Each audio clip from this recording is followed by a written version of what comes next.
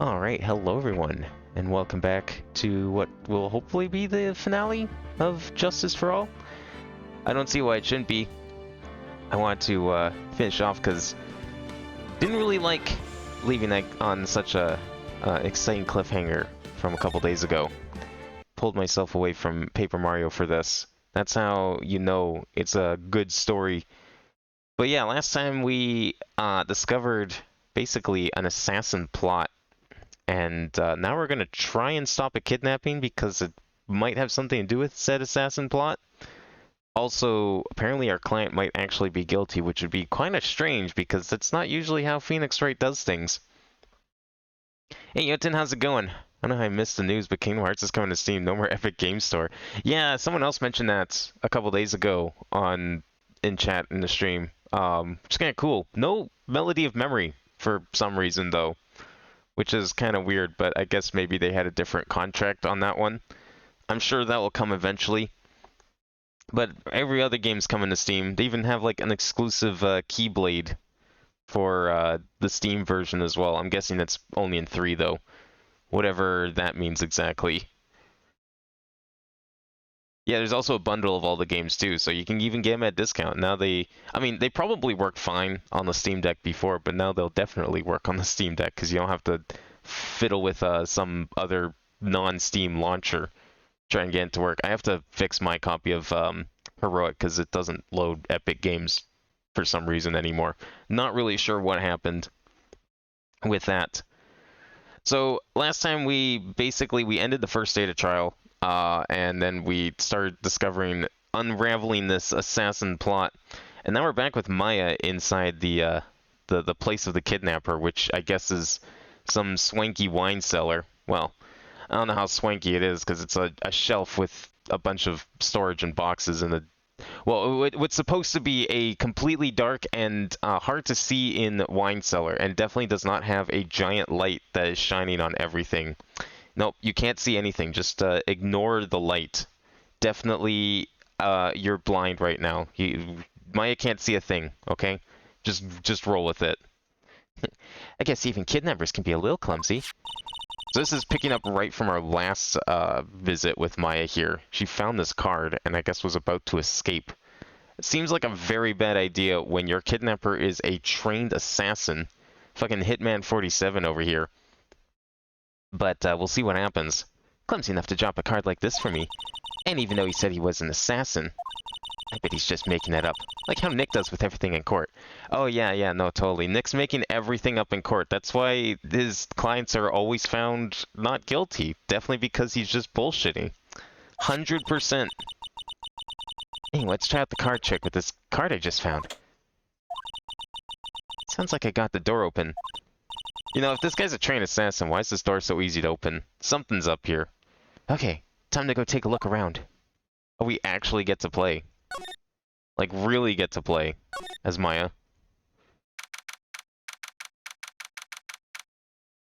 They'll work way better because FMVs probably won't need Proton G. Won't they still need it, though, for, like, the interpretation? Because it's not like the games are running natively on Linux.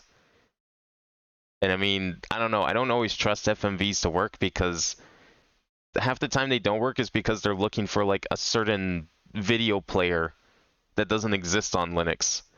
Like when I tried to play Dragon's Dogma and the opening cutscene was looking for Windows Media Player, which obviously doesn't exist. This looks normal-ish. What is this place? I got a feeling I'm not in a hotel anymore. Oh, are those videos over there? Well, I'll worry about that later. For now, I should look for clues. That way I can show them the sys and maybe get out of here. Right, she was using she was channeling her sister to relay information back to Phoenix. Pretty smart, actually. I've never seen a TV this big before.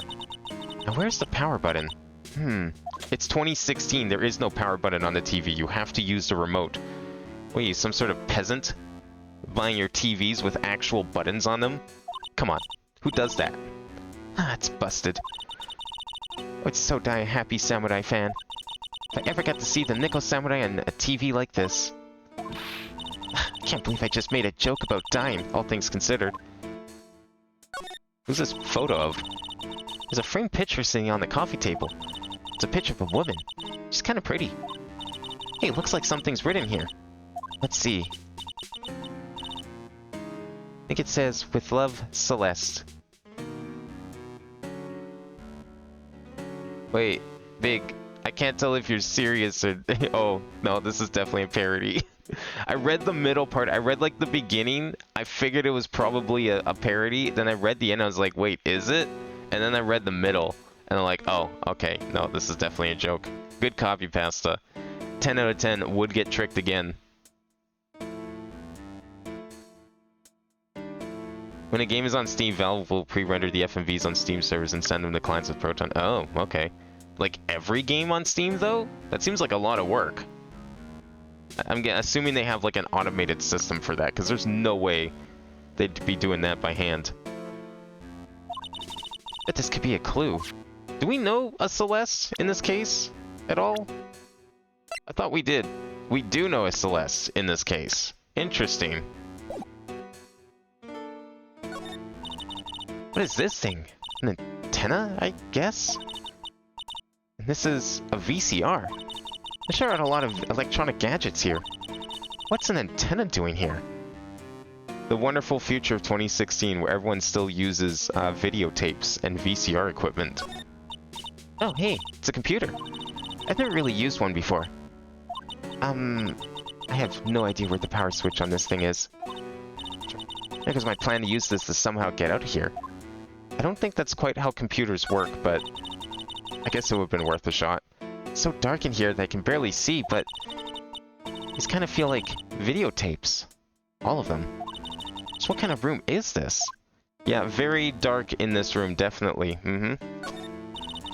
That's weird. What's a figurine doing on a sofa in this place like this? I think it's a bear. Aw, how cute. It's got a lot of cuts and slits on it. I wonder if it's some kind of puzzle or something. Nothing else here? Not even the painting? Okay, let's try the door. Ugh, locked, of course. It doesn't look like I can use the card to open this door. There's a little hole at the bottom of the door. If only I was a little skinnier, then maybe I'd be able to crawl through there. Oh, this simply will not do. I cannot have you wandering around at will. She's been found. It seems that your Mr. Wright is truly concerned about you. He is? For now, I would suggest you remain cooperative. If you cannot, there are ways in which I can help you. Ways? You mean... Dead men tell no tales is how the saying goes, correct? Dead? I'm almost certain I told you on our first meeting. I am an assassin. No way. You're lying. I mean, an assassin? People are not always who they appear to be. She's definitely dead. 100% dead. Mr. Nick? Hmm? Oh, yes, Pearls? Got caught up in my thoughts about Maya's situation. Mr. Edgeworth has left, you know. I guess for now I have no choice but to believe in Mr. On Guard. But I think I should listen to his story one more time. Alright, let's get going too. Okay. Is this guy really dead? Or really, the guilty? Because that's what the witness kept saying. The one we accused of murder, and all evidence pointed to her being the murderer. But maybe it was too easy. I'm sorry, but visiting hours are over for today. Aw. I have too many questions I need to ask. I'm sorry, but I'm Phoenix Wright, a lawyer for one of the... You're Mr. Wright, you say? Oh, yeah. There's a message here for you. A message? It's from Matt on Guard. Ah, here you are. What did he write? Is it something really important? I don't know. Well, let's see what it has to say. To Mr. Lawyer Dude, I've got something really important to tell you. Why do I feel uneasy all of a sudden? I am the true killer. Oh, Mr. Wright. So actually, I have a favor to ask of you. I have this cat named Shu. didn't put out a lot of food when I left the house, so he's probably pretty hungry. You think you could go drop by my house and feed Shu for me, dude? My house is just a little ways down from the hotel, right? You want us to feed your cat? Are we getting paid for this? This is terrible. Let's hurry. We have to feed his cat. I'm sure poor Shu's stomach is growling by now. Yeah, I guess. Please feed my cat Shu. My house is just a little ways down from the hotel. Okay. We'll go feed his cat. Maya is the murderer. What if she actually was this time? Like, we've already acquitted her twice, and then this time she actually did it. That'd be pretty funny. No one would have suspected it. Client's request is a request. Guess I should go check up on his cat. How do we get to his place? From here? Or do we go to the hotel first? I guess we have to go through here. Wait, isn't the hotel like... Okay, this is the same hotel that was next door to Phoenix's office, right? From the last game, 1-2? Pretty sure it is. Why is that tiny lawyer office next to this giant hotel? Alright now, Mr. Nick. Let's go look for clues. We have to. For Mystic Maya's sake. It's you again. Old Bag. Don't devalue my name and turn into a gasp, you spiky-headed pettifogger. Because of you, I've been made to look like the bad guy again. Although I did get a piece of gum from Edgy Boy, just as he promised. Ah, something much more valuable. Edgy Poo's heart. It's all your fault. You've awakened the wild beast inside of this old bag. Ah. I think she's dead. We don't need another murder. Please get up. Miss Oldbag, keep your hands off me. This helmet is airtight. No air gets in and no air gets out. Then why do you keep putting it on? Don't think you can get me to move with silly questions. You're going to have to defeat me if you want to get by. I'm not hearing this.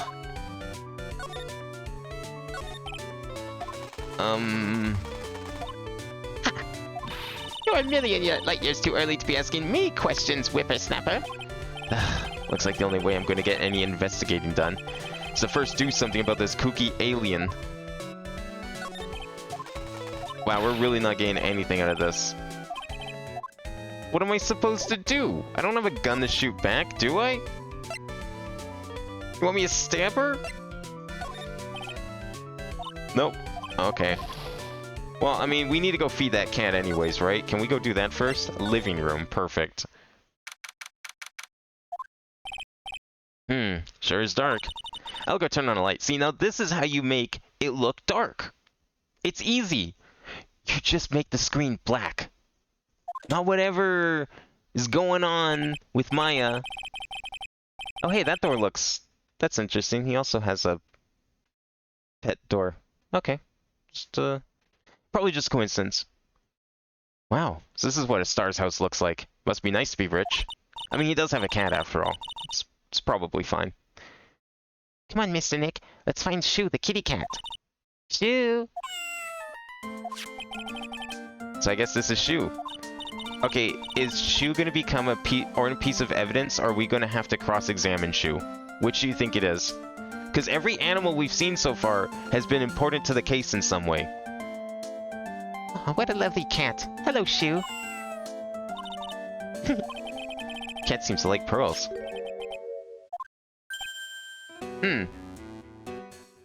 I see.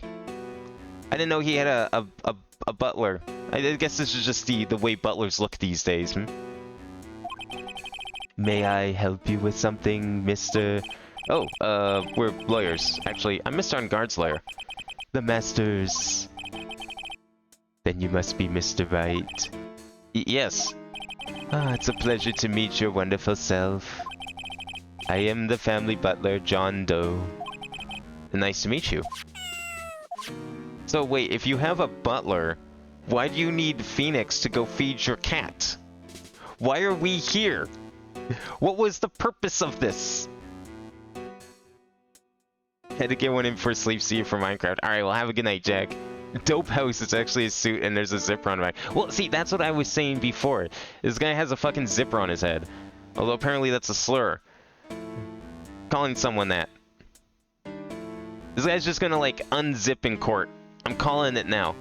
It's gonna be like Looney Tunes, you know, when Bugs Bunny just, like, unzips the disguise and steps out of it. You must know all sorts of things about Mr. Engard, right? Honestly, sir, I don't believe my master is capable of such a foul deed as murder. And, anything else? No, not especially. It is not appropriate for a lowly servant to speak of the master or his affairs. How typically butler-like, as it were. Mr. Doe, how long have you served at this residence? Well, sir, I would have to say maybe about 1 year. And, anything else?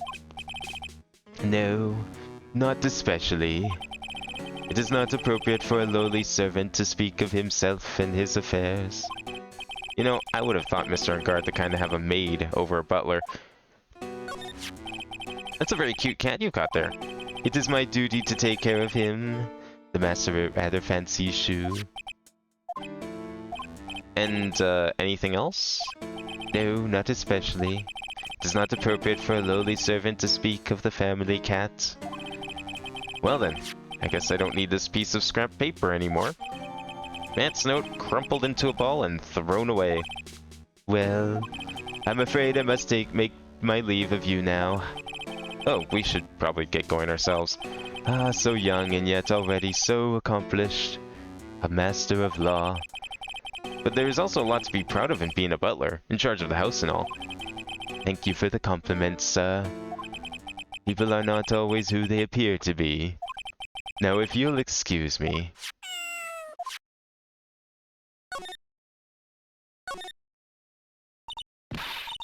He just wanted him to meet his car. You mean the bike that's hanging from the ceiling? I don't... This seems really dangerous. Like, any of these wires would break at any time. The ceiling is made of gyprock. Like, how are you gonna... Or drywall, even. Like, you're not hanging anything from it. There's no way a house is gonna support a bike like that for a long period of time. The house must be made of fucking steel. It's the only way. A giant bicycle is flying through the air. And bicycle pearls is one where you don't have to pedal, and it moves on its own. Really? Wow. But sorry to disappoint you, it can't fly. Oh, that's too bad. It's a very comfortable and spacious lounge set. I wonder if famous stars drop by and sit around and have a good time. In any case, I don't really belong here, do I? Ugh, what is with me and feeling inferior today? Oh, there's a giant cooking hearth there. That's actually a fireplace. How are they different, Mr. Nick? You know, I've never actually seen a hearth before, come to think of it. You should come and visit Fame Manor then. I'll show you one when you do. I mean, you could use a fireplace for cooking. We've done it before.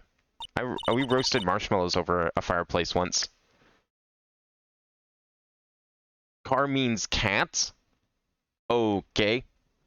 I'm probably gonna need context on that one. There's a masks here. Yeah, that one in the middle is the Steel Samurai.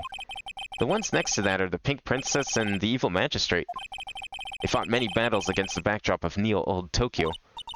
You really know a lot about the Steel Samurai, Mr. Nick. I don't know whether to laugh or cry that I know more about that show than a kid. In the anime, there's like a scene of Phoenix and Maya binge-watching the entirety of Steel Samurai and like every other movie that, not Will Powers, but the guy who was murdered was in. As part of their research for the case. I can't remember if that like was mentioned at all in the game or not.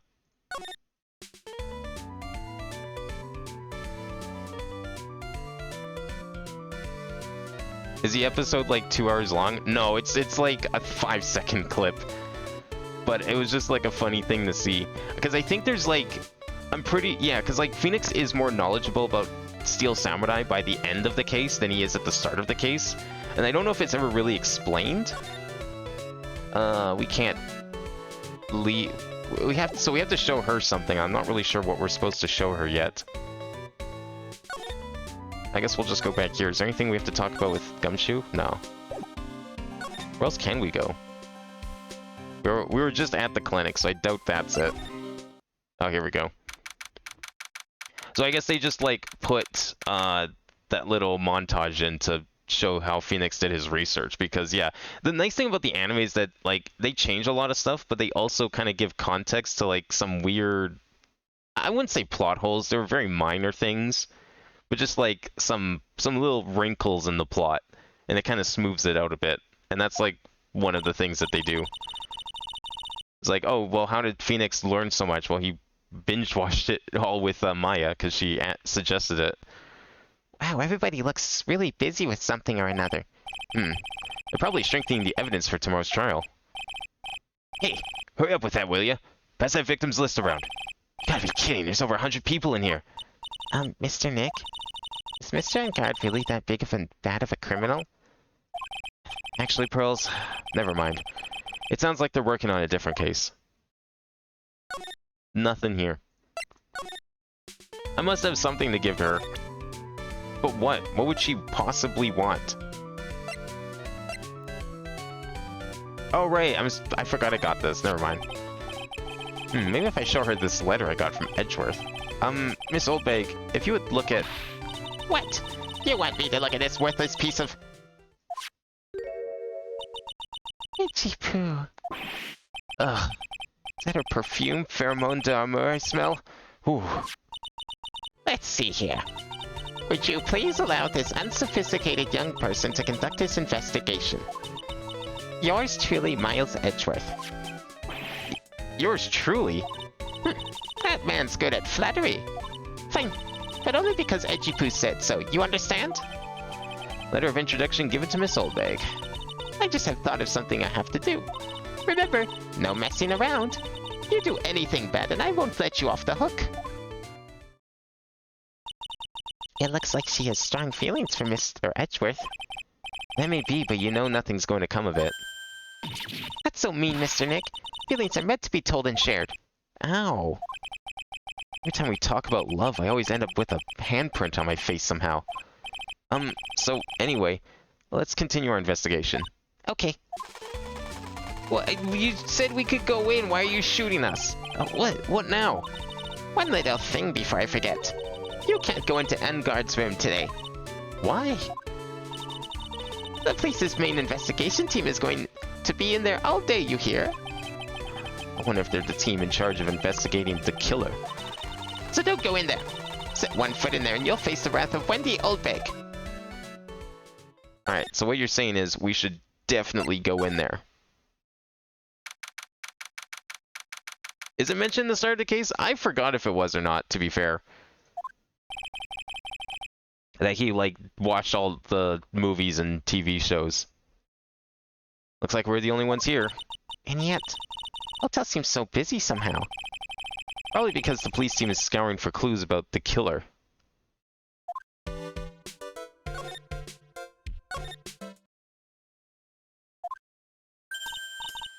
Hey, city boy!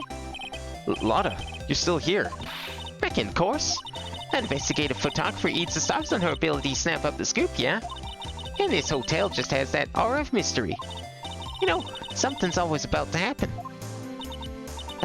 Do you have a camera? Rick Given? A photographer's gotta have a camera hours out the year, like corn to be a real pro, you know? So I'm hanging around here. Speaking of cameras and feet in the mouth, do you have mine, you breed thief? Why can't you drop that thief thing already? I didn't steal it. It was evidence in court, okay? Someone else found it and gave it back. We all know, if you were at court yesterday, you should know who the real thief was. You don't want your camera?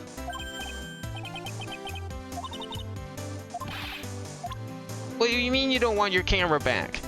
You called me a thief, I'm giving you your camera back, and you're just like, nah, I don't want anything to do with that item. Alright, fuck you, I'm keeping it then. I want to ask you about the night of the murder. What? You're really going to shell out the bucks for the info I got? Lotta, you were loitering in this hallway the night of the murder, were you not? Well, kinda, but... Brace yourself, Phoenix. Here it comes. I didn't exactly hang around here the entire time, you know. Followed a few stars around. Got a few autographs, shook a few hands, had a soda pop with a few of them too. Looks like she wasn't here the entire time that night. Security lady also wasn't in this hallway the whole time either. I guess this means there's no one who can tell us who came and went that night. Well, then how did you take the picture? How did you take the picture, but you claim you didn't see anything that happened? That very important picture. So, about the note that was inside your camera case. Oh, that Didier wrote? Yeah. Can I believe what you've written? You mean the stuff about Angard shoving his manager lady onto Corda? Yeah. Oh, well, I reckon you best not believing in that. What? Look, I sort of wrote that on a whim, you know? Writing whatever came to mind. Whatever came to mind? Yeah, when you get down to it, it's just a lot of random bull-dooders. Hey, what's with ya? Why you staring at me like my grandpa used to? Hey, why you look like you suddenly got older too? Or am I just drinking here? My baby! My $1,600 baby! What's with that red-coated prosecutor anyhow? God told me it was evidence. I refused to give it back to me. Well, that's kind of how it is. Hey, you're that redcoat's friend, aren't you? So put in a few good words for me and get back my camera. You want me to do what? Listen, make the guy real good for about 5 hours and I guarantee he'll give it back. Why don't you go do your own dirty work? Well, I reckon it's time for me to get going. Tabloid photographer without a camera is just a tabloid, huh? Yeah, I guess so. Keep yourself together out there, you hear? I'm coming to see you in court tomorrow. Okay, I'll see you then. And you too there, little one. Keep up the good work, okay? Okay. Don't be picky about your food now. Okay. And make sure to do all your homework, you hear? Okay. And if you happen to find yourself a camera, make sure you bring it right to... Would you please just leave already? Thank you. Alright, let's go back to the bear room. Uh-oh. What? The hell's this? Mr. Nick. What is that otherworldly ghastly moaning? I hate evil ghosts. I don't think it's a ghost. Maybe it's a demon?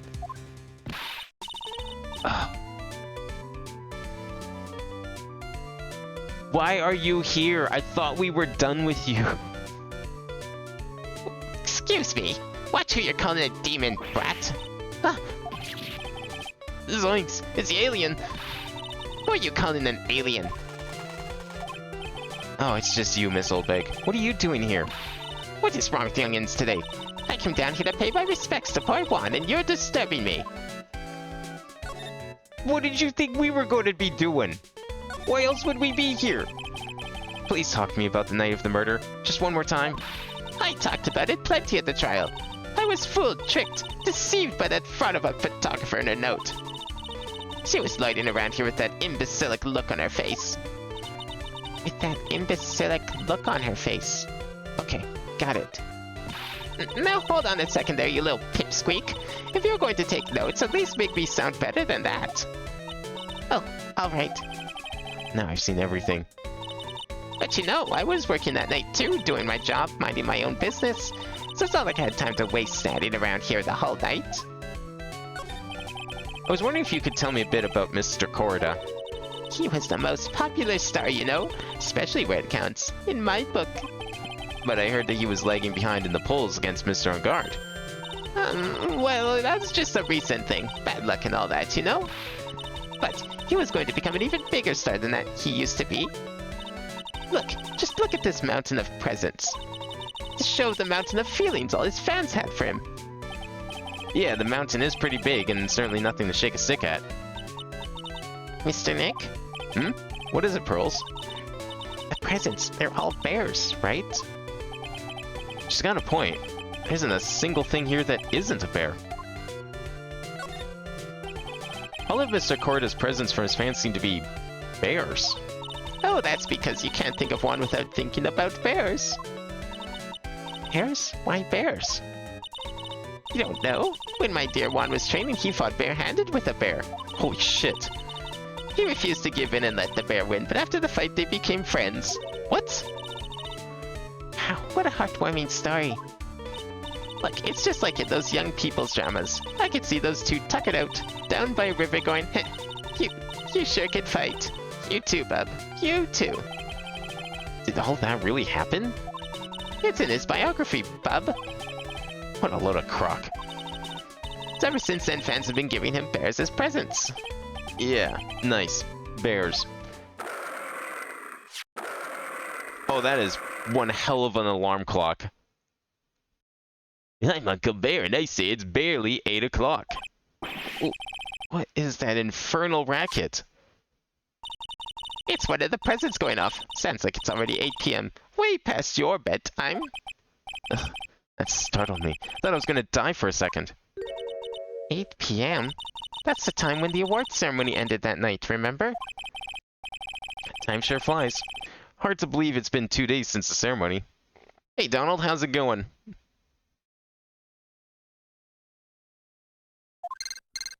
I'm sorry, where is this coming from about Mia's grandpa owning slaves?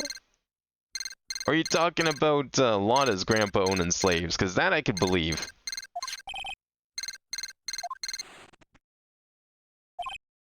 Hello? Hello? This is not a phone. Maya! How is Maya?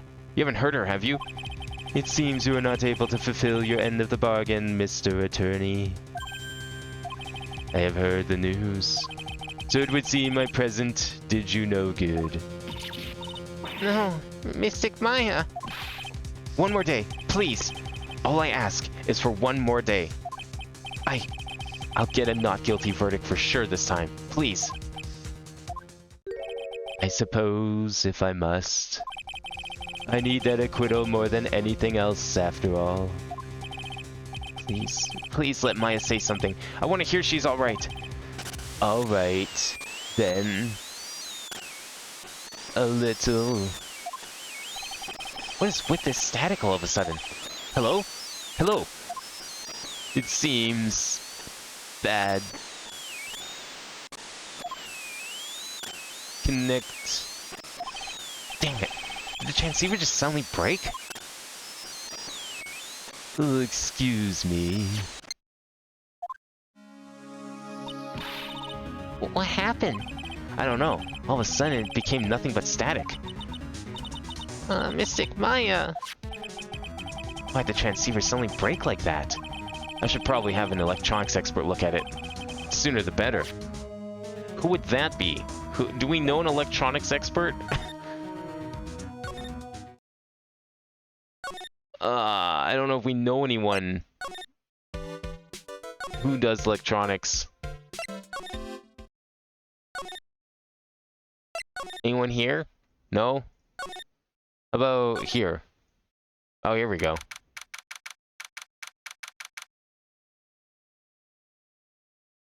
It touched this phone and now it's a bomb.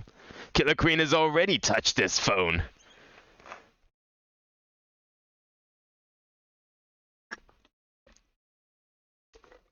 You want to voice Old Bag? How are you going to transmit that through text? I'd be curious to find out, though. Well, feel free to type something up, but I'm not really sure how that's going to work over text in a chat.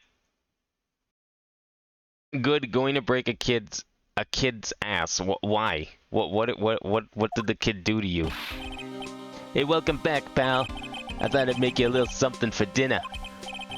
That's nice, thanks.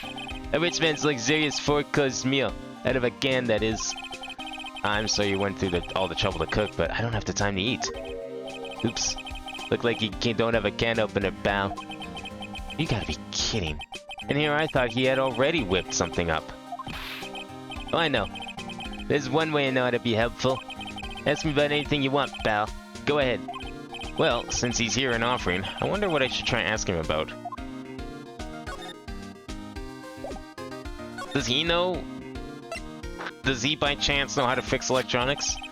Transceiver. Oh, Mr. Nick, you should ask Mr. Scruffy Detective about that thing. What thing? Oh yeah, this thing just up and broke all of a sudden. It... it broke, pal. When I was talking to the kidnapper, it just suddenly broke into static. Look, it sounded like this. I didn't hear any static, pal. Huh? Maybe it fixed itself. That's strange. I'm sure it was making a loud static noise. Maybe. Maybe what? Maybe it was electromagnetic interference, pal. Electromagnetic interference? So what is electromagnetic interference? Fucking magnets, how do they work? Something that happens when a radio wave gets mixed up with another signal, pal. Oh, when you put it that way. I don't understand what you're talking about. Like, for example, when a cell phone goes off next to a computer screen. The stuff on the screen gets kind of fuzzy and starts acting funny, right? God, that is like... nowadays, probably one of the most outdated things you could possibly say. That hasn't been a concern in like 25 years. Huh? Computer. It's like when you use the dryer next to the TV and the screen starts looking weird. Yeah, again, another thing that's definitely never happened to anyone in the last 25 years. Oh, yes, a TV does do that. Oh, so that's what you're talking about. Also, who's watching TV next to a dryer anyways? She seems amazingly happy at being able to understand this. Okay, get into the Discord VC and voicer. I don't do Discord VCs during a stream usually, though. That's the thing. So the room you're in when that interference to the transceiver happened, there's gotta be something there that's sending out very strong radio waves, pal. Something like, like a listening device or something. Ah, hey, speaking of that, where were you when it happened? You were in Mr. Corda's room, the scene of the murder. What? That's it.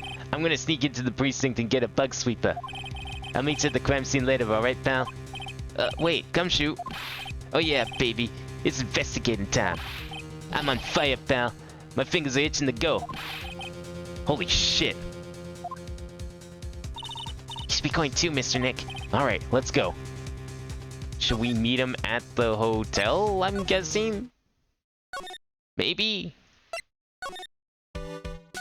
I'm hoping. I mean, if we both showed up at the precinct, that might be a little suspicious. Okay, good. He's rich, why would he have any bugs? See, it'd be cool if, like, you know, there's a way to just keep bugs out of your house all the time. But unfortunately, it doesn't work that way. Hey, you're finally here, pal. Sorry to keep you waiting. What do you mean I'm finally here? I got here before you did. Do you have the, bug sweeper?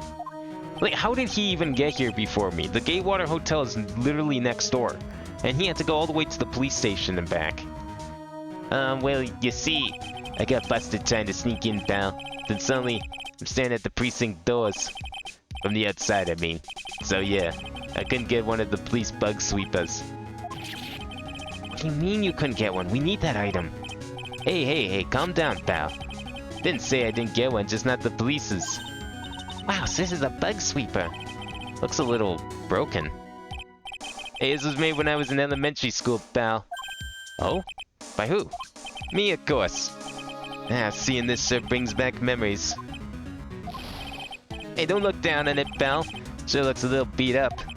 But I put my heart and soul into this build and this puppy here. Your heart and soul? It'll work. Trust me, pal. It'll do the job. But you can't sense the sensitivity.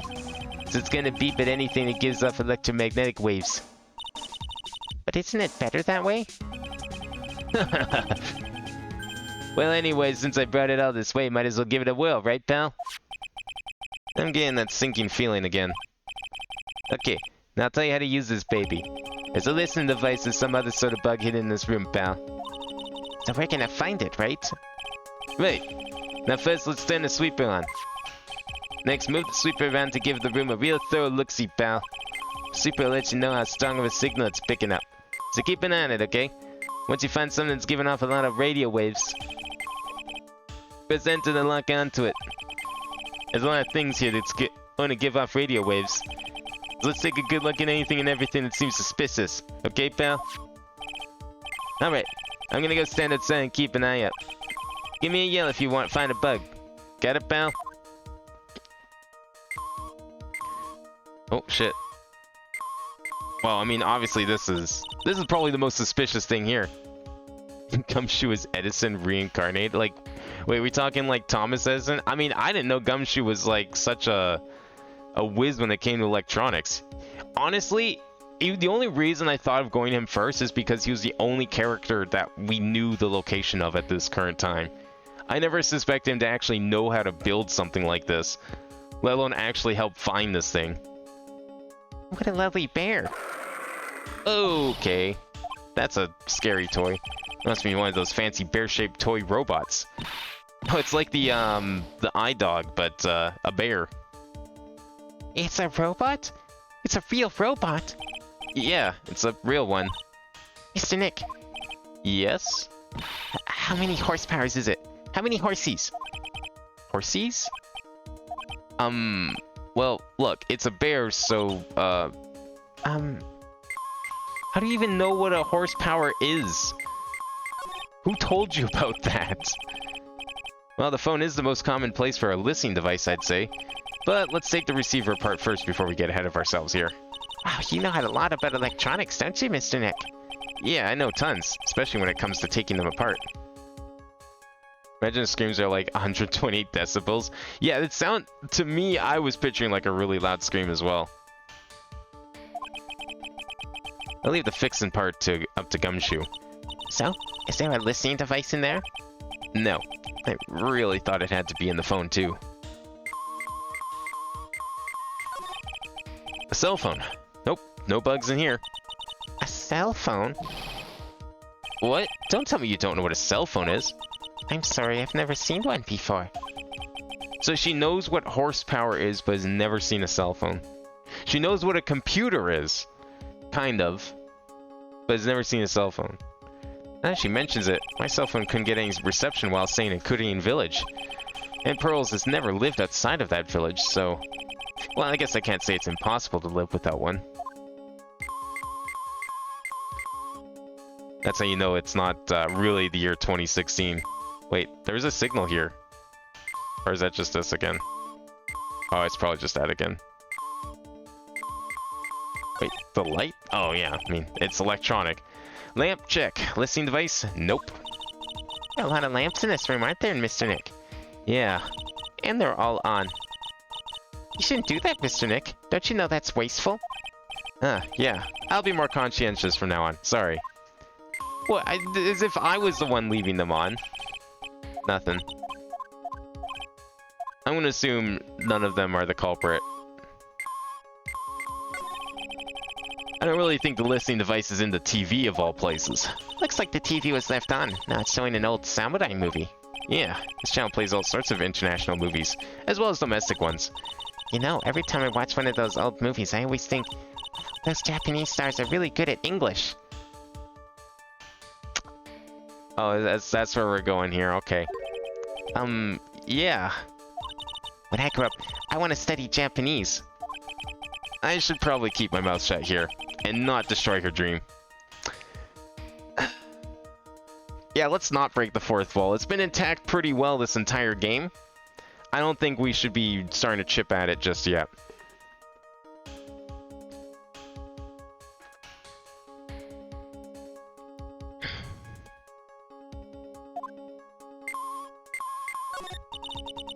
The radio's on and playing something.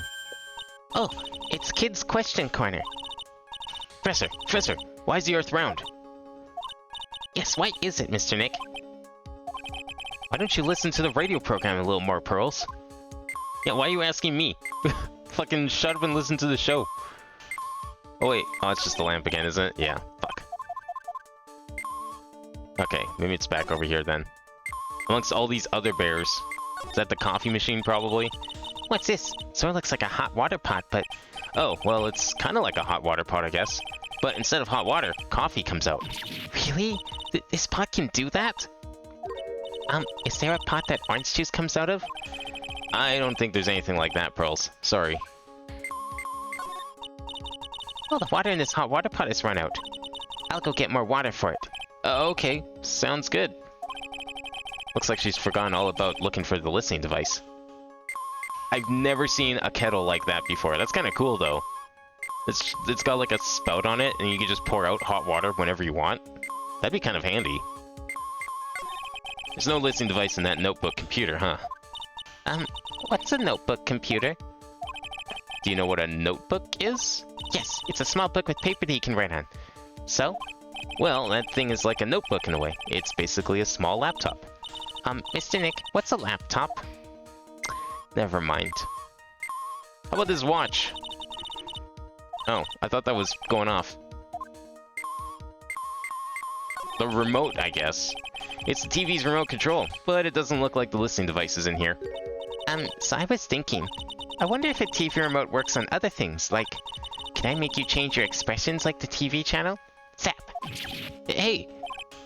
But if I could, ooh, the people I would give the old mute button to. Well, I don't think it's gonna work on me. Why don't we try it on Maya tomorrow, okay? What the fuck? Okay.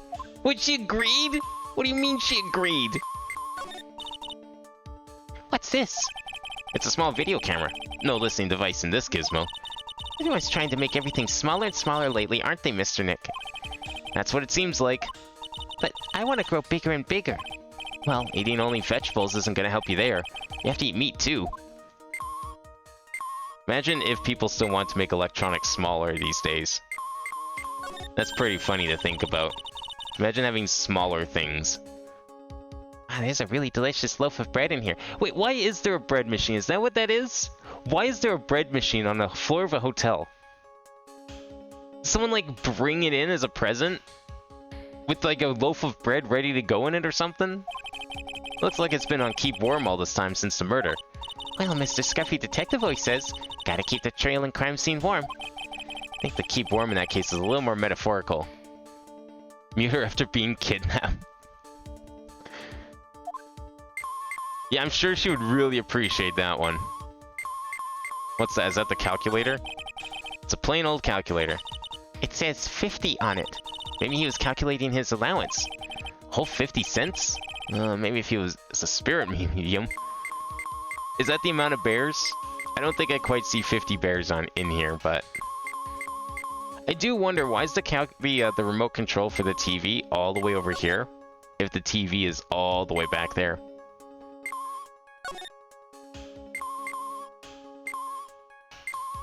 You're telling me this giant bear is clean? Oh wait, no, it's not clean. This is just a giant stuffed teddy bear, right? It's the biggest one I've ever seen. Hey, so did you guys find it yet? Listen device I'm in. No, not yet, but this bear's eye is... Let's see. A perfectly normal stuffed bear with some really strong radio waves. Sounds like you found the listen device to meet, pal. Let's dig this big fella's eye out and see what we've got. No, you can't. It's such a violent act. No. It's a miniature camera. It looks like there's more. There's a transmitter and a timer. What emitter? Transmitter, pal. Okay, so Phoenix is getting frustrated with Pearls for not knowing what a laptop is. And he doesn't even know what a transmitter is? Oh, it's just more of that high-tech stuff. So this tiny thing is a camera? Yep, it's a pinhole CCD camera, pal. It's a small high-grade video camera mostly used in security systems. So it's a video camera. It runs on a battery which comes with it in a set. But there's no videotape in this camera. This is only the camera part here, pal. The tape recorder with the tape inside is somewhere else. Somewhere else? The footage is changed into a radio waves and then sent to that recorder. So it's sort of like a TV broadcast, isn't it? Hey, you know, you're right. Set to record the victim's room from 8 p.m. for 1 hour. It was running at the time of the murder. That's a little suspicious. To be fair, this is like in the 1990s, I mean, they don't even have color photos. This would have been 2001, because that's when the original, or I guess 2002? Or 3. That's when the original game came out for the Game Boy. So, what is a transmitter? It's a device that sends the footage the camera took to a specific destination. It's like a video version of a listening device, pal. Looks like it's attached to a small clock-like thing.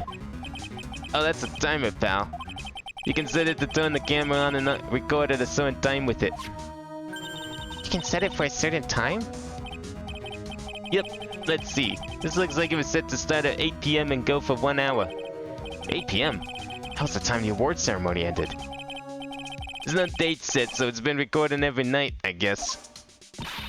Mr. Detective, how long has this bear been here? I'm pretty sure it's been here since the night of the murder.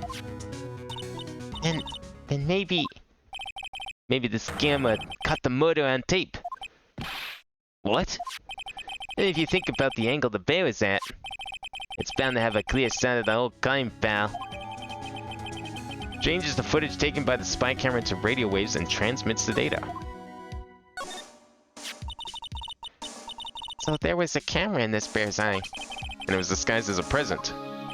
And I'm sure it was here on the night of the murder, pal. It's pretty big, so it stands up pretty well in my mind. But who gave Mr. Corda this present? I don't know, pal. But this means that someone out there's got a video of what happened here that night. Isn't there any way we can find out who that person is? It's impossible, pal. Radio waves can be sent almost anywhere, so there's no real way to find out. Oh. There's really no way to find out? The spy camera was set in its right eye, found in the victim's room. I got it! What? Hey, pal, let me borrow this mini camera for a bit. What are you gonna do? I'm gonna go around to the electronics shops and see if I can find out who bought this. But that's impossible. I mean, it's already 9 p.m. Leave it to me. You won't have to search all night. I'll find your man, pal. I don't know if anyone's gonna really be cooperative at this time of night, but good luck. Oh yeah, baby. It's investigating time. I'm on fire, pal. My fingers are itching to go. Holy shit. Is this how he is during every case? He's gone. Yeah. But Mr. Scruffy Detective sure is a nice man. He's pushing himself so hard, all for Mystic Maya's sake. Oh, who is it? It's Edgeworth. You'll have to excuse me. I heard your conversation just now. Edgeworth, what are you doing here? A rescue team has been created and deployed. I can't say I'm optimistic, but we have to move forward one step at a time. I see. Thanks. Don't thank me yet. We still have to find her. So there was a spy camera hidden inside the stuffed animal, huh? You're one lucky man, right? Do you know this stuffed bear, little girl? I have no idea. Of course not. The maker of this bear is a very expensive luxury brand from overseas. It's a completely handmade and only a small number of these are exported here. What? The camera and the transmitter that Scatterbrain Detective took with him are dead ends. Things like those can be bought anywhere. However, this bear is different. By tracking how it got into this country, the bear can tell us who the buyer is. Can you really do that? Mr. Nick, can he really? Well, I guess so. It's 9 p.m. I think I can still make it in time. I'll be taking this for now. Wait, he's just gonna pick up the bear? Oh man, I'd love to see that. I would love to see him just like fucking no shot grab the bear and just walk out of this room. I'm sure you have other things you have to do. Stuffed bear snatched up by Edgeworth. See you soon, Wright? Wait! What? Why are you doing this? I have no interest in explaining myself to someone who cannot comprehend. But besides that, Wright, until court reconvenes tomorrow, you should concern yourself with this question. Who was the person that murdered Juan Corda? The real killer. Do you really still think it was Adrian Andrews? To be honest, I don't know anymore. You still have a little time left. Find the truth, Wright. Everything begins with the truth.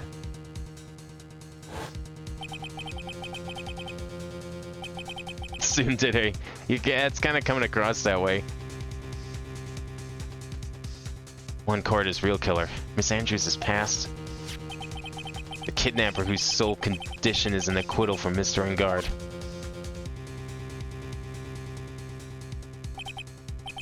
And this card, Shelley the Killer. Maya, the only way I can save you now is to find all the answers to this case tonight. I don't understand what your real intentions are, Edgeworth. But as you said, all I can do for now is find the truth.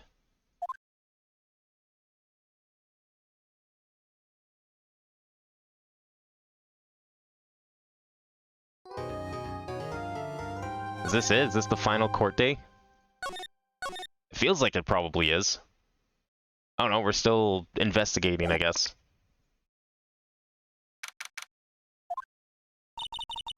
It's past 9 p.m. already, isn't it? I wonder if Mr. Edgeworth has already found Mystic Maya. These things take time. I'd say probably not. The police are professionals, Pearls. They'll find her. So don't you worry. And if we can win a not guilty verdict tomorrow, then everything will be okay. You're right.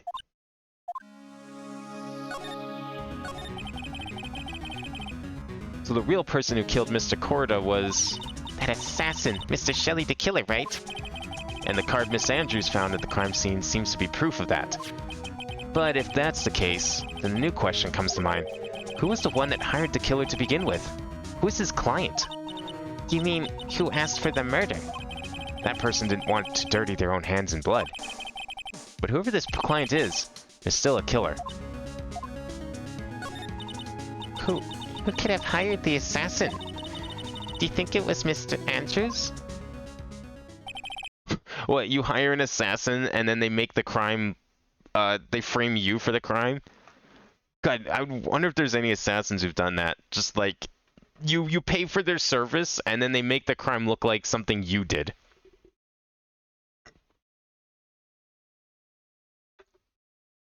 Seems like a dick move. Not really, don't really have good, customer salesman relationships there. I wonder. But if she was the client, then why go through the effort to stab the knife into the corpse herself? But if Miss Andrews wasn't the client, then... No, can't be. Matt Ungard himself. If Mr. Ungard really did hire the assassin, then he's not innocent at all. Far from it, he would be guilty of the crime. But it can't be Mr. Ungard, right? I mean, when we first talked with him...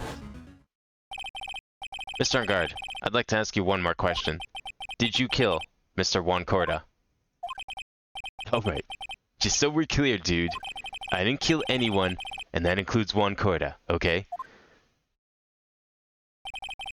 I didn't see any Cyclops at that time. Actually, that reminds me. Did you remember something, Mr. Nick? Yeah, something Miss Andrews said at the trial today. She said something interesting. So what is this interesting thing? Oh, that's right. You didn't hear it, did you, Pearls? Juan had bet everything on the Jammin' Ninja this year. If he lost the Grand Prix, he was going to make sure Matt was going down with him. That's what he thought anyway. It looked like somehow Juan had his hands a secret so powerful that it would destroy Matt's acting career had it been revealed.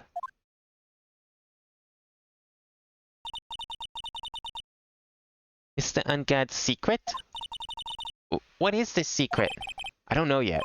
But for now, let's think about it this way. Mr. Corda was going to reveal this secret. That means Mr. Ungard had plenty of motive to have Mr. Corda silenced.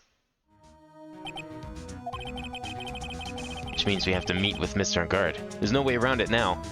But it sounded like he didn't even know. Wasn't Ungard like not in the know when it came to the confession that the Nickel Samurai was gonna make, and how it wasn't him, but it was a Korda that was gonna dress up as the samurai and go and make the confession for him? Seems a little weird. Like, how would he know? Why would he have reason to kill him if he didn't even know that he was going to spill his secrets? That's the part that doesn't add up.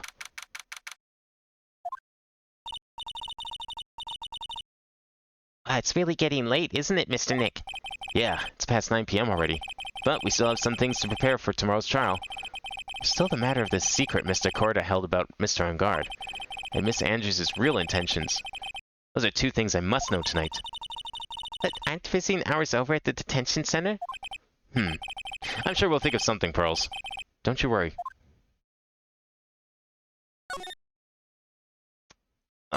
Well, I guess we can't go to the detention center. Please tell me she doesn't go on the stand again tomorrow. Or Lotta, for that matter. Hey, wait. What is it, whippersnapper? All I know is nothing that has ever anything to do with you is ever good.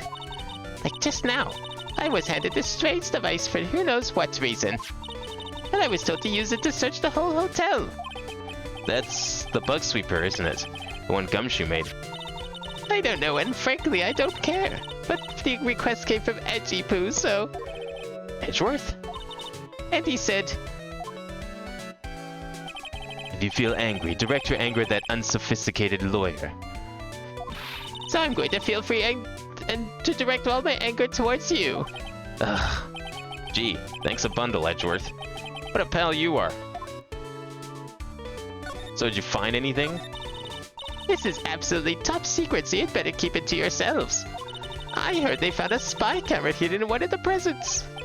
Very interesting. I'm sure it was, you know, it was to catch poor Juan in the middle of a scandalous meeting. Scandalous? What's that? It means, well, you know, that gossip that's been going around about my dear Juan. Oh, you mean that thing about Miss Andrews? I'm sure she must have had some reason for getting close to Mr. Korda. I'll let you in another secret, youngin'. I know who planted that spy camera. It was that obnoxious puffy-haired photographer girl. The nerve of some people. Spying on people by herself, as if I wouldn't want to see it for myself too. Wow, the alien actually admitted her true intentions for a change. I don't know what you're thinking exactly, but I can bet it's nothing good. But I didn't say anything. So you want to know about Juan and that manager, right? Actually, as I hear it, there was something of a refreshing pair, those two. Oh? I tell you, Juan was really welcomed that manager with open arms, I heard. That manager? Who are you talking about? You don't know? That manager woman Juan had. It's a shame she killed herself, though. Oh, you were talking about Miss Celeste Impax. Miss Andrews' mentor, right? Yes, that's the one. That Celeste girl. She was supposed to get married, you know. Married? You mean to Mr. Korda? Really, you young kids, they don't know anything, do you? That girl Celeste killed herself 3 days after their marriage announcement. 3 days after their marriage announcement? What in the... Why would you do that? Why would Miss Impax want to kill herself? She was going to get married. Well, that's because she was thrown away, you see, by Juan. What? Well, they were going to get married, right? They promised each other, right? They held a grand announcement session, but 3 days later, Juan suddenly cancelled their marriage. Is that true? It was in the weekly magazines. But why? Why did he do that? That was not in the magazines, unfortunately. I see. That night after Juan called off the wedding, that manager, Celeste, killed herself. How terrible. I wonder what happened between those two. That's it? Can I present... Oh, I don't have that, actually. Despite it going into evidence, I don't actually have the bug sweeper and the like, so... Alright. I guess we'll get out of here.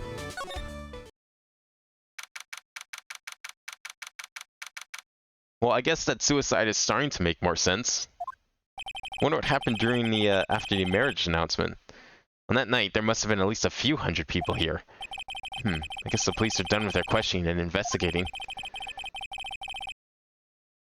Looks like things here in the lobby have finally calmed down. Yeah, no, she has the sweeper, but I mean the transmitter and the camera. Because, like, they were submitted to the court record, but they're not actually in the court record. I was going to see if I could present them to her to get more information about something, but apparently we don't have that option.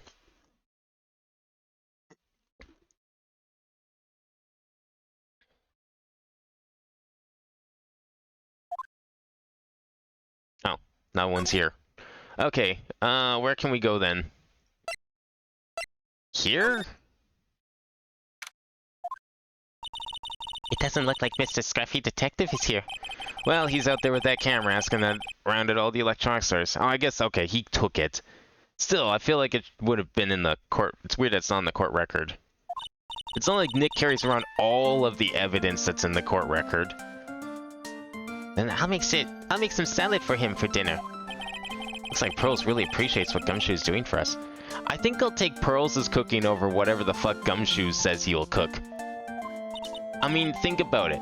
Whatever came out of the can that Gumshoe couldn't open, because there's no can opener, versus a nice, fresh, crisp salad. Which would you rather take? I will take the fresh salad. Mr. Nick? Yes? Where is the lettuce? I don't think I've ever bought lettuce before. Okay, I'll take the canned food over nothing. Aw, I guess I have to give up on making a salad then. Guess the lack of lettuce is kind of a problem. Gumshoe is a professional cook, he just can't afford ingredients. You know what, maybe you're right. Maybe he actually is really good at cooking, and he needs the right ingredients. Maybe, you know, he's gonna use the can, but what he does with it is actually pretty cool. I mean, the guy eats instant noodles. I'm sure he's probably got a million ways to spice up those noodles. Can't just be eating the same old plain noodles all the time, right? Nothing there. Alright, should we try going here? And I guess the detention center, but I don't think that's going to give us anything. It feels so tense in here, doesn't it, Mr. Nick? Yeah, it does. I wonder if something happened. You're Mr. Engar's lawyer, right? Yes, sir. Well, we finally found just the person we've been looking for. A real decisive witness. A decisive witness? You mean for the Engar case? We're taking the witness's statement now. Gotta hand it to Mr. Edgeworth. What's Edgeworth up to now? Who is this witness? I think you know this person quite well, Mr. Lawyer. Mr. Nick? Between the kidnapper's demand and now this, I can't see any way to win here. Oh, yeah. Mr. Edgeworth wanted me to tell you something. He did? Even though visiting hours are long over at the detention center, he wanted me to grant you special permission. So, there you go. What? I've already called them so they know. Go on, go talk to your heart's content. Thank you very much. This is such good news, Mr. Nick. Go talk to your heart's content. Sounds like the police are pretty sure they have tomorrow's trial in the bag. Who did they get? Maybe the person who sold or imported the bear? Did they actually just happen to find the killer? He spends all his money in ramen and funding his bar blog. Man, this fucking alternate world lore that you're cooking up here is something. The witness is Ungar's cat? Oh shit, maybe it actually is. I mean, look, if we can cross-examine a parrot, I'm sure they can question a cat and get its statement. I'm sure they must have transferred Miss Andrews here by now. So that means that both Mr. Ungard and Miss Andrews are in this detention center. Now then, whose story do I want to hear? Oh, we have to talk to both. Well, let's start with our client. Dude, it's Mr. Wright. I hope you can get me off the hook tomorrow. I'm counting on you. I hope so too. Edris just dropped a bombshell on me by saying that Juan Corda was killed by an assassin, and that the assassin's client is this man, Matt on guard. What's wrong? Mr. On guard, there's something I must know with 100% certainty. You seem kinda different. You're totally not like your usual lawyer dude self. Alright, let's ask him the burning questions. About the press conference. You mean the one where Juan was going to dress up as a nickel samurai? Yeah. I heard a little more about it from Miss Andrews. It looks like somehow Juan had his hands of secrets so powerful that it would destroy Matt's acting career had it been revealed. Ooh, you think it could be Will Powers? That's actually a pretty good guess. He could be. I mean, he was there on the night of the murder. He was like, he's the only person that hasn't appeared on the stand. Unless it's gonna be, I feel like it might be him or Lotta Hart. Lotta could be another good one. Because Will was saying how he didn't really have, like he was just in the lobby the whole time. Or in the main hall. So obviously he wouldn't have seen anything. Could you please fill me in on what this secret is, please? Ah, and there it is. 5 locks. I knew this was coming. Mr. Nick, don't tell me. Cyclops. It's a secret, right? But I don't have any idea what it is. Do you, dude? Did you know about Mr. Corda and Miss Andrews' relationship? Well, it's all over the tabloids, dude. But I don't know any of the details, if that's what you mean. Look, I know how many times I have to tell you. I don't care what Juan did with his life. Miss Andrews, she had a purpose in mind when she started seeing Mr. Corda. Her mentor was Mr. Corda's manager, and Miss Andrews was going to get Miss Celeste Impact's suicide note from him. Celeste. Does that jog any memories? Oh, you gotta call your memory guy too? Dude, I suddenly just got totally hungry. You up for a pizza? My treat. Are you gonna get a pizza delivered to the prison? I don't think you can do that. Your on-guard voice sounds like Muscle Man. Do you know who else is a Cocomelon fandom adult? Your mom. I'm starting to think I don't actually know who Cocomelon is then. You might have to enlighten me on this one. Sounds like my guess was a YouTuber that I don't watch, but maybe I'm wrong. Mr. Nick, what's a pizza? Is it like a pea? Like green peas? Let's go eat one later, okay? I got cut off by the pizza dude at the shop. That's too bad. Well, how about we get our minds off this topic and talk about something else, okay? Mr. Ungard, are you connected to Miss Impact's suicide in some way? Pokemon's like educational content for babies. Then why is your mom watching it? Do we need to move? Should we try and like unlock his thing? I'm just curious to see what we need to unlock the secret. What kind of evidence we need to look for. Because if it's 5 blocks, I feel like we're still missing at least something. Now, let's see what this secret of yours is. What if Mr. Corda had been successful in this plan? What would he have disclosed? I told you before, dude. I don't know. I don't know anything about Juan, okay? Look, Mr. Wright, I can keep on saying it until I'm blue in the face, but I totally didn't pay Juan any attention the whole time that night. I mean, come on. I was in the middle of a nap. Don't lie to me. Huh? I know you paid close attention to Mr. Corda, especially on that night. We need the camera back. Oh, you think that he was like spying on him with the camera? Yeah, we need to get the camera back from Gumshoe. I guess, can we talk to Miss Andrews somehow? Maybe if we leave and go back?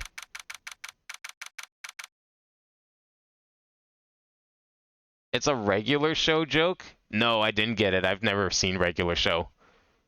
I've seen like maybe 5 seconds of a fake clip of it. That's about it.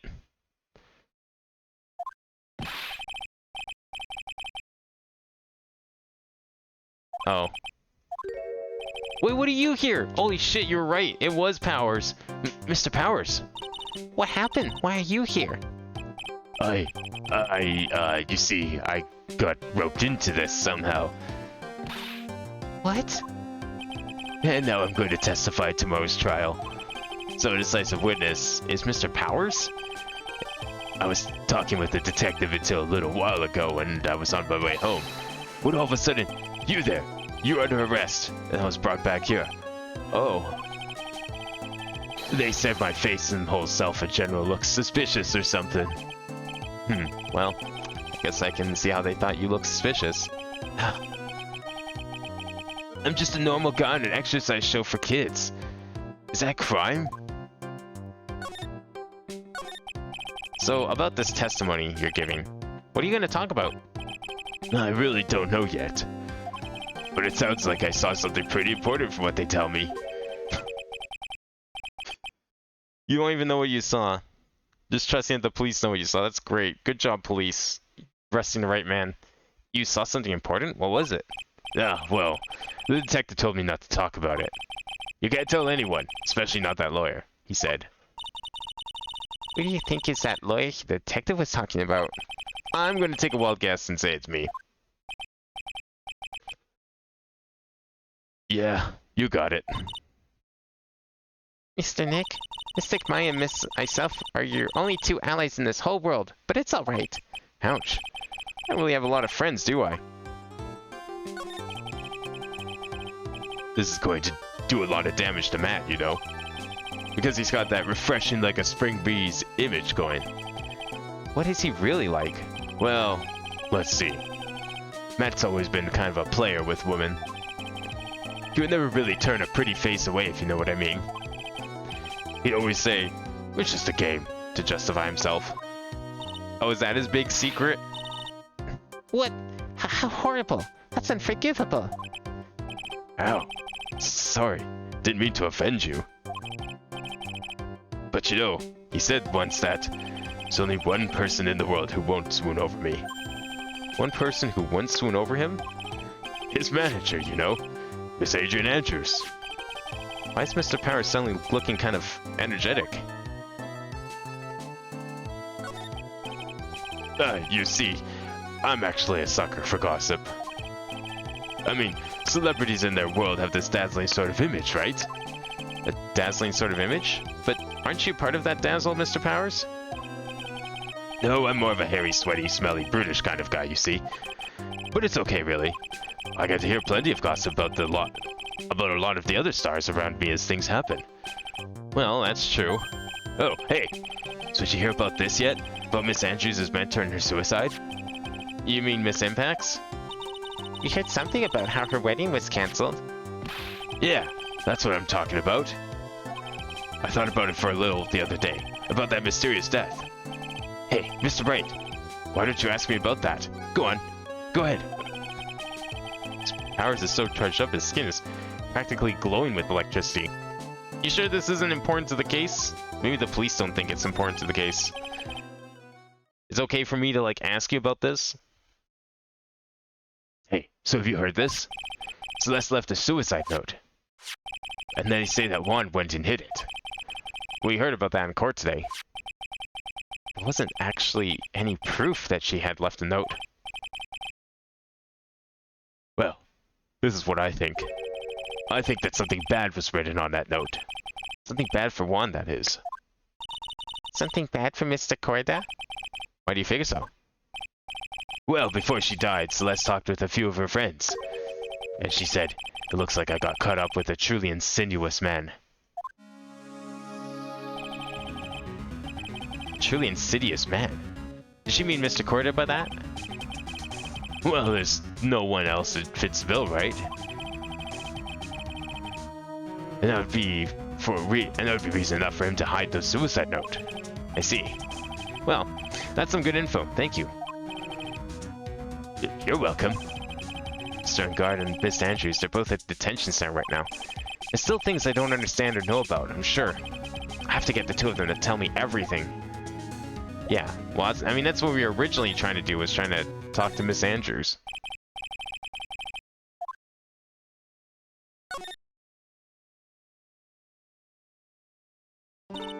Oh, it's you. I'm sorry to be visiting at such a late hour, but there are a few questions I absolutely have to ask you tonight. Me? I thought your client was Matt. I'm sure Miss Andrews knows something. She can't be clueless about the secret Mr. Corda had on Mr. Ungard.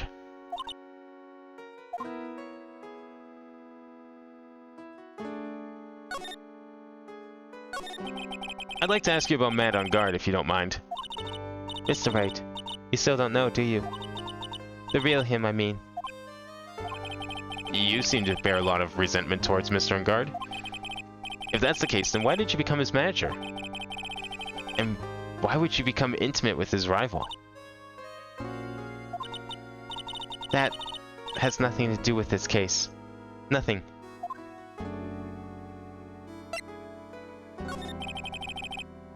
About Miss Celeste Impax. I finally put her death behind me. And now, thanks to you, it's all coming back up to the surface. I'm sorry. Yes, I was shocked by her suicide.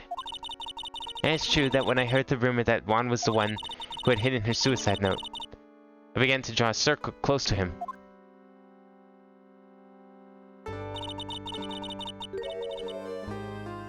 I wanted to get her suicide note back, and to burn it. You wanted to burn it? But why? I didn't want it to spread like just another piece of gossip. But I've never held any murderous intent towards Juan. I would never do something so stupid. Suicide note, huh? I wonder what it said. Why did you try and frame Mr. Ungard? That's simple. Because he's the killer. That's why. Isn't it the duty of every good citizen to inform the police? But there had to be another way. Police are excellent at doing their job. So they'd figure it out, right? Yes, they're good at that. They're so good that they couldn't figure out the real truth behind Celeste's death. Miss Andrews. Well, I know you're not the type of person to do something without a reason, so please, tell me why you did what you did. Revenge. Huh? Did you say something just now? Ugh. More locks. Oh, she's only got one. Okay. I wonder who's gonna be first, though. Guess it's probably her.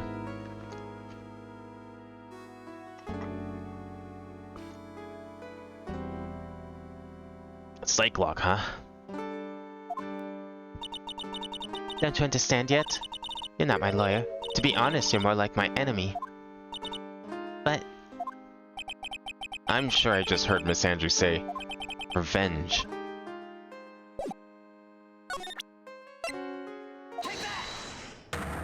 Can I break hers? I'm certain I'm gonna need the camera back for the other one, to some degree. Can you please tell me why you framed Mr. Ungard for the murder? I've already told you countless times. It's because I thought Matt was the killer. No, that's not it. I know you have a personal reason to dislike Mr. Ungard. Miss Andrews, you may think I didn't hear it, but I know you said something earlier. You said revenge. So you're saying I was taking my revenge out of Matt, and that's why? What an absurd idea. I don't have anything I want to take revenge for. Miss Andrews, a woman who lives by being dependent on other people. There's something or someone in her past that would make her take revenge. Something or someone, hey? Well, wouldn't that be Celeste? Corda's manager and fiancé and Andrews' mentor. I'm gonna try it. That was it! Celeste. There's only one catalyst that could cause such strong feelings, and even revenge. And that is Miss Impact's suicide. What are you trying to say? Celeste was Juan's manager. On top of that, the one who had hit her suicide note was also Juan. What does this all have to do with Matt? You're right. You haven't mentioned him yet. But for you to hate Mr. Ungard, it would mean that he must have had some relation to Miss Impax and her suicide. Can you explain this relation between Celeste and Matt? Oh, the...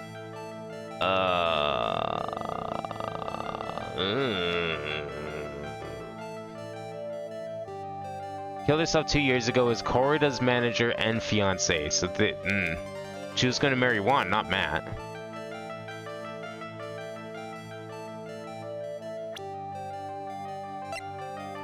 I'm not sure I can yet. This is all old evidence. The only thing technically new is this card, but I don't think the card's gonna... We don't even know who the card's from. There wouldn't be any relations there. Relation between Celeste and Matt.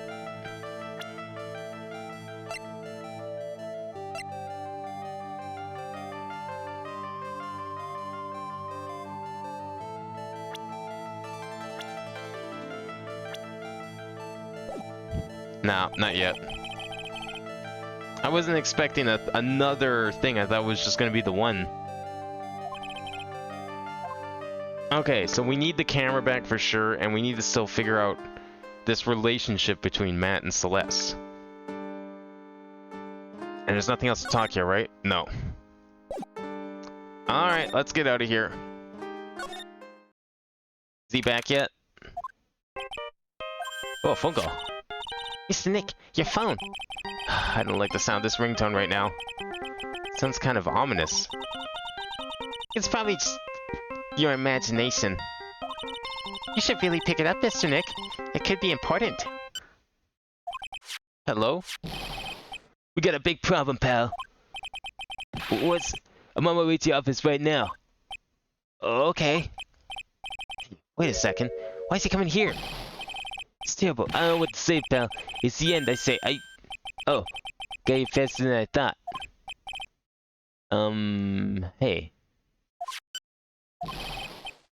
No time to relax, pal. I'm confused as anything here. Well, what happened? Got him. We know who bought that spy camera. Eh? This quickly? And this bear is what gave them away, pal.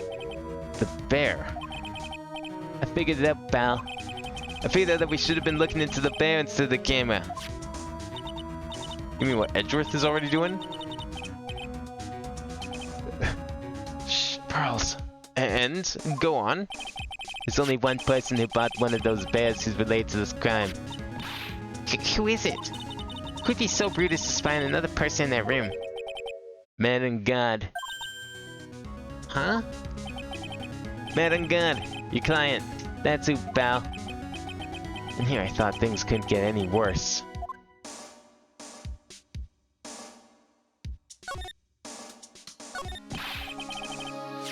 Are you sure you heard right? That this person who bought this bear was... I heard it from the department store clerk, pal. This is the credit card receipt for the purchase. It's for $3,800, pal. That's an exact match to the price of that stuffed bear. A receipt? That's all you have? Nah, it's just a receipt, pal. The store clerk said so himself. He told me, I'm sure I sold the bear to Mr. Ungard. I mean, the clerk even got Mr. Ungard's autograph out of it, pal. So I'm sure the person that brought the stuffed bear was Mr. Ungard himself. My sight is failing. My sight's failing me. This can't be. A receipt for $3,800. Proof Ungard bought a stuffed bear identical to the one in evidence.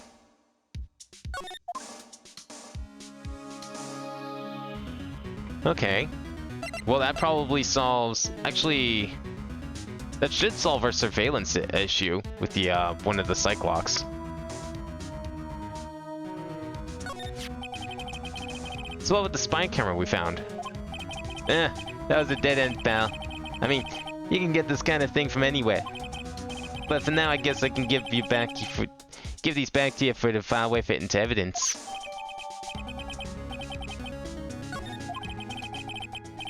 And you don't want to give up, pal. I never thought. Didn't think it was possible.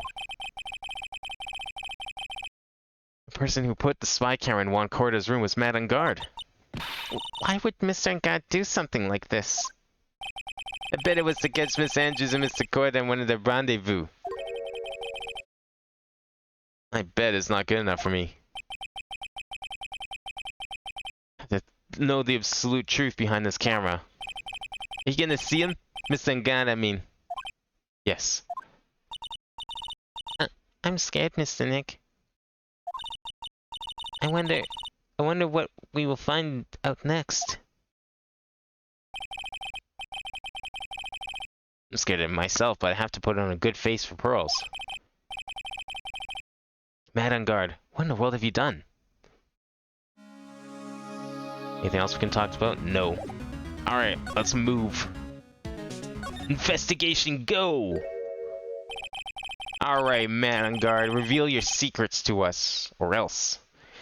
You're working really late, you know. It's already past 10 p.m., dude. I think it's time you told me the truth. Relax, don't you know that ignorance is bliss? But if you really want to know, let's talk. Oh, I really want to know. Oops, there we go.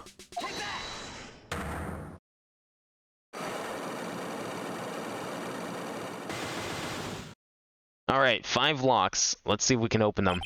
We got at least one.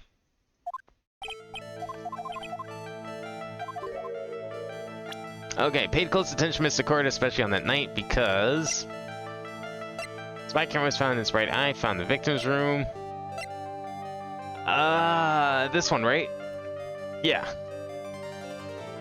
$300, proof on guard by stuff very identical to the one in evidence. Just now? That was not it.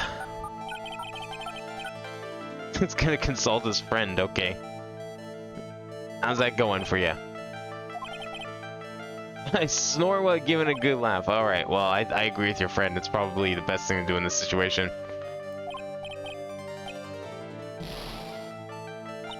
Snored so hard I got a penalty.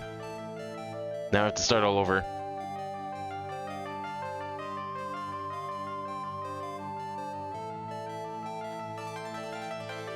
Alright, try that again. I thought for sure it'd be the receipt. Maybe it's the bear then? I thought the receipt would have been over the bear because it directly had his name on it, but I guess it makes more sense to do the bear first. We'll try the bear first.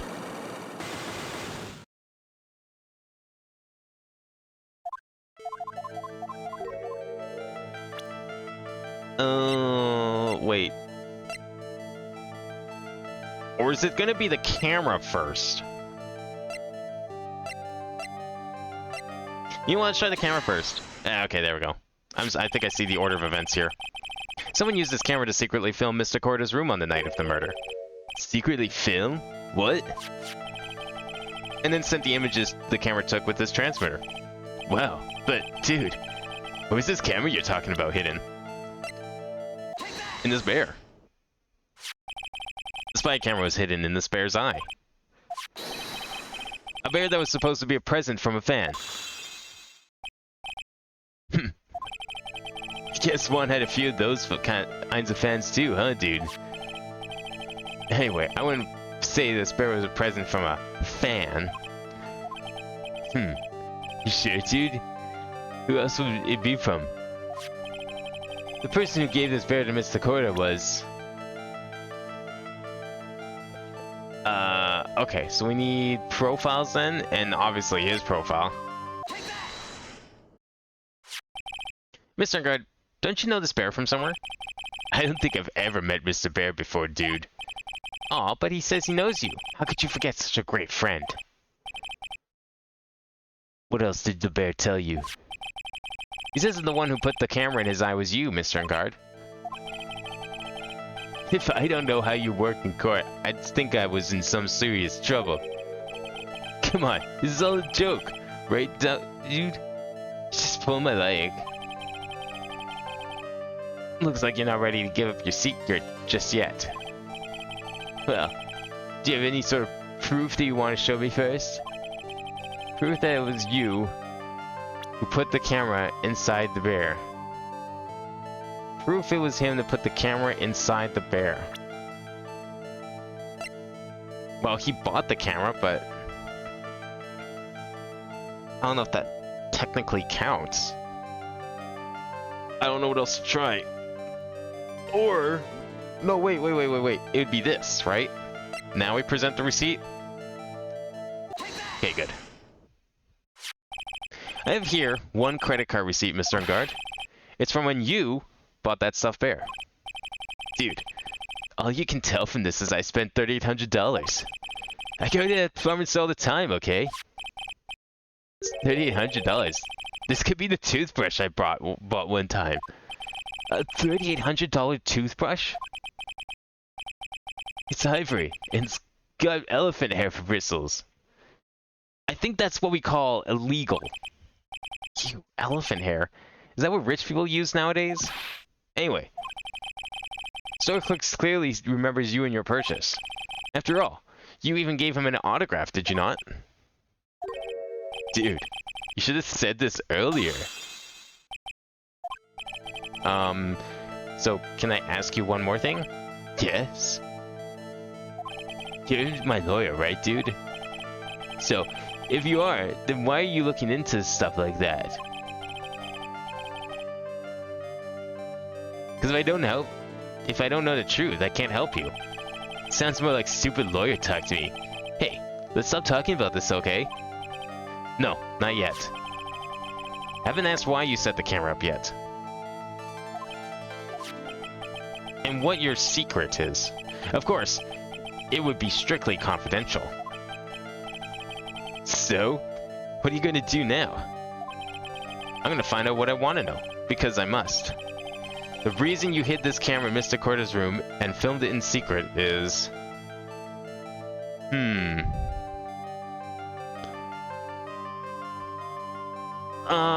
well, it's probably to catch, Andrews and those two together, right?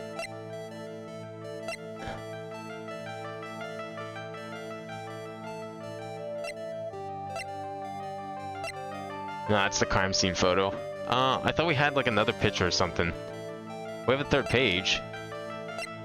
Oh, I see, that was the third page. Reason you hit this... let's try profile maybe? No?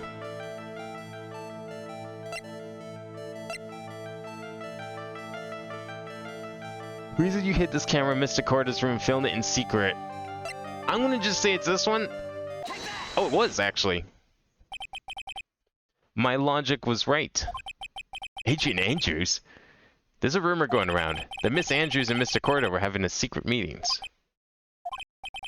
You, who is keeping tabs on Mr. Corda, you were going to reveal this as fact and turn into a scandal. Isn't that right? Dude, you can be such a moron. Huh?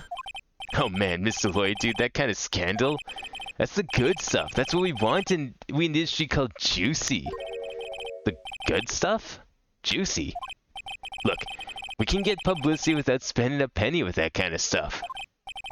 I mean, if people stop paying attention to us, then it'd be the end of, dude. Too bad that wasn't your intention. What are you talking about? I wish your reason for spying wasn't something so innocent, but it wasn't.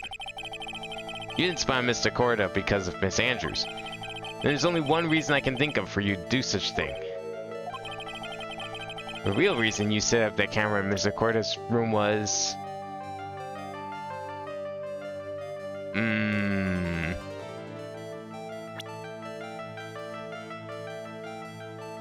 Real reason he recorded the entire After 8.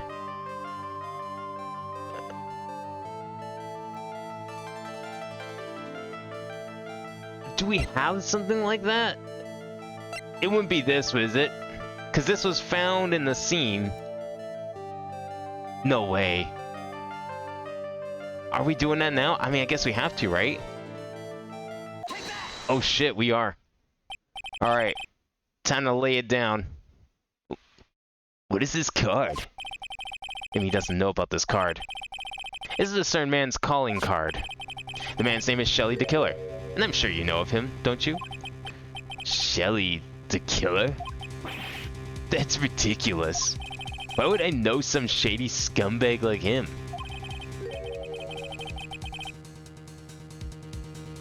If you really don't know him, then why are you acting so jumpy all of a sudden? That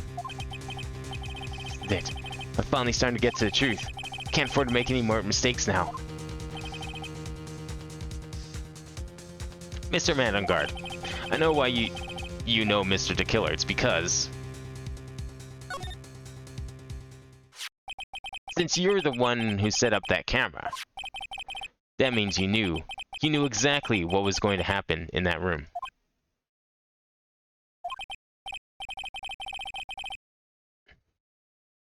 So how? How would you know something like that? It's because you're his client. That's why. You already hired Shelly the Killer to assassinate Mr. Juan Corda. The real mastermind behind this whole murder is you, Matt on Guard.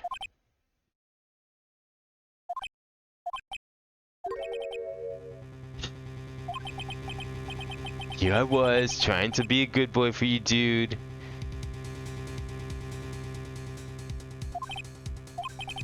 I thought if you didn't know, you'd be able to do your job without feeling bad. Well, that's what I thought anyway. Mr. On Guard, you really did hire? Oh, he's calling the assassin now. He's gonna hire him again. Phoenix is dead. This is it. It's game over. Hold on a sec. I'm gonna consult myself, okay? Wait, he's calling his own phone?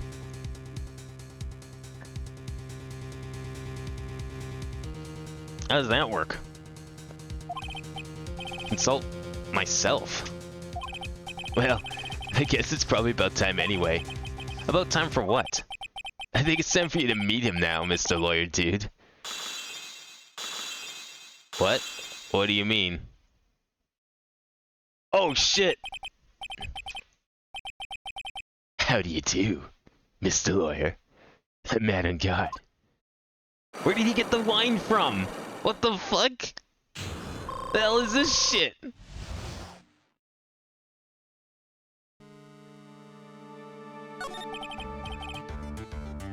Well done, Mr. Wright. I bet it wasn't easy to gather as much information as you have. You really... So you are Shelly the Killer's client? You didn't really think I would dirty my own hands in this, did you? What do you mean? That woman, Patron was quite brave herself. Trying to stick the crime on me? I didn't think she had it in her. But all I care about is that Juan is dead. Isn't that right, Mr. Lawyer? You're lying. What a terrible... It's way past your bedtime, little girl. Come on, let us grown-ups talk more about adult things. But why? Why did you hide the video camera and... A weakling soon believes the words of others. It's just like that pathetic Adrian. He knew about Miss Andrews' secret. But I'm no weakling. I don't believe anyone, least of all assassins.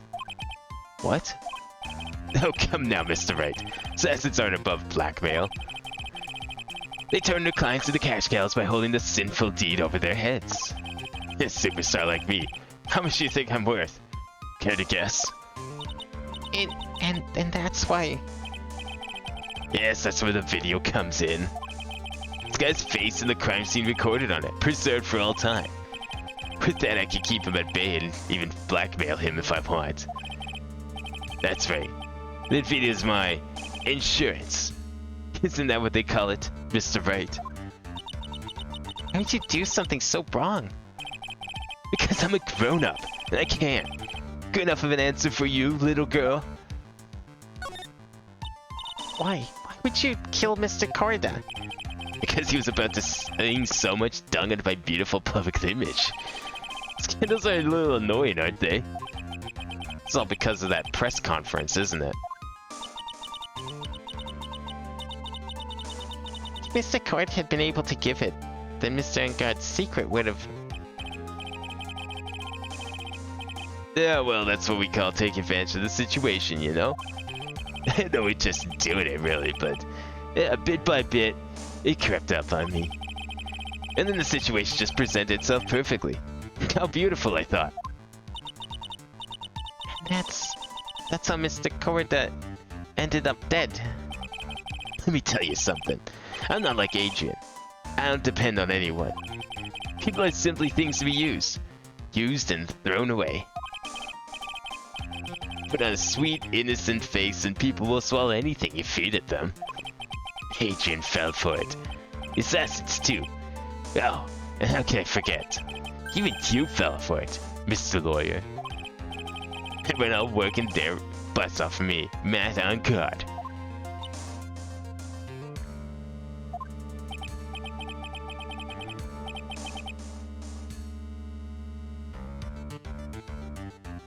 Oh, did that leave you speechless? What a shame. What's wrong, Mr. Lawyer? You've grown awfully quiet. How could I have been so deceived by you all this time? When we first met, I asked if you had killed Juan Corda. And you answered very clearly that you hadn't killed anyone. Hey now, I never told you any lies. Yeah, you didn't kill him, he just hired someone else to do it. The person who did the killing was the killer guy, right? All I'm guilty of is taking a catnap in my room. You killed Mr. Corda. I dare you to say that in court tomorrow. Oh, but too bad. You can't. You're my lawyer after all, aren't you? You can always drop my case and refuse to represent me. How does that sound? Oh, but you can't, can you? That would be the one thing you absolutely can't do. Sick Maya. You would want to test the killer. He's a man of his word, so I hear. You could end up getting a certain friend of yours rubbed out if you lose. You scoundrel. So if I were you, Mr. Wright, Esquire, I think I would give it my all tomorrow. Remember, everyone likes a happy win-win resolution. I'll get you for this. That's such a cliche phrase. Well, I've said something just like that if memory serves. Of course. Well, we all know how things turned out for him, don't we? Good night, Mr. Lawyer.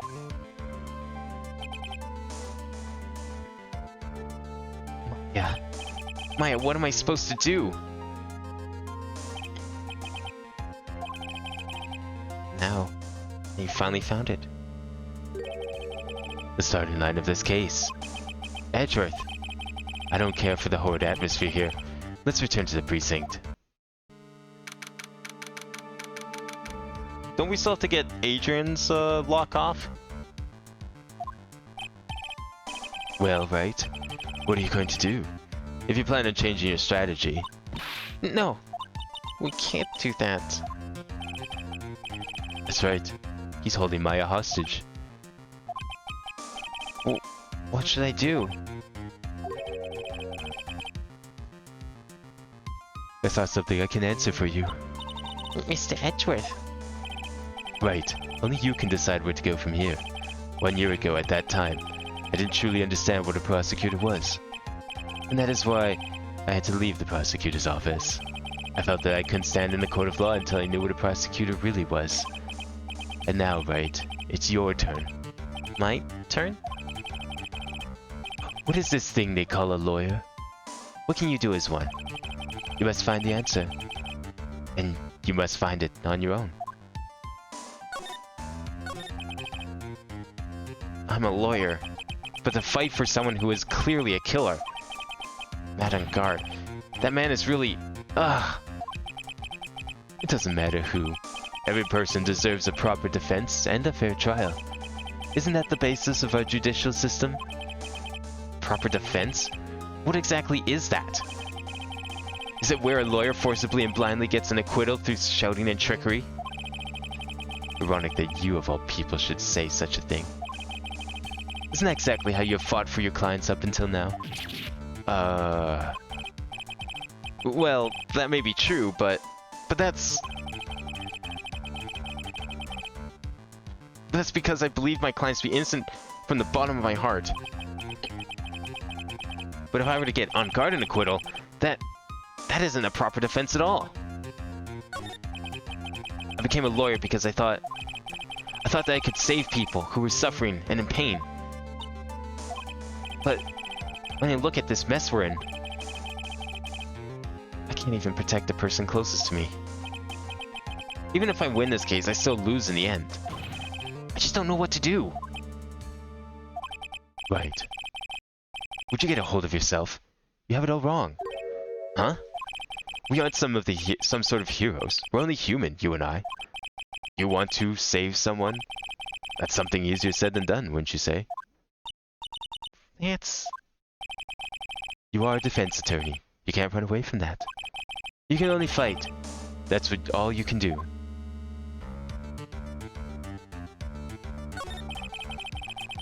People like you and Franziska von Karma are always using all you have to pin me down. You fight to the very end, even when you know the truth is not with you. But I'm not like you. I can't fight for a false verdict, for a man I clearly know to be guilty. Franziska. She fights for herself. The only thing she fights for is her perfect win record. That's all. And, isn't that the same as you? Isn't that why you ran away a year ago? Because your precious win record was destroyed? I see. Now I understand why you despise me so. However, you are mistaken. What do you... Thanks to you, when you sealed off my path to a perfect win record, I began to realize the error of my ways. I realized that things such as a perfect record were meaningless. What? I don't believe you. Are you saying that is why you left the prosecutor's office? But then, why? Why are you here now? The answer to that is something you will find out on your own. I have faith you will see it before the verdict is read tomorrow. But if you can't, then you'll be powerless to change the ending of this story. Mr. Nick, the transceiver. I'm sorry for what happened earlier. Now then, Mr. Attorney, do you wager you can obtain an acquittal tomorrow? Should you really be calling me in a police office? Like, no one's gonna look at this suspicion and be like, hey, is that guy okay? He's talking on that walkie-talkie for some reason. My. What is the matter, Mr. Attorney? I don't sense your usual anger this time. Tell me, please, why are you holding Maya hostage for Mr. Engard's sake? Why are you doing this for that cold-blooded killer? Right. Please don't misunderstand things. He is my client. Don't toy with me. A man who hires an assassin is just as much of a killer himself.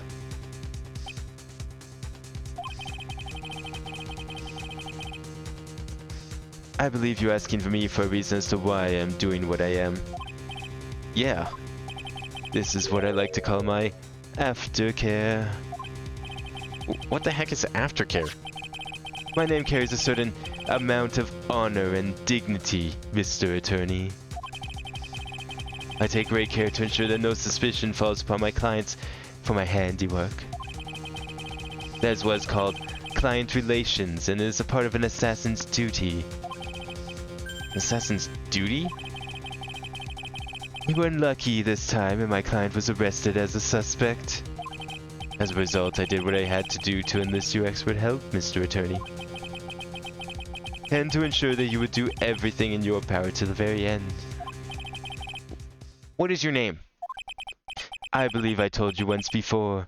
However, you did, but my name is the Killer. Shelly the Killer. You're Shelly the Killer? Please keep in mind you do not have much space to maneuver with me. As a killer, I always finish what I set out to do. if you fail to keep up your end of the bargain. Maya! It would be my duty as an assassin to see to it that she receives a nice, long nap. Now then, if you'll excuse me, if someone were to trace this signal back to me, it would be quite troublesome. A cat? Why does the killer have a cat kidnapped now? How many hostages will suffer at his wrath? First Maya, now a poor kitty cat. I don't know what to say. Edgeworth! Hmm? Did you hear that? At the end of that transmission! Huh? Oh, that. It sounded like a cat. A cat? It can't be. That cat. Can it? What is it? I think I know where Shelly the killer's holding Maya hostage. Edgeworth, have all police units head for Ungard Mansion immediately. Alright, you hurry over as well then. Don't lose hope yet, Pearls. The fight has only just begun. Yeah. Let's go.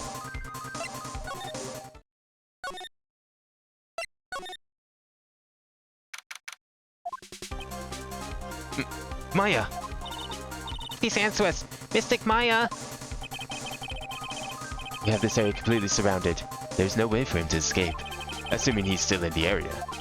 I can't believe it. That butler. All this time he was the killer. It's a fucking butler. It's always the butler, I'm telling you. Every time. Nothing more cliche than a butler murderer in a murder mystery. A classic though, really. It's almost tradition, if anything.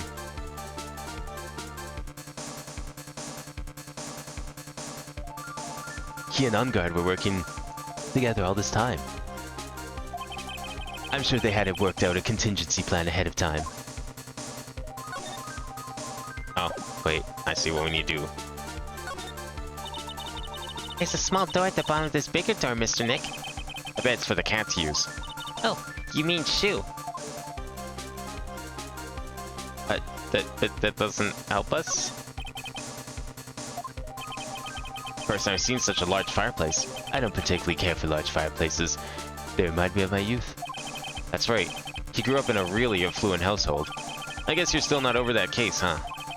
Don't take this personally, but I really do not wish to remember anything from that time in my life.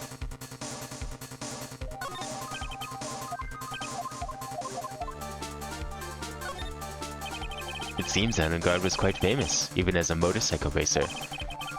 Generally, when a star like him tries to do something like that, they fail, but it seems Ungard is no ordinary man. At Ungard. This is probably where he conducted his business with the killer. Yeah, Shelly the killer values his client relations more than anything else. So I'm sure he must have met with his clients in person to talk about any transactions.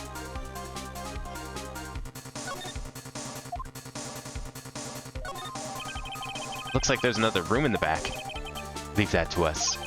I'm sure the investigation team is already doing its job in there. It's Ungard's personal collection. I'd say it's a hobby of his to collect prop masks of shows related to his own. You seem to know all sorts of details about Matt Ungard. Almost too many details. He's a defendant in this case, of course I would know about him. Yeah, I guess that makes sense. What am I supposed to do? I was supposed to come here. Oh, I didn't click on the bear, I clicked on the door. Oh, it's a figurine of a bear.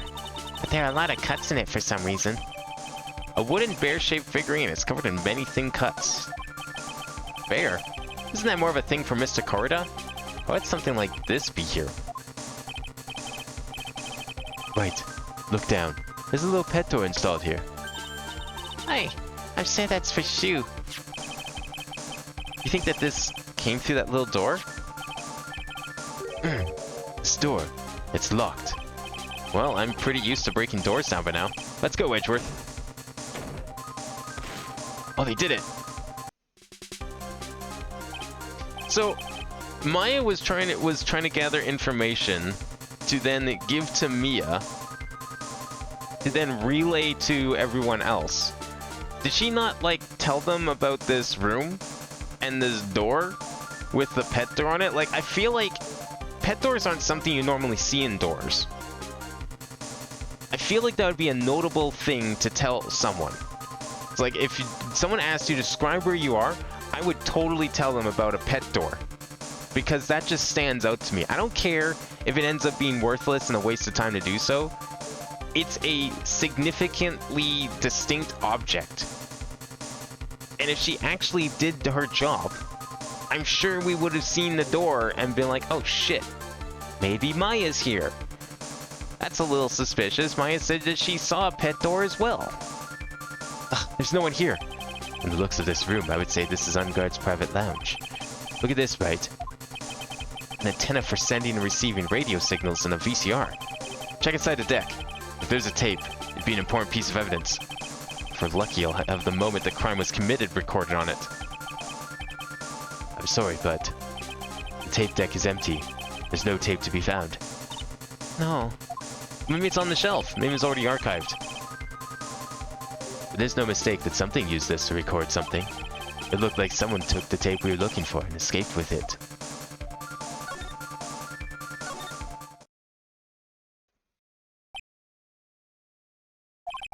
We searched all over, but it looks like he got away. I'm sorry. It looks like he slipped out of our grasp this time. And now we've lost our only lead. Don't give up yet. That little girl is looking to you to be her pillar. Yeah, you're right. We're close, I can tell. We've already set up checkpoints along every route leading out of this district. Leave the rest to us. Maya. This looks like a picture of Miss Impacts. With love, Celeste.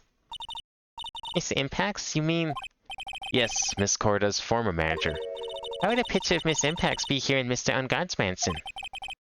And why does it say with love? This might be a clue. Found at Unguard's mansion, with love, Celeste, is written on it. Huh. What's wrong, Pearls? Please let me see that picture frame. Huh? What's so special about the frame?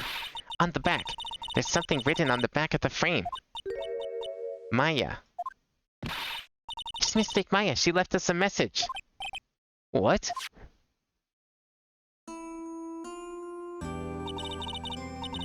If you're reading this, I am dead. Thought you'd come. I knew you would. Now listen up. You better get Unguard a guilty sentence, okay? If you get that creepy slime bag and not guilty, I'll never forgive you, ever. I'm fine, so you don't need to worry. So much I want to write, but I don't think I have a lot of time left. Curly, you're there too, right? Make sure you help Nick, okay? Someone's gotta watch out for the helpless slunk. That's it for now, Nick. Guess I'll talk to you later. No.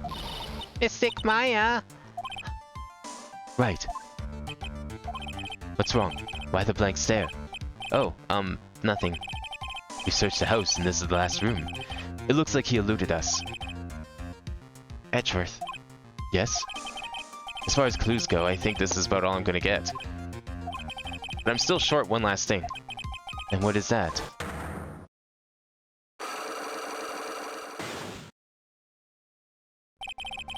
Miss Andrews' psychic lock. If I could just find out what secret she's holding, then I think I stand a chance in court tomorrow. To blow this case wide open and expose the truth. And I think we now have the decisive evidence to break that lock. I think I know what you're thinking. I'll contact the detention center. Thanks, Edgeworth. Well, let's go, Pearls. It's time to open that last lock.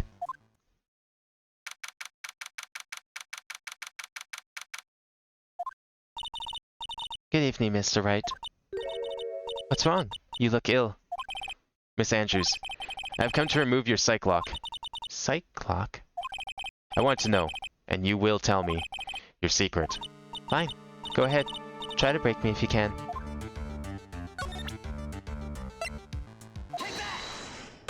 Don't worry, I won't just try. I'll succeed.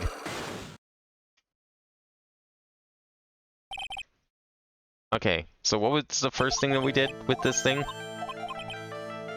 Something or someone in her past that would make her take revenge. Okay, well that is obviously Celeste, as we know.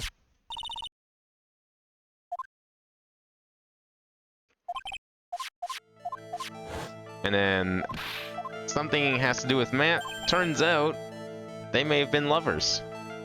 Some relation to Miss Impacts and her suicide. Explain this relationship between Celeste and Matt. Yes, I can. That would be this right here. I think this case has more evidence than the than 1-4's case, doesn't it? We're already at like halfway through the 3rd page of evidence. This is a photo of Miss Impacts, correct? She looks younger than when she passed away, though. With love, Celeste. This is Miss Impacts' handwriting, isn't it? Where did you find this? No, that's alright. It was a rhetorical question. Yeah, it is. I found it in Mr. Onguard's mansion. And after all this time, the last remaining secret has been revealed.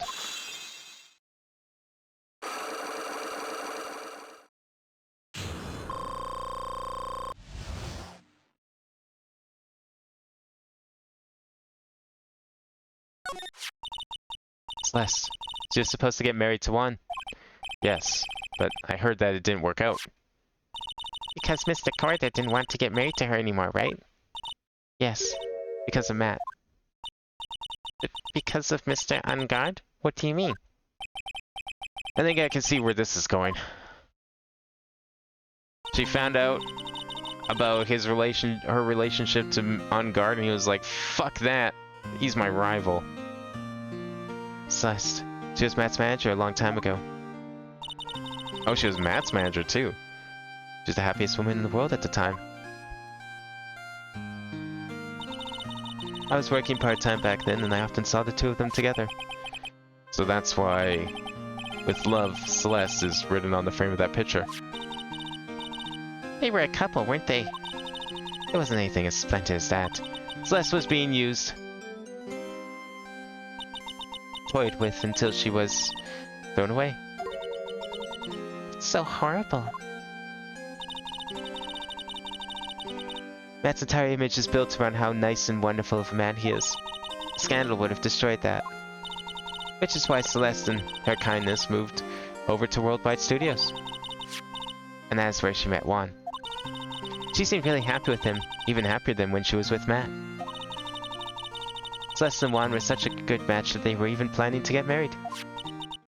And then, it was suddenly called off. On the night Juan called her marriage off, Celeste, she killed herself.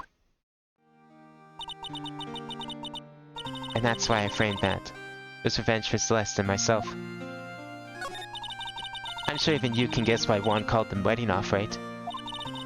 Matt confessed to Juan about his relationship with Celeste. I see. So that's what happened. But then why did Mr. Carter have to call off the wedding? I don't understand at all. It's probably because of his worthless male pride. Juan and Matt were always fierce rivals. Matt waited for the wedding announcement and then unleashed the truth on Juan. He was aiming for it when it would hurt Juan the most. Poor Miss Impacts. That wasn't the end of it. That day, I'm almost certain that Celeste left a suicide note behind. And in that note, she left a detailed account of Matt's various misdeeds, and so that she would never again be hurt by Matt, she chose to die. And when Juan discovered her body, he hid her note. But why would he do that? It's simple. Juan realized that the note was a powerful weapon against Matt, and it would be especially damaging to his refreshing like a spring breeze image. In any case, if his pride hurt, Juan sought revenge. Revenge? There's that word again. Juan wanted to publicly disclose the contents of that suicide note. At a time that would cause Matt the most damage, of course. And that was at the press conference after the stage show. I know all about it, because I heard it all from Juan. It was so I could find out all about all this that I drew close to Juan to begin with. They're quite a pair of hideous monsters, aren't they? Even Celeste's death was something for them to use in their game. That night when I found Juan's body, it was only natural that I thought the murderer was Matt. Those two are always spying on one another, after all. As for me, I was practically searching for Celeste's suicide note. I wanted to destroy it before it ever went public. I was going to burn it. I even brought a lighter. But I couldn't find the suicide note, and that's when revenge crossed my mind. Yes, I was going to bring them my own kind of cruel revenge. Celeste was killed by those two monsters. So when I stabbed Juan's body with that knife, I didn't feel a single shred of guilt. And that's all I have to say. Well, Mr. Wright, even though I know this, are you still gonna help that man? I'm a lawyer. I see. What a foul profession. Thank you very much for your time and for talking with me. It was no big deal. I can sleep anyway. Can't sleep either. Not with my situation. Or with what I know now.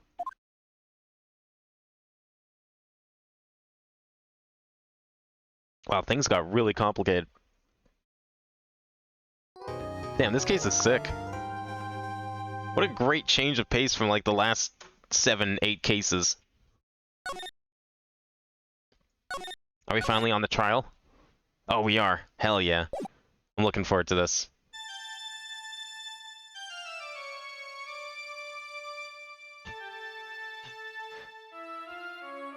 Ugh. How did I get into this mess? That's far enough! You can't run forever, Mr. Phoenix Wright. This dream again? What have I done wrong? I cannot allow you to go on like this. But I'm just a simple defense attorney. Silence! You are no longer worthy of your title.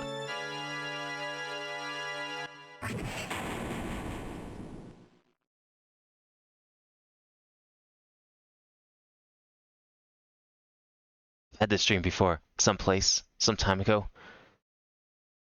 As if this day was written into my destiny. Today, I'll stand in court as a lawyer. To prove a killer innocent.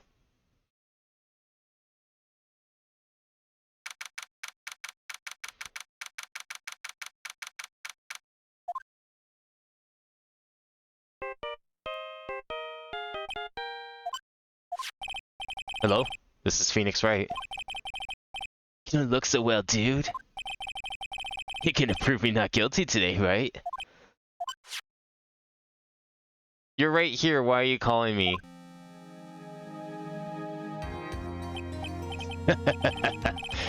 If you please, Mr. Lawyer.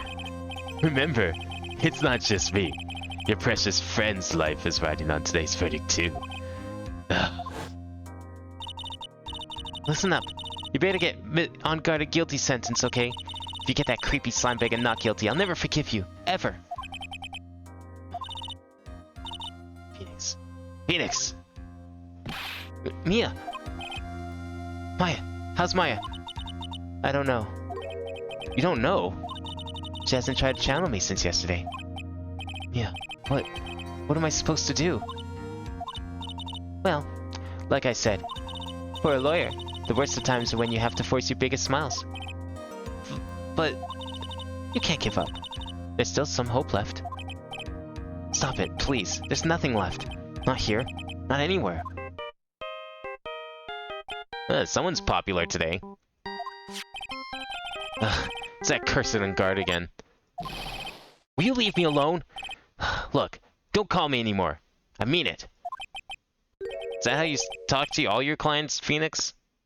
You really mean, pal. Gumshoe, I'm really, really sorry. Where are you? Now let me join the investigation team. We're chasing after the killer, pal.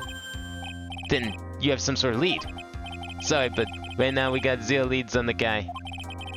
We're not gonna give up. Gumshoe. Until the trial is over. Until the verdict is handed down. We're gonna do everything we can and find the killer. We can get Maya out, and you can get On God the guilty verdict he deserves, pal. That's true. I could do that if they found Maya first. You got that? So you have to do whatever you can to make the trial last longer. Have to make the trial last longer. If you go at Edgeworth with everything you got, then you two can draw it out. Oh, now I get it. I believe in you, pal. You and Mr. Edgeworth can do it. So, believe in us. We're gonna give it all we got. Just like you. Got it. Thanks, Gumshoe. Hey, Phoenix. You understand now, don't you? You have something money will never be able to buy. Friendship. It's the strongest weapon in the world, and you have it in abundance. Yeah. Looks like we're coming to the end. I have to make the trial last as long as I can. Gumshoe will come through. I know it.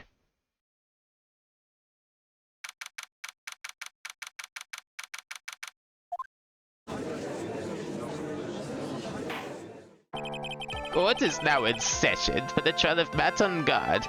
The defense is ready, Your Honor. The prosecution has been ready for a while, Your Honor. Now, as I recall, we concluded yesterday's session with a big mystery on our hands. The mystery of being what exactly was Miss Adrian Andrews' role in this murder. That is to say, if she really was connected to the crime itself. Mr. Edgeworth, if you would please inform the court of today's proceedings. Adrian Andrews. She forged evidence that threw suspicion onto Matt and Mr. On Guard, and then proceeded to escape the crime scene by wearing a nickel samurai costume. The guilt of these actions are those from which she cannot escape. Then you're saying that she is guilty after all? I'm not finished, Your Honor. Miss Andrews has nothing to do with committing the actual murder. I would like to direct the court's attention to this card. What is that? It looks like a shell. That is the calling card of a certain assassin. Assassin, you say? Yes, one court that was killed by a professional assassin. And the person who hired the assassin, his client so to speak, is Matt On Guard. What a surprising turn of events! I would think it's become commonplace by now, Your Honor. Yeah, this judge has been here for every single one of Phoenix's cases. You'd think you'd get used to it at some point. I don't care how many years you've had on at the judge's stand there. You know, you see cases like this. If any one of these cases were to actually happen, like, let alone like 2 or even 3 of them. First off, I mean, they would stand out, and then you'd probably just get used to them. They can't surprise you forever. I know what's going on in this time. So I know that everything Edgeworth has said is true. We still have to hold out as long as we can. At least, until Maya's safe and sound. I wonder how the trial will turn out today. Now then, please call your first witness, Mr. Edgeworth. The prosecution calls the defendant's mentor, Mr. Will Powers, to the stand. Now then, witness, your name and occupation, please. Okay. I'm, Will Powers. I'm a poor, underpaid action star. And what is your relation to the defendant? Well, I guess I'm sort of a lousy mentor to him in a way. Yeah. Mr. Powers, please, you don't need to put yourself down so much. Oh, sorry, well, but I'm just kind of a nothing sort of guy. On the night of the murder, you visited the defendant's room. Is this correct? Yes. Wait, I didn't know that. But, you know, I didn't actually get to see Matt when I went.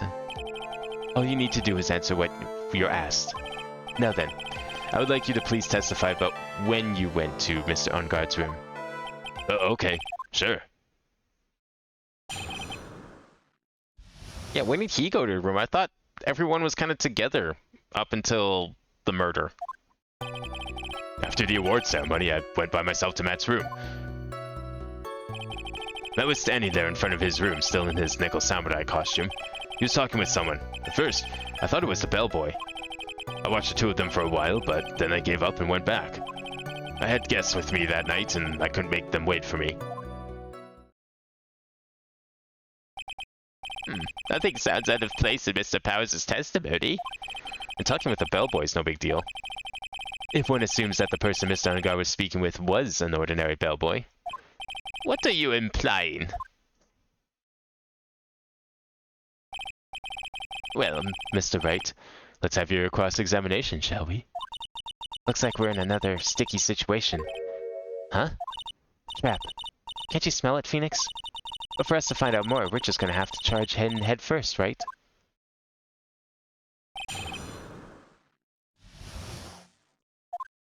Is this a trap, or is this maybe Edgeworth's attempt in helping us? I mean, I know he wants to win because that's his job. I get it. It's understandable. But I can't help but think that he's trying to set us up for success in some manner. Maybe he's also trying to delay the trial as long as possible. The defendant's room. Why did you go there? Because, like, if he delays the trial, then he helps his friend, Phoenix, get his friend, Maya, safe. And then they both get what they want. A guilty verdict for Matt on guard. Well, I'm his mentor, like a big brother of sorts, and I wanted to say congrats. What's wrong? Why did you stop? Mr. Wright. What is it? You're going to try to trick me into a corner, aren't you? Huh? I know I'm just a poor underpaid action star, but I'm not the killer. No one said you were, Mr. Powers. No, please, don't trick me. Every time you do your lawyer thing, the witness suddenly turns into the bad guy. Every time? Witness. I will personally talk to the defense at a later time. So for now, please kindly cooperate and continue with your testimony. Sorry. So you went to the defendant's room, and then... Hey, wait a minute. When and how did I suddenly turn to the bad guy here? I think it comes with the profession, unfortunately. Are you sure that was Matt on guard? Yeah, I'm sure. He wasn't wearing the nickel samurai mask then. If that's the case, then he really can't be mistaken. And what was the defendant doing standing in front of his own room?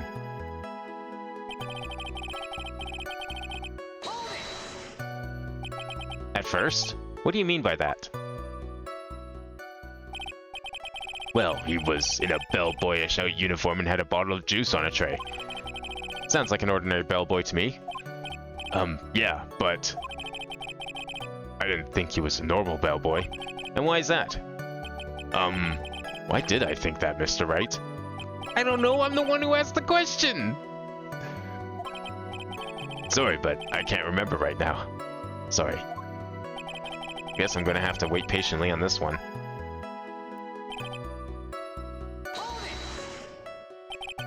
You saw the two of them, the bellboy and the defendant, together, correct? You fool, it was not... Fuck, I forgot their name. It was me, Tio. Wait, who are you talking about? You talking about Powers here? You talking about Matt on guard? Because it is Matt. He already admitted to the crime. That's the problem we're in right now. Our defendant admitted to the crime. He admitted to hiring the assassin. We all agree he's just as much at fault as the actual assassin. But we can't get him guilty yet, because if we do, then Maya dies. So that's the dilemma we're in right now. I don't know why we're questioning Powers. Apparently he saw Matt talk with the bellboy, aka the assassin, just before the crime happened. But I'm not really sure what we're supposed to get out of this.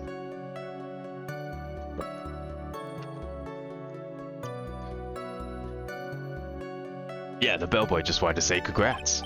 Now, while you were watching the two of them, did you notice anything strange? You know, I did feel something weird. I think it was because Matt, well, he gave the bellboy a tip. A tip? That's a perfectly normal thing to do. So, how long did you watch the two of them? Not more than a minute or two, I think.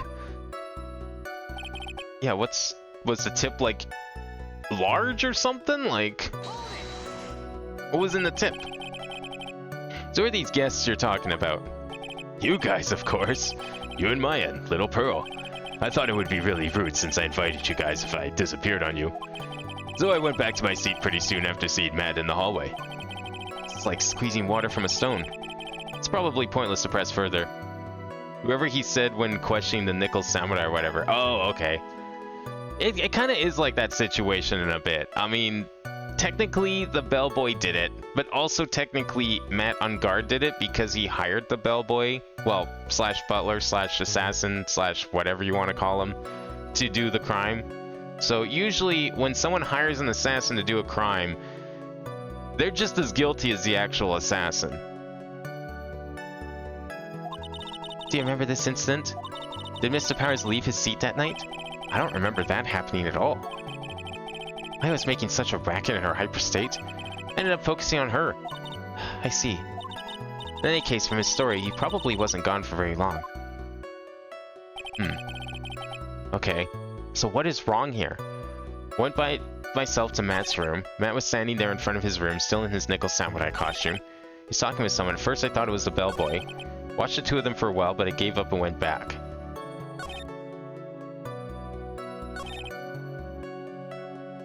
Gave up and went... Okay. He's talking with someone. At first I thought it was the bellboy. Are we supposed to present here? I'm very confused about what part of this is incorrect. Because, like, I don't remember anything of this nature happening. I'm gonna press this one again. You don't even remember who you killed? You're a terrible killer. First, what do you mean by that? Didn't think he was a normal bellboy. Why is that? He doesn't even know why he thinks he was suspicious. Hey, wait a second. Actually, Mr. Powers, only a few minutes ago you stated... You know, I did feel something weird. I think it was because Matt, well, he gave the bellboy a tip. Oh, we were supposed to press this again. Could it be you felt something strange about the tip-giving incident itself? Yeah, that's it. You really know your job. Mr. Edgeworth? Wait, why didn't that trigger the first time, though? Because if the tip one was an earlier statement, and this was a later statement that reacted to that one, but I did them all in order. Whatever. It's a good thing I found it. Yes, Your Honor. This bellboy, he wasn't an ordinary one, was he? Perhaps we should let the witness tell us. Very well. Mr. Powers, please amend your testimony. You mean about the bellboy, right? That gave the bellboy a tip. Okay. So he gave the bellboy a tip. What's so strange about that? Well, you see, Matt's not a poor penny pincher like me. I was trying to figure out how much it was because the tip really shocked me. How much it was? But that's when something even more surprising happened. The bellboy was putting the tip he got in his pocket. And that's when I got my first good look at the guy's face. I was really shocked. I'm afraid I don't follow at all. Sounds like Mr. Powers was surprised twice by this event. I wonder which of his shocking moments I should ask about. I want to know more about the tip. Was it actually $20 million? The defendant is a huge star. He can afford to give generous tips, wouldn't you agree? Sure. But giving him that much was maybe a little too much, I think. A little too much? Would you please clarify for the court about how much you would say the defendant gave to the bellboy? Honestly, I don't know. I can't even begin to guess. And why is that? Because he gave the bellboy a really, really fat roll of cash. A roll of cash?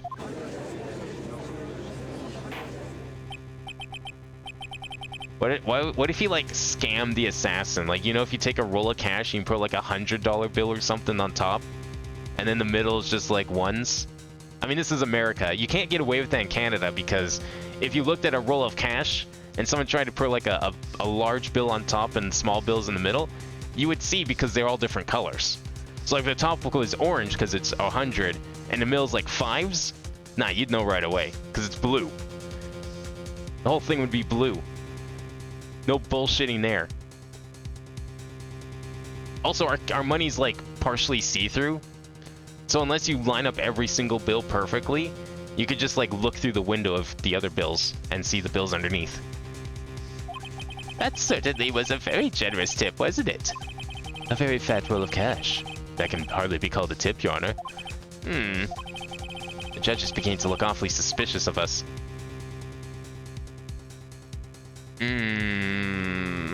I kind of want to wait and see where this goes.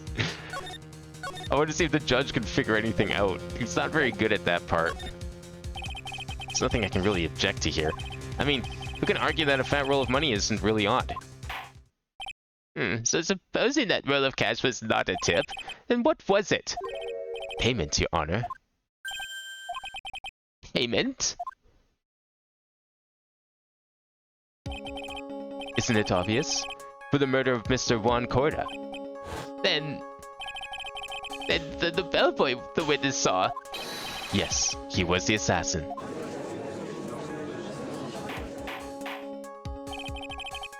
Hold your horses now. Mr. Edgeworth, you don't have any proof of this. Do you? Have I ever been unprepared to support my claims, Your Honor? I have here the card Shelley the Killer left at the scene of the crime. Shelley, the killer? He is the person the police's special investigations team has been chasing for ages. I am certain that the person the witness saw was this very assassin, Shelley the Killer. Really? What's wrong, Mr. Powers? No, nothing. Something just clicked in my head and I think I just figured something out. Oh? Actually, I saw that bellboy again later on that night. What? When? Mr. Powers, please testify. Tell us what you saw. Yes, sir. Right away. Holy shit, what was this guy doing the whole night? Apparently while we were hanging around him, no less. This time I was in that hallway because I had to go to the bathroom. Okay, never mind. This one we do know about. We know he went away to go to the bathroom. And that's when the bellboy I saw earlier came out of the room. Oops. Of course, when I say room, I mean Juan Corda's room.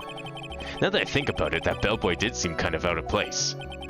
Yeah, so he had to be the assassin. I'm sure of it. I mean... Thank you very much. That is all we need for now. Huh? But I'm not done. There's still more. Let us first establish that the bellboy is truly Mr. the Killer. Then we'll see. So the bellboy came out of the victim's room? And if that bellboy really was the assassin, then I think the answer is fairly obvious. That would be correct, Your Honor. Well, Mr. Wright, I believe it is your turn to entertain and make us laugh. Ha ha ha ha. This is no laughing matter.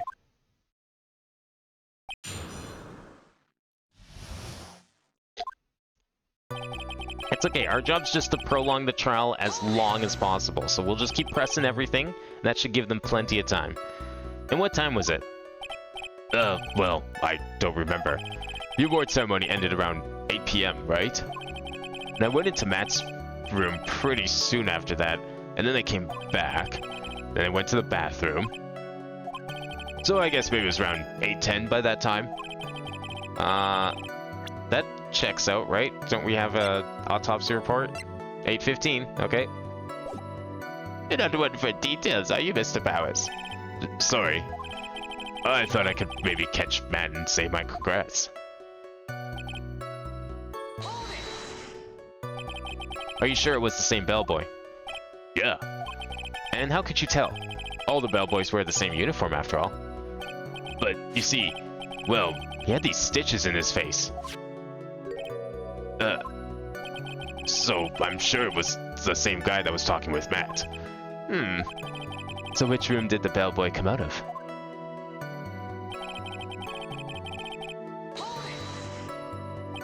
The victim's room, huh?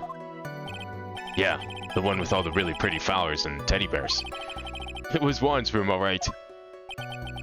Words cannot describe how screwed I am. Let's continue with the testimony, shall we?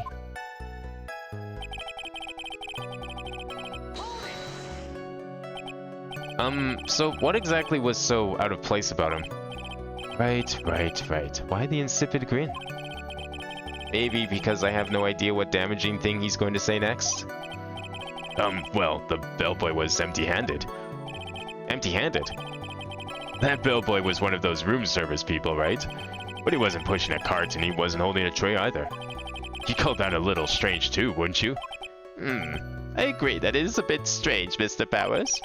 Is it really that unusual for a bellboy to be empty-handed? What should I do? Should I let Mr. Powers' testimony slide, or Try to pull a fast one? What do you mean?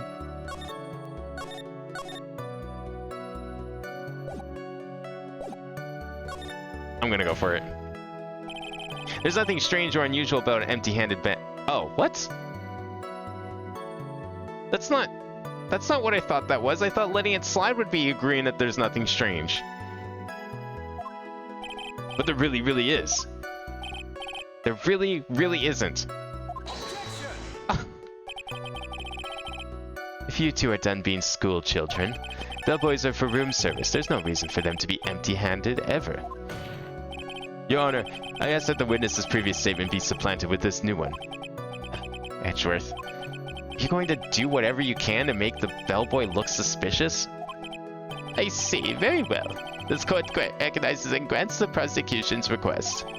Mr. Powers, if you could amend your testimony, please. I mean, don't we want the bellboy to be suspicious? Like, he's clearly the killer. Both literally and... literally. Yes, sir. I thought it was kind of strange for a bellboy to come out of a guest room empty-handed. So you're saying that it's suspicious for him to be empty-handed? Yeah, really suspicious. I mean, when I first saw that bellboy, he was holding a tray in his hand. And there was a bottle of juice and wine glass on it. Juice? What kind of juice was it? I'm pretty sure it was tomato juice. If we could come up with some sort of reason as to why he would come out empty-handed. Some sort of proof. Then I think we can dodge the bullet on this one for now. Proof, huh? Sounds like another job for the court record. Ah, okay. Well, we can definitely do that. Wait, are we really trying to get the killer off the hook here for now? Okay, well, let's finish pressing things and then we'll go back and present. I think I know what we need to show. Please don't be so quick to judge. But it's kind of a Powers family thing. Think of every person as a thief. Well, I guess the thief and assassin are both sneaky and silent. That's not the point, Phoenix. In any case, if that bellboy was the assassin, it'd be very bad for us. But he really is the assassin, you know? Yes, but you can't give in just yet. If you want to prolong this trial for as long as possible, you're gonna have to pull some cheap tricks on this one. Okay. Empty-handed. Well, you know what? It is perfectly fine for this bellboy to be empty-handed, because if we look at the crime scene photo... Look at that! Look what's on the table! I'm presenting it. I insist that it's normal for a bellboy to be empty-handed. No, this is not pertinent to the case. I'm still doing it anyways. Mr. Powers. Yes? You're easily influenced by other people's words, aren't you? As soon as you heard that the bellboy might have been the killer, you got caught up in believing it must be true. But isn't he really suspicious? He's got all those stitches and... I love the effort that we have to go through to prove that the butler is not the killer. So, a baseball has stitches. Are you saying all baseballs are suspicious because they have stitches? What is this logic? Like, he's not wrong. It's just like, that's the first thing he jumps to. Well, there's also, what about him being empty-handed? I would like to ask the court to please take a look here. This is the crime scene. There's a wine glass sitting next to Mr. Corrida's body. The liquid inside this glass is tomato juice. And now, if you would look at what is on top of the table in the lower right corner here, anyone can see that it is a tray with a bottle of tomato juice on it. The bellboy had just brought this to Mr. Corrida's room. He left the tray in the room, which is why he was left empty-handed when he left. But that would mean that the bellboy had seen and left a dead body in the room. Ah, but can you prove that Mr. Corda was already dead at that time? Mr. Edgeworth, Yes. I blame you for leading me down this route. I'm terribly sorry. What is it with him? Why is he laughing? Witness, isn't there one more thing you would like to share with us? You see, I have the money the bellboy gave. Oh, I could just imagine if, like, Phoenix just whipped out the wad of bills. What would that imply? Does that mean Phoenix is the actual assassin? Was he the bellboy this whole time? His hands were small, so you admit the nearby baby is suspicious as their hands are also small.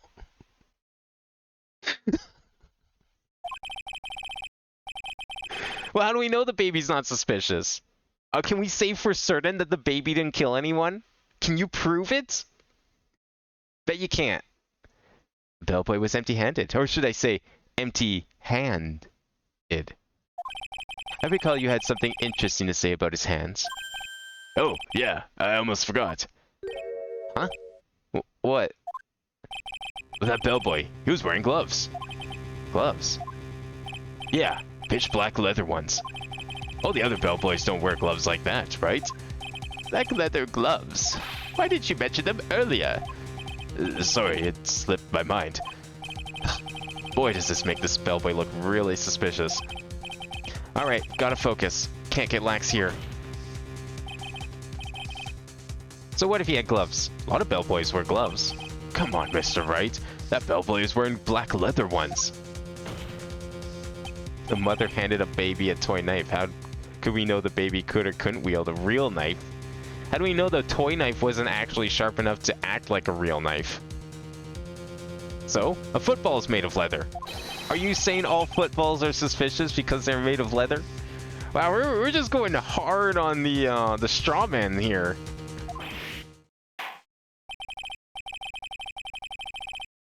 Do they not teach you how to, like, not use logical fallacies in law school or something? But that man, he received a large roll of cash from the defendant. And then he was seen leaving the crime scene wearing black leather gloves. I don't think that even someone like myself can believe he was just another bellboy. It seems that we have finally come to an understanding. Now then, witness, please continue with the rest of your testimony. The rest? Oh yes, please tell us more. Okay. Wow, this guy's actually ended up being pretty good witness. Like, he kind of saw everything. After leaving Juan's room, the bellboy went and knocked on Matt's door just like that. He gave something to the person inside the room. Then the old guy just left without even going into the room. After that, I went to the bathroom and then back to my seat. So the bellboy, after leaving the crime scene, Rex went to the defendant's room? Yeah, I kind of saw all that by accident. Some accident? I'd say you saw too much. The killer didn't, like, think that this might be a problem for him and, like, want to take out Mr. Powers at any point. I guess maybe he really just thought that he was, like, perfectly hidden and no one would ever see him. No one would ever suspect him of being a killer. And all of it was suspicious to high heaven. I think it's safe to say that we can no longer consider this bellboy to be normal. Now then, let's get started, shall we? Mr. Wright, your cross-examination, please. Yes, Your Honor.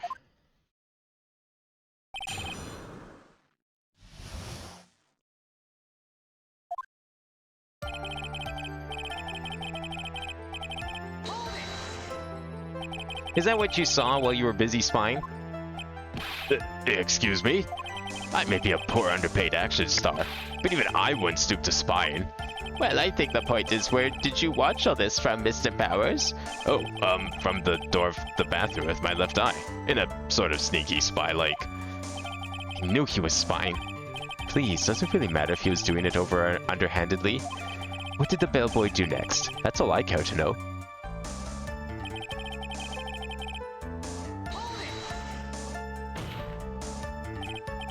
I said hold it.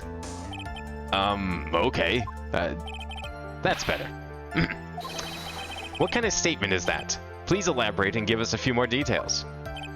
Oh, okay. I should probably ask him only one question at a time. Ask about the person inside. Let's start with that. We'll press it again.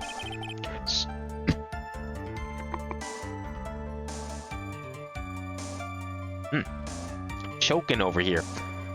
So who took this something the bellboy handed off? Actually, I don't know. What do you mean? I'm sorry, but I only saw the person's arm. Only an arm? Then you're saying you didn't see the person's face. Can you describe the arm for us? Yeah.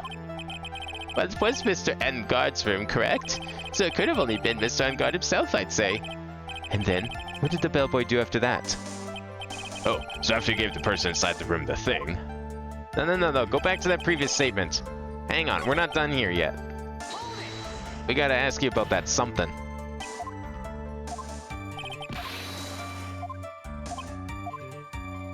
Ask about this something. You gave something to this person. Yeah. And what was this something? If I remembered what it was, I wouldn't be calling it a something, would I? This implies that something was removed from the crime scene. Are you sure you really can't remember, Mr. Powers? I think it was something kind of small. I would like to summarize the testimony up to this point, if you don't mind. When the bellboy left the crime scene, he immediately went to the defendant's room. There, he handed a small item of some sort to the person inside. As for the person who received the item, all you could see was the person's arm. Yes, it was just like that. Mr. Edgeworth, is all this really that important? Of course, Your Honor. I think this is of the utmost importance. This is when whatever was removed from the crime scene was handed over to the client. Mr. Powers, please try to remember what it was the bellboy handed off. Well, let's see. I think it was... No. If you remember, please add it to your testimony. Yes, sir. If I saw it again, I could say for sure, but I think it was some sort of wooden statue. Oh. A statue? Yeah, it kind of looked like one, I guess. If I saw the actual thing again, I'd probably remember, you know? Looks like for this trial to proceed, I'm gonna have to come up with whatever this statue thing is and show it to him. You're gonna have to trust your instinct on this one and take a chance, Phoenix. Well, Mr. Powers, let's continue with your testimony. What did the bellboy do after that? I think I know what we need to present. Where did this bellboy go after he left Mr. Enguard's room? He opened the door to Viola Hall. Went in there, and who knows after that, right? I do.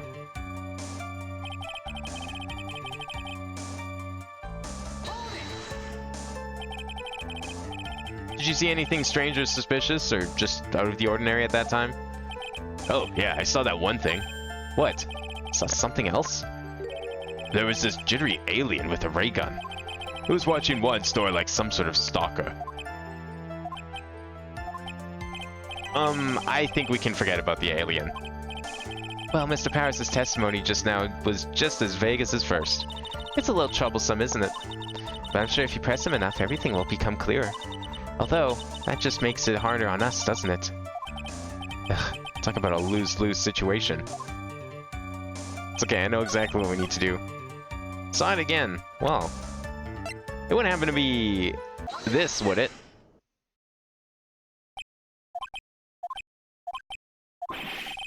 What was the point of that pregnant pause? Where did this objection come from? Well, speak up. It was me, Your Honor. What is it, Phoenix? I have a feeling that something bad is going to happen once I show this. Mr. Wright, if you have something to say, please spit it out. Yes, Your Honor. Okay, Phoenix. Deep breath. Mr. Powers. The something you saw. Was it this item? Oh, hey, yeah, that's it. That's the something.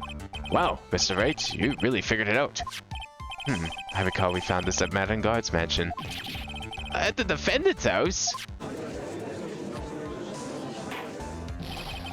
What does this mean? It's simple, Your Honor. Shelley the killer assassinated Juan Corda in his room. And then he stole this wooden bear from the scene of the crime. And the bear being found at Mr. Unguard's mansion would mean... It goes without saying, Your Honor. Mr. Mad on Guard is the killer's client. Order! Order! I said order! Mr. Wright, this is a most unfortunate turn of events for you. Yeah. Sorry, Mia. No, it's alright.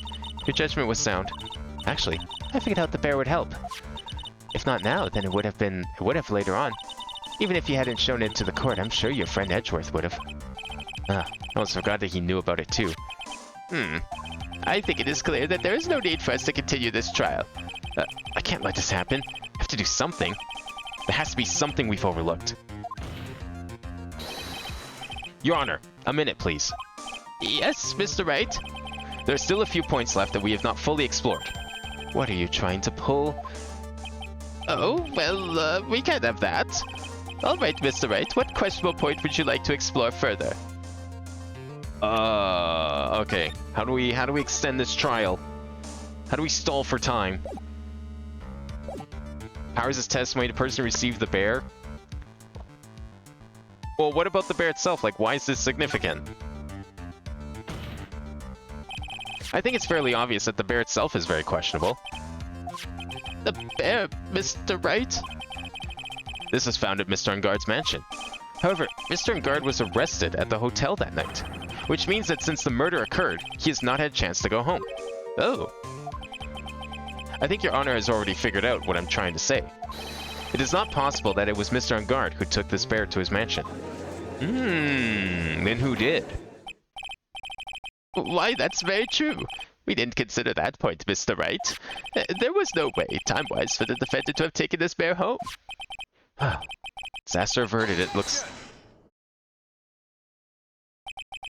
You haven't gotten the best of me yet, Mr. Wright. Huh? I remember it clear as day. I remember what you muttered to yourself at Unguard's mansion. We have this area completely surrounded. There is no way for him to escape. I can't believe it. That butler. All this time he was the killer. The killer and Unguard were working together, so to speak. And the killer was hiding at Unguard Mansion as its butler. What a bold move. The bear figurine was brought back to Unguard Mansion by the killer himself. When it looked like he was about to be arrested, Unguard had him do so. I assume because it would have been bad had the police found it during their investigation. But why? Why is this one specific bear and all the bears in that room significant? Well, Mr. Wright, you've been quiet for a while now. This is too much. Isn't there anything I can attack at all? I have to try. I have to find something else. What will you do now, Mr. Wright? Do you plan to... I plan to expose a clearly shaky place in Mr. Powers' testimony. What? There is still another one? There is indeed, Your Honor. And it's quite a questionable point. What are you trying to pull? Oh, well, we can't have that.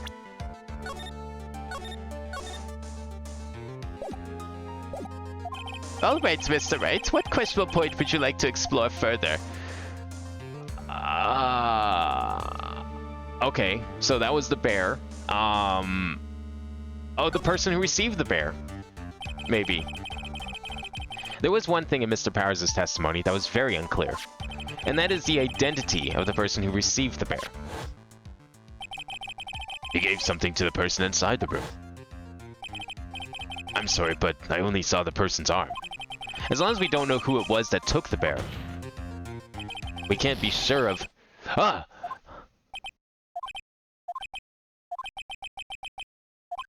What is it, Mr. Powers? If you're going to scream like that, then at least give us a good reason why. Oh, yeah, sorry. Actually, so, I remembered. I remembered who took the bear. What? Really? I mean, I only saw his arm, but the arm, it was the Nickel Samurai's arm. I swear it. You've got to be kidding. Are you sure of that, Mr. Powers? Yeah, I'm sure it was the Nickel Samurai. Wait a second. I think I know what's going on here. Order! Order! It looks like you've dug your own grave yet again. Does this person have fucking memory loss or something? Look, I think pretty much every witness that comes onto the stand in these games have had memory loss. It's either that, or they're just, like, so scared of Phoenix and his methods that they just forget the moment they get on the stand.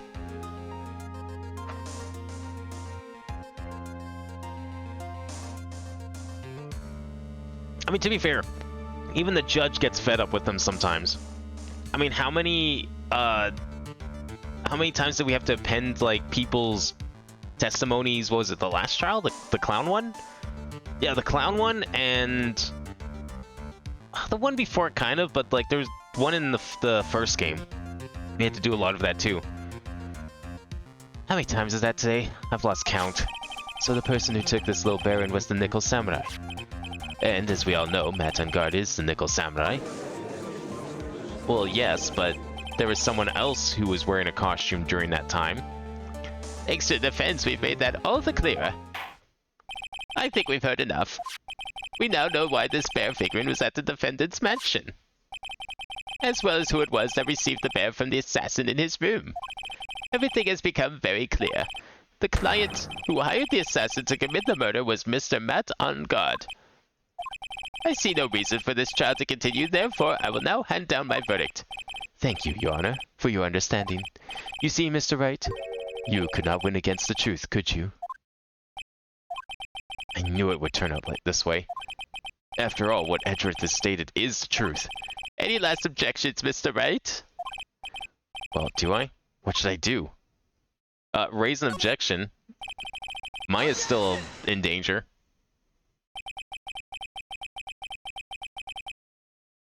Fuck cancer, his boy's got stage 3 memory loss. Look, man, he only saw an arm. He couldn't even... He didn't even remember what the arm looked like, okay? Give him a break. It's just an arm. All arms look the same. You know, you got your robot arms and you got your human arms. They're all very similar looking. I don't blame him. There's only one way for me to drag this trial out. The only thing that I have left is this one dirty trick. Prosecutors hate him. Your Honor, right now we have these 2 reasons to believe my client is the assassin's client. Reason number 1, he accepted the bear figurine from the assassin. Reason number 2, that very same figurine was found at On Guard Mansion. However, it's possible that this is all the work of a certain other person. What are you saying? What I'm saying is, it's possible a different person is the killer's real client. Are we really doing this? Didn't he admit that he was the client? The real client? Yes. Is this all you have? Now then, Mr. Wright, let's hear your theory. So you say anyone with arms is suspicious. Alright, well there you go. You heard it. Cut off all your arms. If you don't want to be suspicious, cut off your arms so you can't wear gloves. And make sure you don't get any stitches ever. Your clothing, on your body, I don't care where. Just never use any stitches. That way you'll never be suspicious. Who do you say is the killer's real client and therefore the real murderer? Oh no. There's only one other person it could be.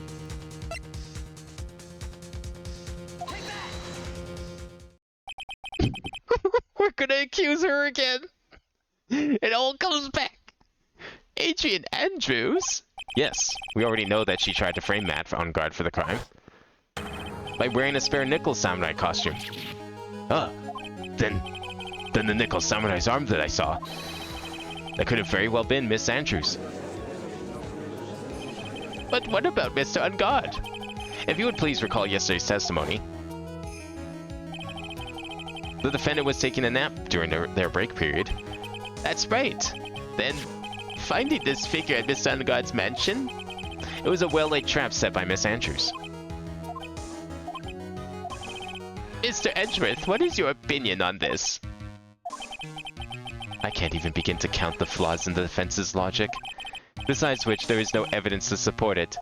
However, I can't fully discount its possibility either.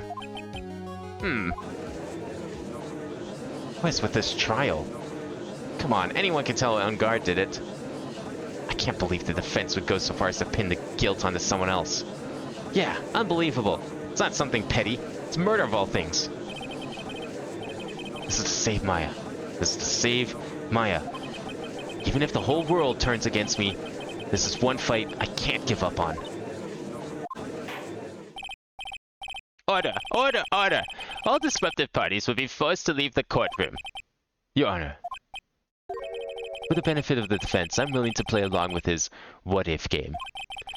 Is what-if game, Mr. Edgeworth? The prosecution is prepared to challenge the defense's theory. Mr. Wright, even you must have thought it strange and wondered, why would the criminal want this little wooden bear? He's right. The killer did specially bring that bear to On Guard right away. Why do you ask? Is there something special about it? Absolutely. And I'm sure that once the court knows its significance, the true killer's identity will become crystal clear. Your Honor, the prosecution calls upon a witness who will clear all doubts against Miss Andrews. And who would that be? It's quite simple, Your Honor. Miss Adrian Andrews herself. But we went over this yesterday. What new info is she gonna divulge? That's gonna somehow clear her of all of this. Well then, the court will take a short 10-minute recess. The prosecution will prepare its witness in that time. Yes, Your Honor.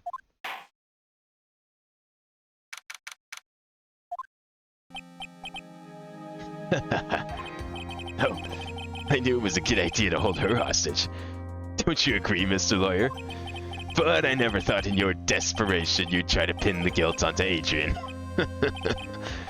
I swear this demon will pay. Mr. Nick, Pearls, where's Mia? I don't know. A really strong power suddenly called her away. Really strong power. Oh, Mr. Nick, your phone is... It's from Gumshoe. How's it going? Have you been hanging in there, pal? Yeah, sort of. We just barely found something to latch onto. Phew. That's good, pal. And what about you? Anything yet? Have you figured out where the killer and Maya are?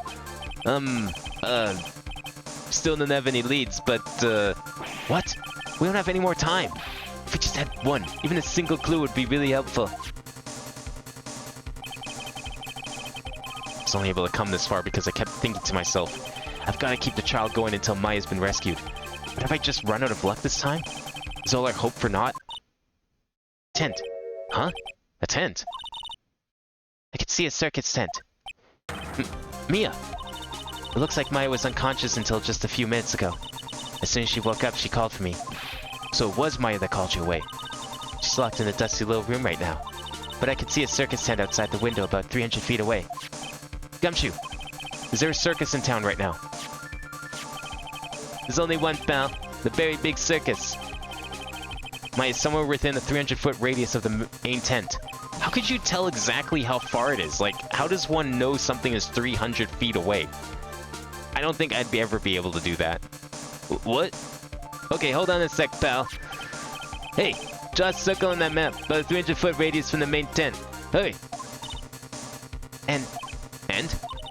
I can see a mailbox under the window, just outside. Gumshoe, there's also a mailbox. Okay, what else? What else, Mia? I'm sorry, but it was a very small window. I couldn't see anything else. I felt like I was in an old office building. Maybe the 3rd floor or so. There, an old office building. Good stuff, pal. Okay, just hang in there. Just a little longer, pal. Wish us luck. Good luck. I'll call you later. So let your battery die, okay, pal? It's okay, he's got a phone from like 2002. Those batteries last for fucking ever. Unless he hasn't charged in the last like 3 weeks. The parrot has summoned her because obviously the tent is invisible past 300 feet. Oh, true, yeah. Now, 5-mile curvature of the Earth? No. 300 feet? That's the limit of human vision right there. Mia, Maya's not hurt, alright? She's in a pretty bad state, Phoenix. She's being starved. Gumshoe, please hurry. Looks like we're out of time. Are you alright, Phoenix? It's only a matter of time before Maya's rescued. I can do this. Just have to make this trial last a little longer. I would love if, like, at the end of all this, the killer comes on screen and, like, down flies a parrot. Court will now reconvene. The killer, the man who murdered the victim, handed this to his client. From this, one obvious question arises. Why this particular item? I believe the answer to that question will provide us with the name of the real culprit. Now then, the prosecution calls the defendant's manager, Adrian Andrews, to the stand. Now for my opening argument, the first 3 chapters of Moby Dick. I would love that. Like, just a trial where someone's opening statement is literally just reading from some book. And then they're like, trust me, this is relevant. I don't even know what the trial would be at that point. Like, what kind of crime would have been committed where it's relevant to read the opening chapters of Moby Dick?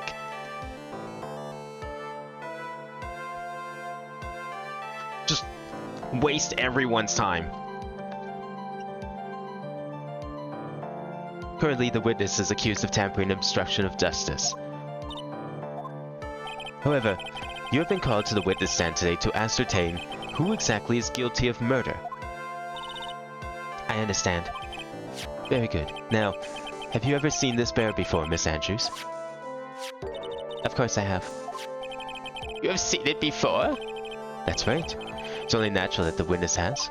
Miss Andrews, could you please enlighten the court to this bear's secrets? Alright. Why does she... What is special about this bear?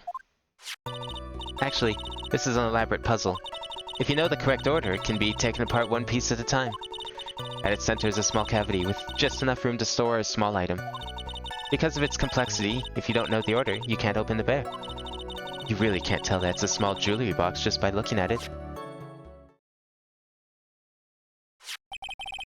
So this figurine, it's a container of sorts, is it? Yes. Looks can be deceiving, wouldn't you agree? Yes, this is superb craftsmanship. Oh, yes, I nearly forgot. You may begin your cross-examination, Mr. Wright. Looks like there's really something to that bear after all.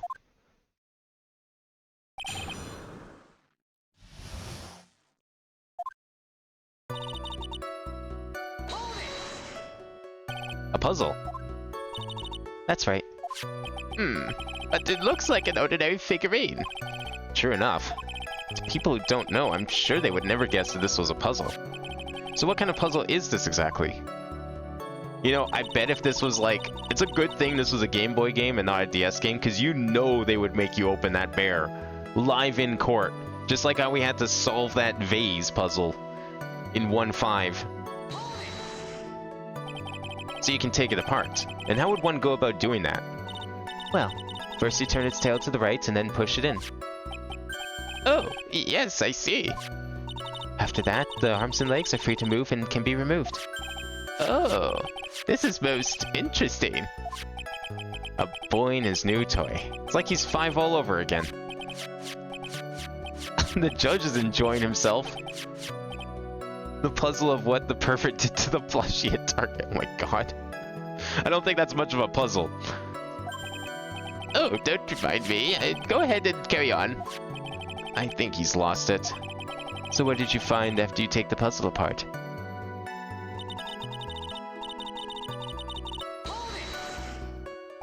And how do you know about this? I know because I was the one who bought it. Huh? It was a souvenir from a friend and when a friend and I went to Switzerland.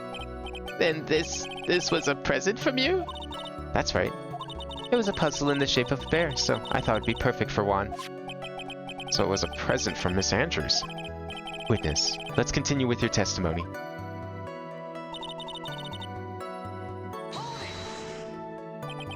So who exactly knew how to solve this puzzle? Well, I think we know at least one person in this room who seems to have figured it out. Only the 2 of us, Juan and myself.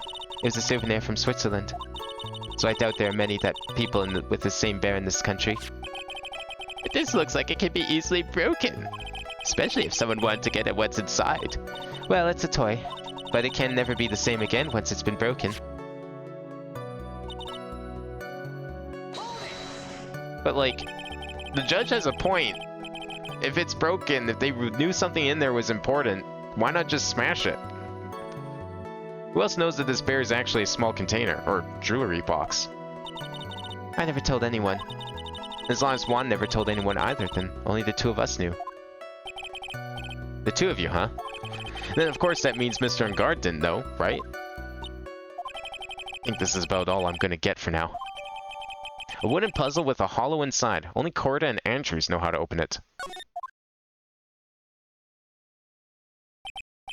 Well, Mr. Wright, I think even you have come to realize that there is one very important fact we have uncovered, and that is this. This bear is actually a jewelry box. Now that we have agreed to this point, there is only one logical question that can come next. What is inside this box? What's inside? That's right. That's what we are going to find out, Witness. Find out next. Witness, yes? You are the only one who can open this. And like I said, I think the judge is also very capable of opening this thing. Please. Why not let the judge have fun? He looked like he was enjoying himself. There's a painful silence hanging over the courtroom. All eyes are on Miss Andrews now as she solves the puzzle and takes the bear apart. I've opened it. A jewelry box that the parrot plans on making to an improvised bomb. What if it actually was a bomb inside? Is this what you wanted? What is that? It looks like a note. I don't think we need to guess at what that is, do we, Mr. Wright? It's the suicide note. The suicide note? The suicide note left by Juan Corda's former manager, Celestin Pax. Until now, no one knew of its whereabouts, but just as we suspected, it was hidden. Hidden by the victim, Juan Corda himself. It seems Celestin Pax had very beautiful handwriting, and she just as beautifully signed her own name in this document. This is most definitely the note she left right before she committed suicide. The order. Witness, did you know about this? Yes, I did. I heard it all about it from Juan. When I discovered his body, I looked for the bear. I wanted to destroy the note before it became public, but I couldn't find it anywhere, because it had already been taken by the killer. Everything is going at Mr. Edgeworth's pace. So now that the suicide note has been found, what's the next logical question? What is written on the note?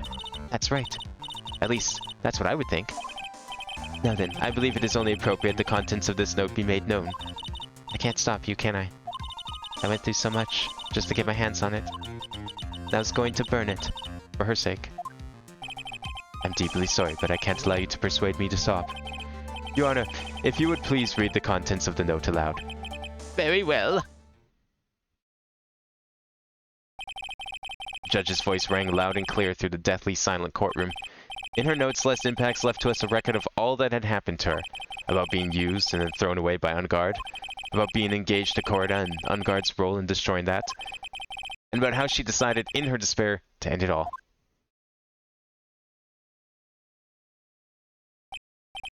And that's all Miss Impax had to say. There is one thing I would like to say here. The prosecution has no interest in slandering Mr. Ungard. Then what? Our intention, Your Honor, is to establish a motive for murder. Isn't that correct, witness? Yes. On the night of the murder, Juan was going to make the contents of the note public. After the post-ceremony show, he was going to hold a press conference. My word! Matt Ungard values above all else his refreshing like a spring breeze image, which is why he had to stop this note from being made public. At any cost. Found inside the figurine, it tells of Ungard's horrible misdeeds. It's Ungard's fault that woman killed herself. And this time, he even went so far as to kill someone to stop him from revealing that. How terrible! What a selfish person! I guess there are slimeball lawyers out there who will defend these creeps too. There is no room for doubt here. Mr. the Killer's client's goal was to obtain this suicide note. And the only person who needed this note that badly is the defendant. Let's not forget that the bear with the note inside was found at the defendant's house. It seems that we have come to the truth at last. The defendant's motives were entirely selfish. He deserves no sympathy from anyone. Off topic, but yay, government sues Ticketmaster owner and asks court to break up company's monopoly on live events. Oh shit, really? I wonder if that's going to apply to Canada. Does that mean other people can sell tickets now? Man, I wonder how long that took them to accomplish.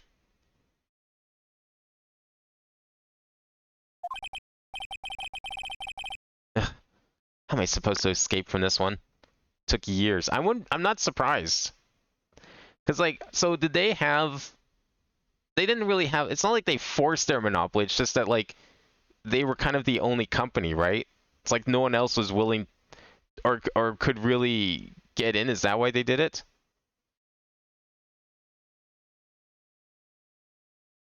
Because it's like no one else was able to get a foothold in the ticket business.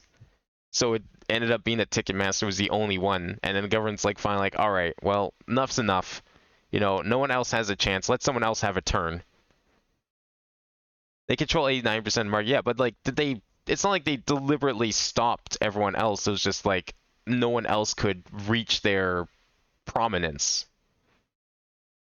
Or were they like doing, you know, dirty backhanded deals and shit to get other people off of out of the market?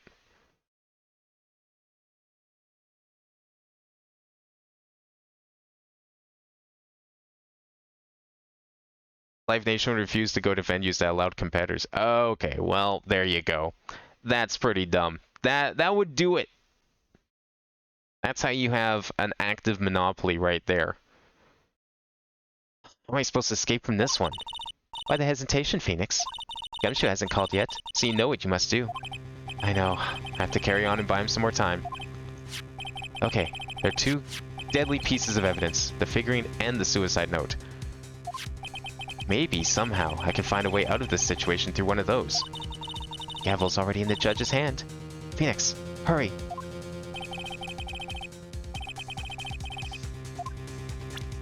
Alright, which of these are we pursuing?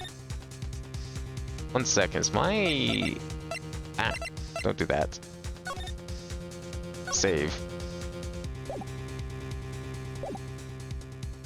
Just want to check something here. I don't... Is this set right? I think this is set right. Probably just messed everything up this way. No, that should be fine. Is that how it was? No, that's not how it was. I feel like I messed something up on OBS just now. I was just looking over at it and something seemed wrong. But I think we're okay. I guess we're fine. Huh. I'll have to look at that later. I feel like my mic is too loud, but let me know what you guys think. If it seems louder than usual. Notice suspicious given who found the body and opened the door. Yeah, so... I mean, the figurine has the note. I would say the note is definitely the key here. Because, like, this was... The bear was just the vessel to carry the note in. But the note is the real thing that we should probably pursue here. But I guess, like, the figurine, I mean, why... Actually, okay, my question then is... Why did the killer have the figurine with the note in it? They must have been specifically told to retrieve it. Which, wouldn't that mean that their client requested it? So the note is obviously the end goal here. But someone was told, the killer was told... to grab the bear and return it. And why would Matt do that? Matt didn't know about the bear and the note. Figurine would be if it had more than one compartment. Why would the figurine be suspicious if it had more than one compartment? Isn't it not suspicious now because it had the note in it, but only 2 people knew about that note? One of them who's dead, and the other person is currently standing at the witness stand right now, testifying. Those are the only two people that would have been able to tell an assassin to retrieve a bear that had the note in it.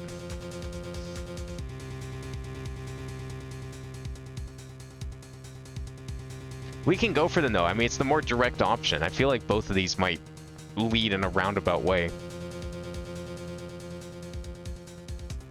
We'll try the note first. It's fine. Oh, that was the right answer. Shit. Please wait, Your Honor. Oh man, look at that lawyer. He's still going at it. It's like he doesn't care that he's trying to get a killer off the hook.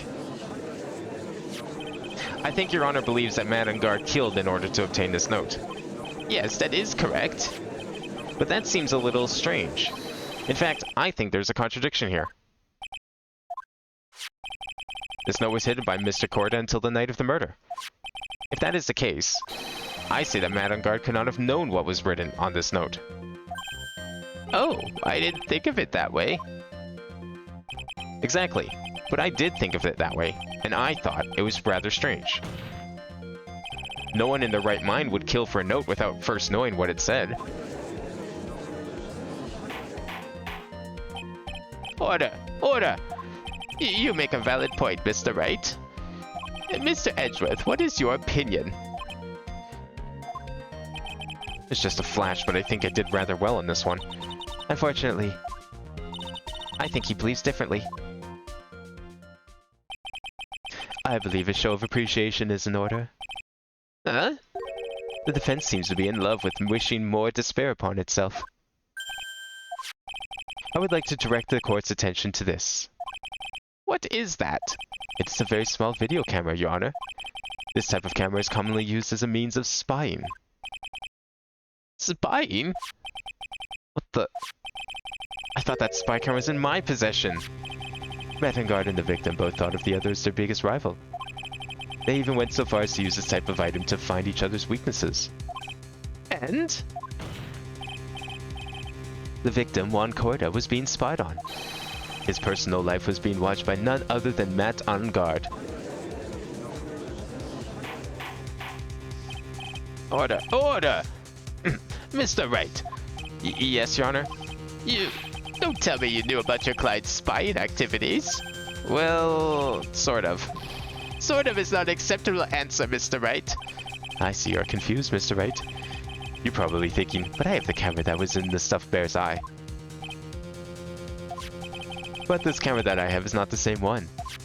Last night I searched the victim's house on a hunch. Using this. Gumshoe's bug sweeper. By the way, Mr. Wright, the defendant's fingerprints were found on this camera. Madame Guard's fingerprints were on there? Well, Phoenix, looks like those cameras were hidden all over the place, huh? What am I supposed to say to that evidence? I think this is the end. It's fairly obvious that Mr. Ungard learned of the suicide note through this. He was watching the victim all along. Got me good this time. I don't have anything to counter that. Hey, now what's that lawyer thinking? Mommy, is that man the bad killer guy? Shush, stop. Don't look at him. He's sweating is just so, ew, nasty. Phoenix. Yes, Chief? Have you figured out what you're going to do next? What I'm going to do next? Is running away like a framed child work? I know it seems like Mr. Edgeworth is very close to putting the lid on this case, but in his eagerness to prove his point, he forgot one very important thing. Well, what is it, Mia? There's a piece of evidence that he really should investigate. Something he should investigate? I would really hate to see the good prosecutor get scolded for not remembering to look into the item when he had the chance. Why are you speaking in riddles all of a sudden? What evidence is that? Alright, I think this time we finally understand everything. Well, Mr. Wright, you don't have any further objections, do you? What's this piece of evidence that Mia's talking about?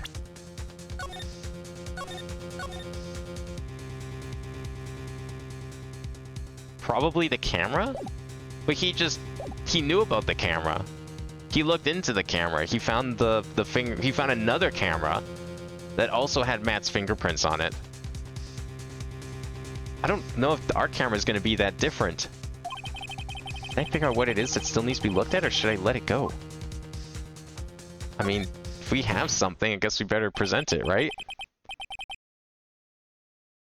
I have an objection, Your Honor.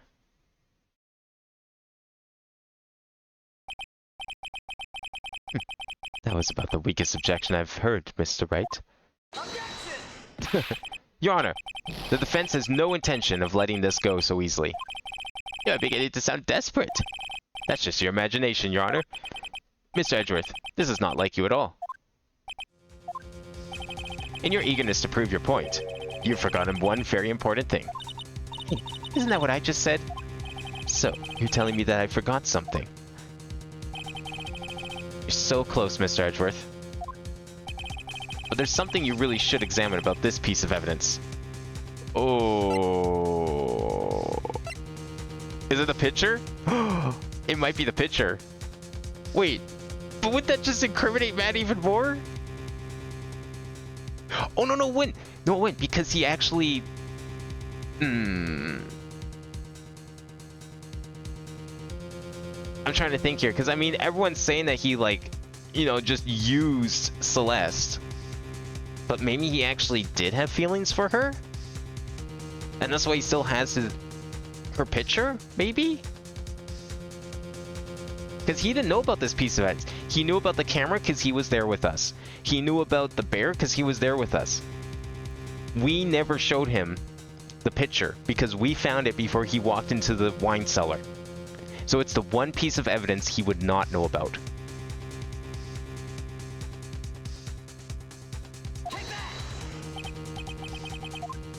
Well, Mr. Edgeworth? Yes, I do believe some special examination is needed, but I think the item that should be examined is the defense's gray matter. Whoops. Fuck. It was not the picture. I guess we're not using that one yet. Mr. Wright, after this trial is over, I'd like to see you in my chambers. I think there are a few things we need to discuss. Yes, Your Honor. You want to speak, at least use your brain to make up something intelligible. So, you're telling me that I forgot something?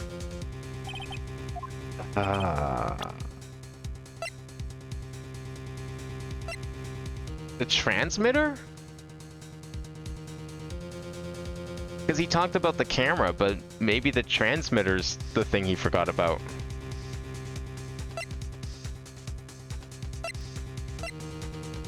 I know, like the camera, like, I don't think it's the camera. Because he acknowledged the other camera that we have in our possession. So I don't think he forgot about it, but he didn't mention the transmitter. And the reason I think the transmitter is because, like, he mentioned the cameras were everywhere. But there's no mention of, like, how he would have gone, because, like, so if Matt's fingerprints are on the cameras themselves, but then who was watching them? The butler seemed like they had access to that room, but did they know what that room was about? I don't know what other evidence it would be.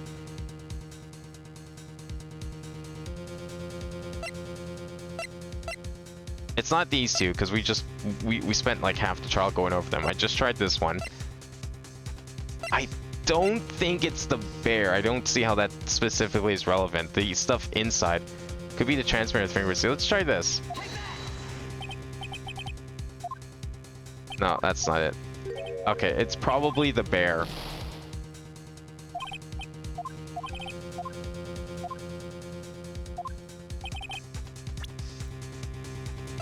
Wait, look at the receipt again? Okay. Could I check it? No, I couldn't. Proof on guard brought a stuffed bear identical to one in evidence. Yeah, it's like this was a receipt. Edgeworth did all the research on this. He got the receipt. He didn't forget about... I don't think he forgot about this. He's the one that gave it to us. So I highly doubt he did.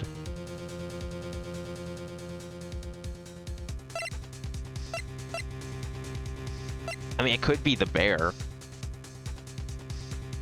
No, it's... Oh, I see what you're trying to get at. No, the wording is weird, but all it means is that, like, we can't say that it's this bear specifically, but it's probably this bear specifically, is what it means. It's not that there's two bears, it's just that the wording is, like, this receipt doesn't prove that it belongs to this bear. It's just highly likely, because who else is buying a bear like this? A giant life-size stuffed bear, right? Like, it's just, the evidence lines up. It's not hard evidence, but it's like it corroborates each other pretty well.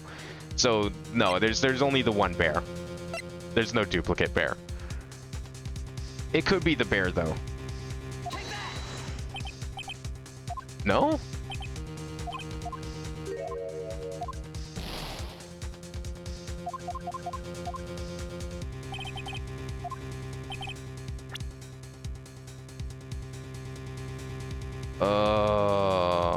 What else then?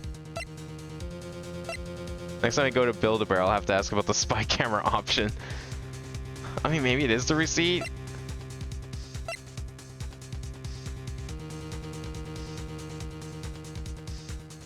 What if it is our camera? Maybe you are right. Maybe it is our camera specifically. No. Okay. I had to try it.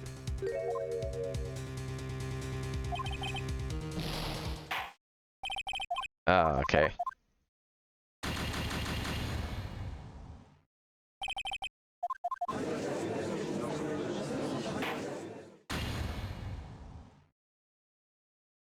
I guess it could be the receipt. Maybe I'm tricked into presenting. Can I figure out what it is that still needs to be looked at? Should I let go? Should we try no objections? Because, like, I don't know what else it could be. There's no objections to on guard getting his guilty sense as he should. But I can't let that happen yet. Mia said there was still something worth examining. If she thinks so, then even if I have to force it, I must find something to bring up. I have an objection, Your Honor. Is this just going back down the other path? It was a fake choice. Objection! It was probably a fake choice. Yeah, it's a fake choice. Okay, so we have to present something. Try the receipt? Yeah, I'm gonna try the receipt. I thought those would be very similar, but it might be the receipt.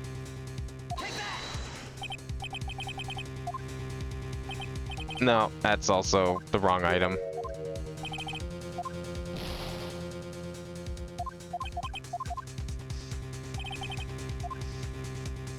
Okay, what if we... I think we tried everything on this page. It's not the card. I'll be very shocked if it was the card.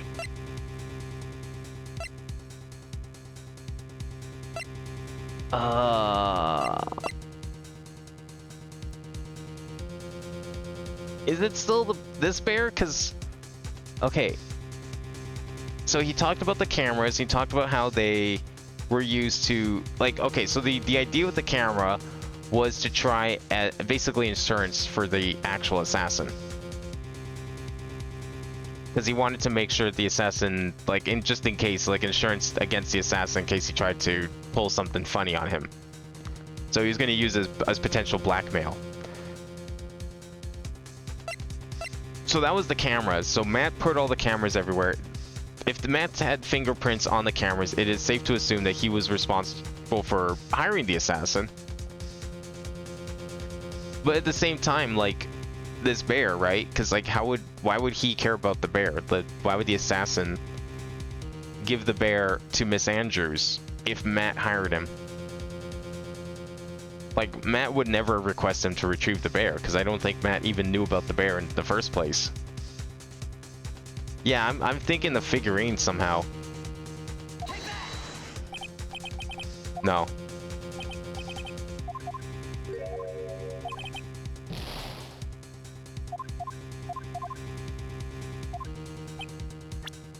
Something you should really examine about this piece of evidence.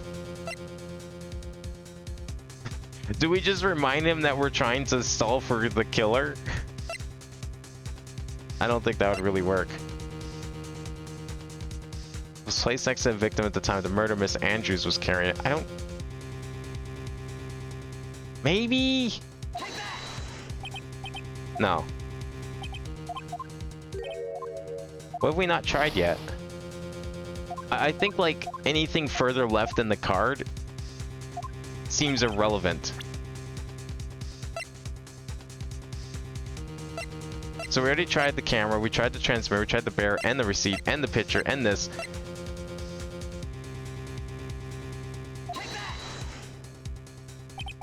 Oh, it was this. Fuck. How is it this, though? Why is the suicide note? I don't understand this one. That is Miss Impact's suicide note, right? Who knows? I mean, sure, this suicide note was found inside this bear. But this bear was in my possession until only a few moments ago. Which means...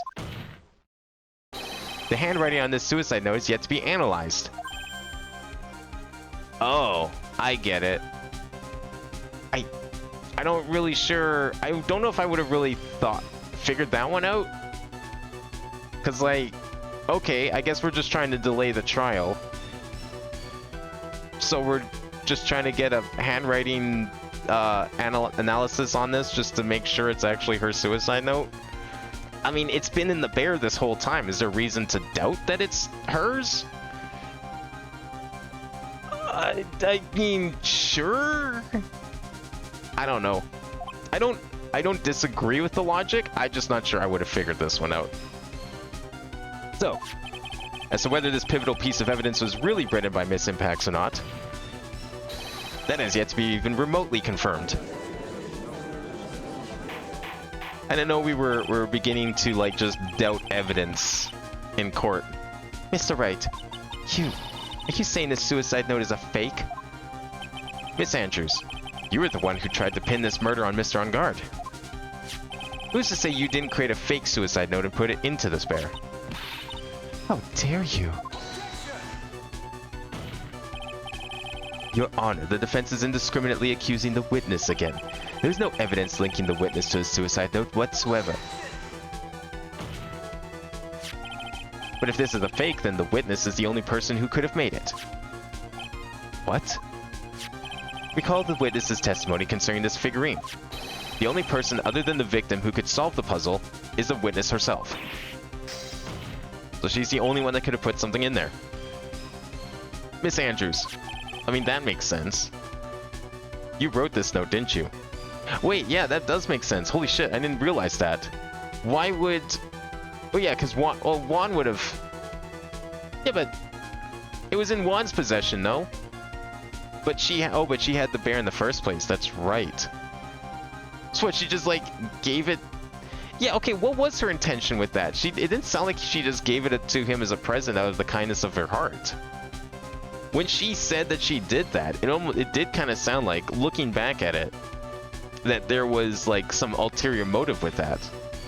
It's like she already had something inside of it. You wrote this note, didn't you? You wrote it so you could use it to frame Matt on guard. I did no such thing. Right. If you're going to pronounce this suicide note a fake, then show this court some evidence to support your theory. Mr. Edgeworth, you were the one who presented this scrap of paper as evidence. That means the burden of proof lies with you, the prosecution. Oh shit! Beat him at his own game. That's enough.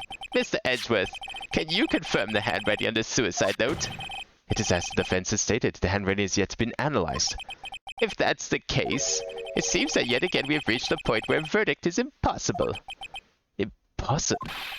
That's impossible. This isn't good, Phoenix.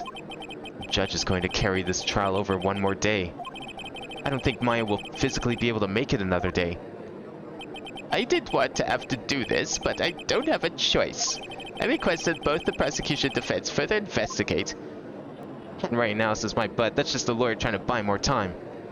Unguard is guilty. Look at him. I think we've reached the end of the line. Guilty. Guilty. Shit. They're chanting in the stands. The audience wants blood.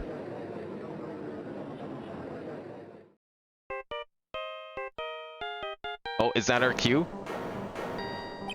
What is that sound? They don't have, like, a no cell phone policy in the courtroom? It's Gumshoe. Hello? Gumshoe? What is with him? And what's with that sigh? Where's Maya? What happened to the killer? He got away. What? I'm sorry, pal. I really am. I don't know what to say besides I'm sorry. I wish there was some way to make it up to you. I really do. Anyway, what's going on? We found his hideout, pal. But the two of them were already gone. It's terrible. I'm gonna keep looking for them, pal. Don't you worry. Just need a little more time. But don't tell me we don't have any more. I think no matter how you look at it, we don't have any more time here. Either we get a verdict or it goes one more day. Either way, it's not looking great. You hear that? They're calling for his head. It's the right. I can't. Supposed to come this far and. Oh, what is it? Let me talk to Mr. Edgeworth. I can't do that. Mr. Wright, would you please get a hold of yourself? Yes, Your Honor. I'm about to end today's proceedings. You may take your phone calls after. Hold on, Your Honor. Edgeworth, catch. What? Mr. Edgeworth! Please, you gotta buy us some more time. Court is in session. I'm sorry, Your Honor. You were saying? Mr. Wright, this is a court of law. I'm sorry, Your Honor, but I am reluctant to do this, however. It appears that I have no choice but to suspend proceedings until tomorrow. this time I really can't do anything. Court is now adjourned for the day.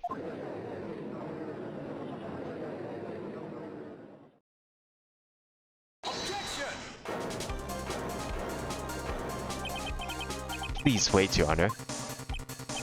Edgeworth? What is it, Mr. Edgeworth? I humbly request another 30 minutes of Your Honor's time. For what purpose? We can perform the necessary tests on this piece of evidence in that time. But can you really obtain your results in 30 minutes? I believe we can, Your Honor. Would it be better if we adjourned for today than reconvene tomorrow? 30 minutes, please. That's all I'm asking for. Please, Your Honor. Very well. At the prosecution's request, this court will now take a 30-minute recess. But be advised, I will not allow another recess today. Not sure if this is helping or hurting us. The court will now take its final recess of the day. This is it. To read Moby Dick.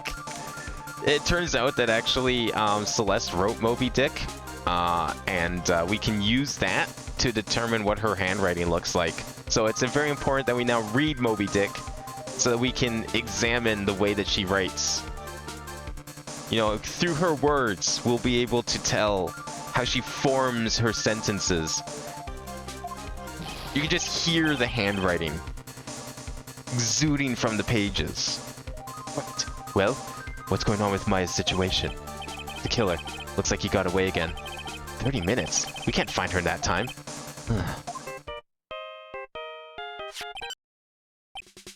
Report. Is that Mr. Edgeworth? We don't have time. Just spit it out. Right. It looks like we just missed him, sir. But the killer left a few things behind by accident in his quest to get away.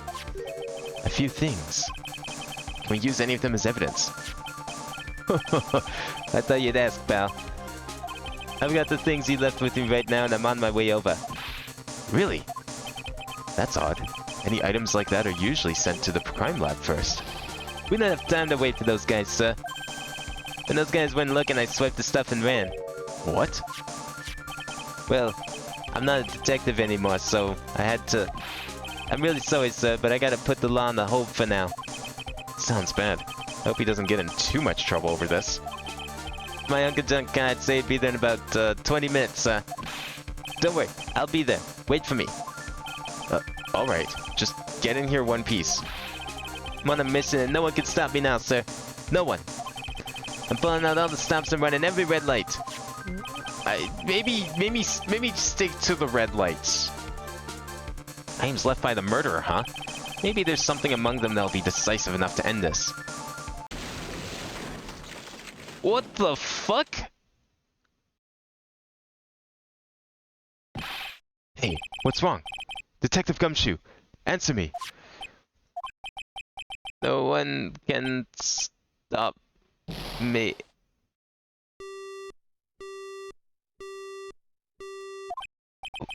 What happened? Sounded like he had an accident. I'm guessing his cell phone broke as well. Told you, just why did you run the red lights, you idiot? What was he thinking? We've got to hurry and call for help. But we don't have no idea where he is. His cell phone is broken and he wasn't driving a patrol car, so no radio either.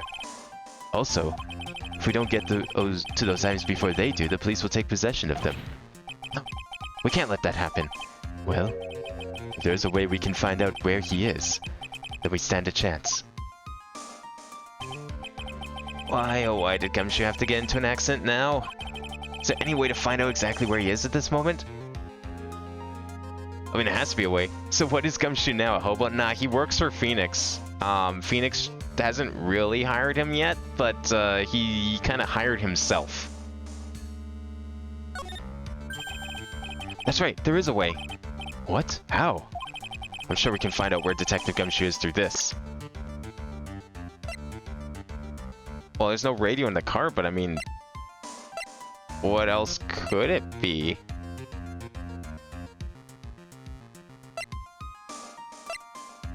It's gotta be this, right? I don't see how, though. Right, so we're not in the middle of a mock trial here. I guess this won't work, huh? I guess it's up to me. Alright, I'll think of something on my end. Don't get your hopes up too high, but I'll try my best. Say something wrong? Map? I don't have a map. I have a map of the hotel. I don't think that's gonna help, though. I mean, the transmitter, maybe. I don't see how that can help, because again, he doesn't have a radio.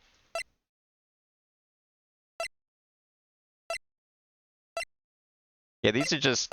None of this stuff in here I don't think would be really useful.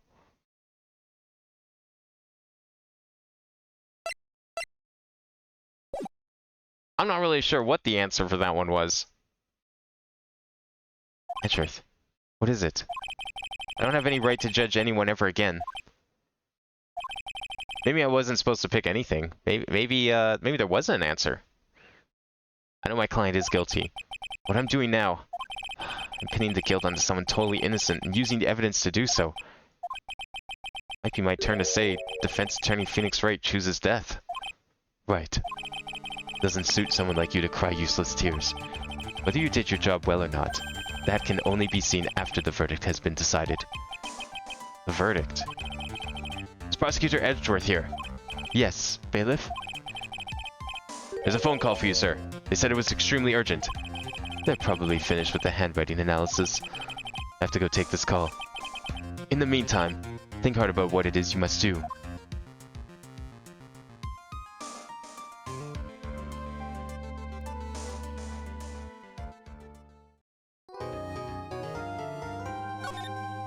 So we have half an hour to get Gumshoe, get that evidence. Are they going to be able to find Mia, though? Or Maya? No, court's back in session. Court will now be convened. I assume both sides are ready? Yes, Your Honor. Yes, Your Honor. I can understand the defense acting like this. However, why do you also seem distraught, Mr. Edgeworth? It's nothing, Your Honor. What's wrong with Edgeworth? Looks like something unexpected just happened to him. Now then, Mr. Edgeworth, if you could please tell the court the results of the handwriting analysis on Miss Impact's suicide note. Yes, Your Honor. Unfortunately, we have discovered that this suicide note is a forgery. Oh shit, it actually is? No! It was a joke! It was not meant to be taken seriously. I said it as a joke. What do you mean, Mr. Edgeworth? This note was not written by Miss Impax herself. It is a fake. That's a problem. We were kind of hoping that wouldn't be the case. Order! Mr. Edgeworth, would you care to explain what is going on? If this was not written by Miss Impax, then who wrote it? We would need more time to do a more detailed analysis, however. It appears that the handwriting matches that of the victim, Mr. Juan Corda. Mr. Corda? Well, well. It looks like Miss Impax never left a suicide note after all. She never wrote anything about On Guard. You know, that kind of checks out. Why would you hide someone's suicide note? That doesn't make any sense to me. You know, just, that would explain why he didn't want anyone seeing it, because it was a fake this whole time. However, Your Honor, even though this suicide note is indeed a fake, Mr. On Guard could not have known that, and so that facts remain unchanged. Acting under the assumption that it was real, he had plotted to possess it. That does sound very plausible. It's clear that On Guard had no idea that the suicide note was fake. Something seems a little wrong with it. Oh boy. We're still stuck down to 1 pip. This is how it always comes down. It's like one puzzle destroys everything and then we just continue on. Something seems a little wrong with it. Can we... Is there something we have to prove that he wouldn't have known that it was a... Andrews could have planted it when she found the body. I mean, she could have, for sure. I think it's very likely that Andrews is not innocent. She's actually the one that asked or hired the killer. Although that doesn't make sense, because then why would On Guard like admit to the crime? I don't know. Are they in cahoots?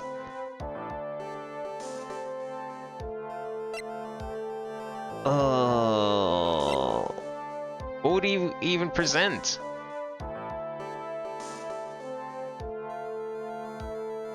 I don't even know what we would present. If we back down, something seems wrong with that. I mean, that we have to pick this, right? But what would we present?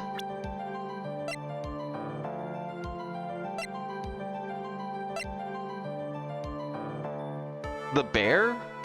The figurine again, actually. Yeah, that's what this seems to always come back to, doesn't it?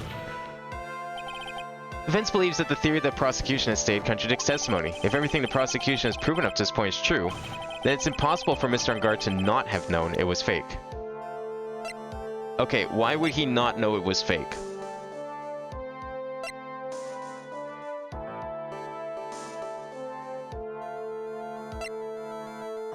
This is why.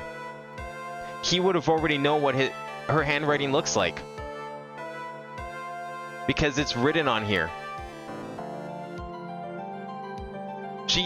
She wrote a note on her photo that's in his house. Maybe? I mean, it doesn't really... It's kind of flimsy because, like, he's never seen the note, right? So he would have had to know it was fake, even before then. That's the camera. If your theory about him planting, or her planting it in his room, this camera would have recorded everything. Right? It was running at the time of the murder. So if she was to plant the note during this time period, then surely he would have known about it, right? Both are pretty good choices. I think this one's more likely because I doubt he's seen the note. Yeah. What is this little item called again? A video camera, Your Honor. Well, a very small one, but... Oh, that's right, a camera. You kids and your fancy toys nowadays. Mr. Edgeworth, earlier you claimed that Mr. On Guard knew of the existence of this note because he was spying on the victim. Isn't that right? If that were true, then this means Mr. On Guard would have known that the victim had forged the note. So then the defendant knew this suicide note was a fake. And if that's true, then the situation has suddenly changed in a very dramatic way. Exactly, Your Honor. The prosecution's theory as to what Mr. On Guard's motive for murder was, it has suddenly disappeared into thin air. But, Your Honor, it's not as if Mr. On Guard monitored Mr. Corda 24 hours a day. Perhaps the victim wrote the note in a place Mr. On Guard didn't know of. Well, right back at you, Mr. Edgeworth. Why don't you show us some proof that the victim made the forgery at an unknown place?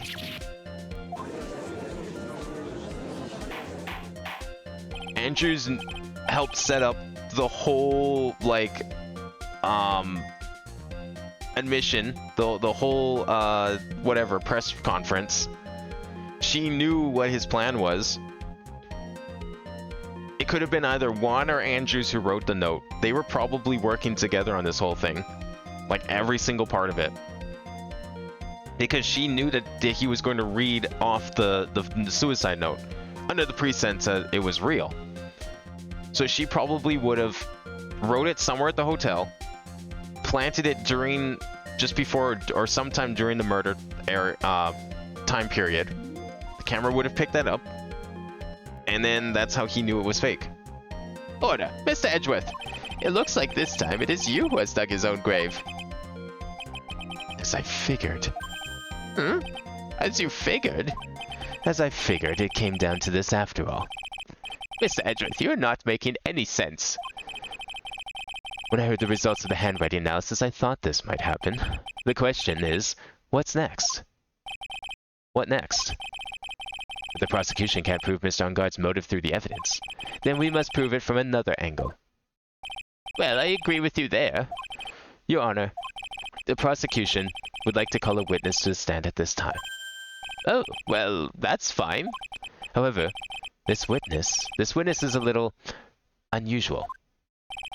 Edgeworth's stuttering. This is not like him at all. Unusual? Well, what sort of witness is this person, Mr. Edgeworth? This witness is one who is perfectly fit to answer once and for all the question of who was it that hired Shelley the killer to commit murder? That's impossible. No such person exists who can answer that question with such certainty. Yes, Mr. Edgeworth, who is this witness? It's, Yes, go on. Who is it? the man himself. Mr. Shelley the killer. Oh, Mr. the Killer. Why? Wait, Shelley the Killer? You mean the killer? I mean the assassin? Yes, Your Honor. He's coming here? To the witness stand? Well, yes, in a manner of speaking. I recognize that this is a very unusual circumstance, so I ask for your permission. Well, Mr. Wright? Yes? Is this alright with you? Do I have a choice here? I can't really do much else to drag this trial out. Defense has no objections, Your Honor. I wonder if it really is alright to do this. Very well then. The prosecution calls its witness to the stand.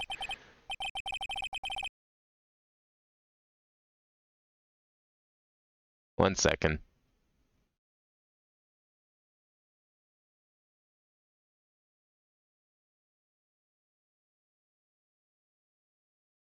There we go. Edgeworth, is there no other way left to us?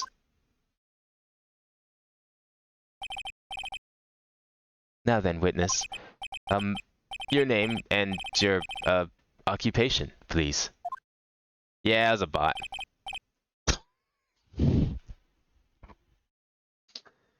I had a feeling this might have been how it would go.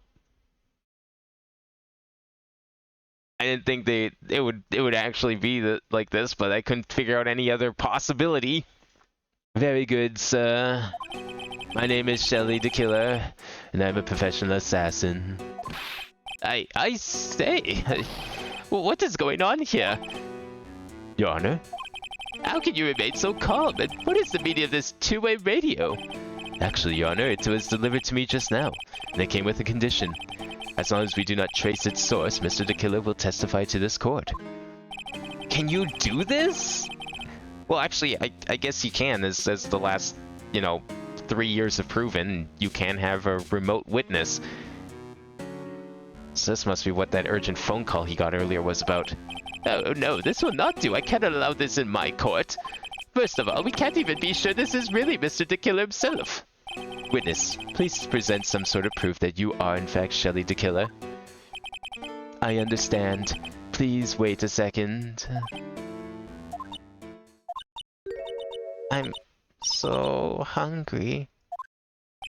Maya! A voice! Mr. Wright, can you confirm anything for this? The defense has no objections to this person. We are satisfied that this man is indeed Shelly the Killer. It looks like we have run into yet another unexpected turn of events. Well, it doesn't seem like we have too many choices under these circumstances, so... Now then, witness. There is one thing I would like to confirm before we speak of anything else. And what would that be? At the request of a client, you killed Mr. Juan Corda. Is this correct? It is as you say. I did indeed kill Mr. Corda. Now then, now that we've answered that, let's move on to the name of your client. Very well. This is all just a bad dream. Yes, that's it. A bad dream. Shelly the Killer. What is he going to say?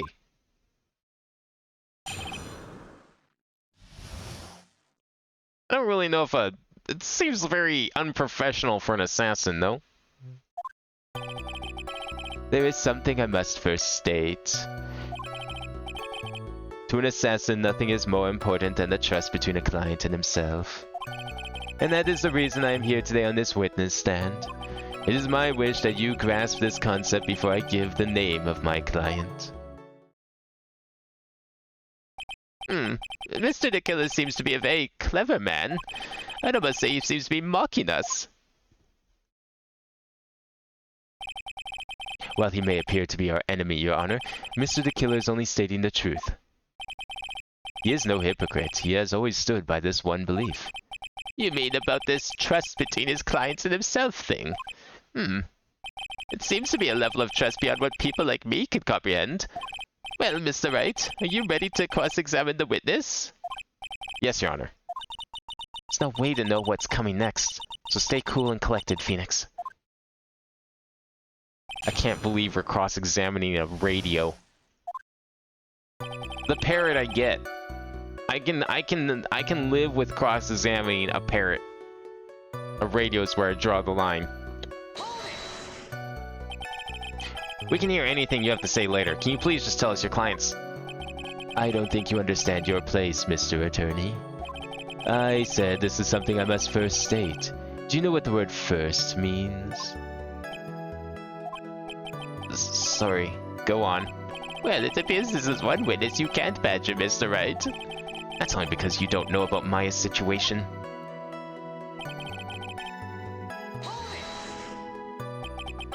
The trust between you and your client. I provide my services in a fast and efficient manner. In exchange, I trusted that my clients are discreet about me and my identity. If too many people knew my face, it would be quite troublesome. And that is why you testified in this manner. This is the first time one of my clients has ever been accused of murder. I must preserve that the killer name so my clients can trust me. But couldn't someone stab you in the back and break your trust? It has never happened before, but if it ever did... Yes? That person wouldn't be my client for very long. They would certainly... That's enough, please, no more. Very well. It was only a hypothetical, anyway.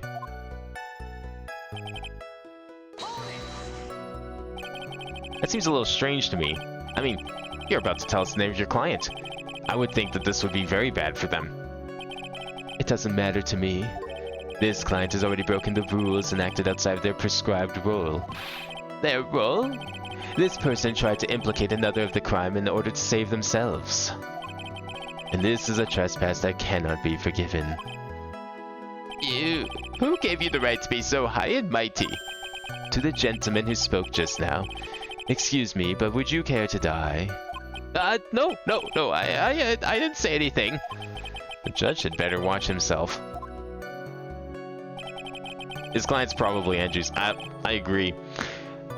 I'm trying to think if there's like a way that wording could mean Matt, but I'm just not seeing it because Matt didn't really do anything to frame anyone.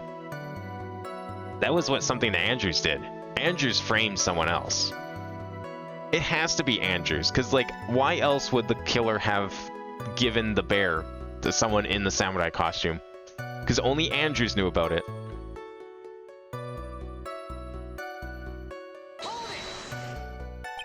We understand, so please tell us the name of your client. I'm afraid I cannot do that. I still have a few things to say before I do. That egomaniacal... Michael... It's not good for your health to be so aggravated. You wouldn't live very long if you let everything bother you. Somehow, that coming from an assassin makes it less than comforting. I don't really care about all this extra fluff, just tell us the name already. Patience. Try to calm down a little. It's important to try and understand his mindset. Seems very steadfast and closed, so you're gonna have to work to get him to talk. I'm not his therapist, you know? What the hell do we present? We pressed everything.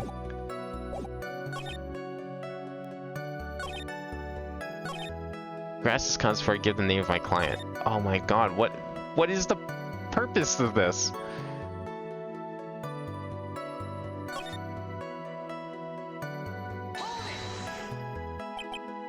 Trust between your client. Provide my services in a fast and efficient manner. In exchange, I trust that my clients are discreet about me and my identity. The roles and duties assassin's client to carry out. Oh, here we go. I'm sorry, but I was wondering about something you just said. You said that your client had already broken the rules. Ah, okay, I had a feeling it might have been. Like, I was thinking it might have been something you press or present again. Or present, but I guess pressing was also something I was considering.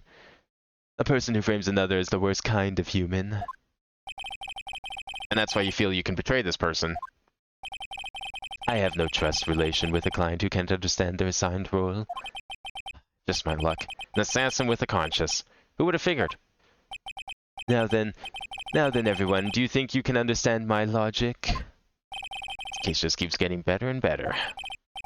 If you can't, then I'm afraid we can't proceed. Everyone understands your point, I think. Really. In that case, I believe I am prepared to disclose the information you seek. You have made it crystal clear that you value your trust over all else. I believe we are ready. Excellent. And that is the reason I'm here today on this witness stand. To present the name... Yes. I guess we need to press both of these. I think these are both new, actually. Seems a little strange to me. I mean, you're about to tell us in your client... Oh, we did this one already. Are you actually ready to tell us, though, is the question. I do agree. What is it? Now I can't bring myself to ask the client's name. If you can't ask it, Mr. Wright, then I will. Witness. What is the name of your client who requested the murder of Mr. Juan Corda? That person's name is... Adrian Andrews. So, hang on here. Why... Oh, actually, you know what? I do know why. This guy wants us to get a not guilty verdict for Matt on guard over here. Because he was the one that was framed. He's the one that is being wrongly accused of being both the client and the murderer. He has no role in this. So his presence in this court should not have ever happened. Adrian also got herself arrested. That's who he was referring to this whole time. Adrian was the one who framed Matt on guard, which he was also referring to. She broke all the rules and strayed from her role. Witness? That's not who you told me it was earlier. Pray tell, what are you talking about, Mr. Prosecutor? I should think I know my own client, and it is Adrian Andrews. What? This can't be. On the phone earlier. What's going on here? My guess is that Mr. the Killer just stabbed Mr. Edgeworth in the back. Stabbed Edgeworth in the back? I'm sure it's in order to get an audience with this court. Mr. the Killer told him a different name. Matt on guard, perhaps. I knew it. This is outrageous. I was deceived. This witness is telling a very serious lie. But you're the one who summoned this witness. You, Shelley the Killer. My testimony is the truth. The defendant at the moment is Matt on guard, am I correct? All I wish to do is help procure his acquittal. Wait. Then which is the lie here? Hang on. Is he lying now, or was he lying to Edgeworth before court? Is he saying Adrian to get Matt off the hook? Or was Matt the lie and Adrian actually is the client? I mean, it kind of makes sense that Adrian's the client, but again, it also made sense in the previous trial that Adrian was the culprit. Almost made too much sense. It seemed too easy. I still say it's too easy. Something is up here. I can't tell who's the actual client. Wow. All of a sudden, it feels like we can actually win this. Yeah. But should we be winning this? The prosecution has failed to provide a motive and has instead provided this suicide note, which is a forgery created by the victim. Furthermore, there is a possibility the defendant himself knew it was a fake. But most definitive of all, we have heard from the assassin himself the name of his client. Mr. the Killer's client, who was requested the murder, was not the defendant at all. No. With all this evidence, it is obvious to me that this means that Mr. Matt on guard is innocent. Is he though? I seem to have caused you all a bit of confusion. Please continue your discussion and call me when you have reached the verdict. Bailiff, please bring Miss Adrian Andrews in immediately. What now? With the way this is going, On Guard will be found innocent. This may be our last chance to save Maya. Yeah, but Edgeworth is right. The killer is lying. And On Guard, my client, I know he's guilty. I mean, On Guard admitted to it. He like straight up told him cold dead stop. Yeah, I'm the one who hired him. And it makes sense. I mean, the killer was like hanging out in his house.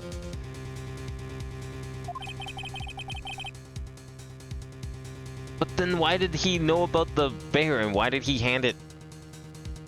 Can I live with myself if I win this? Would have believed that the prosecution's own witness would have absolved the defendant. Your Honor, the prosecution requests permission to further question the witness. Surely the killer is certainly lying under oath.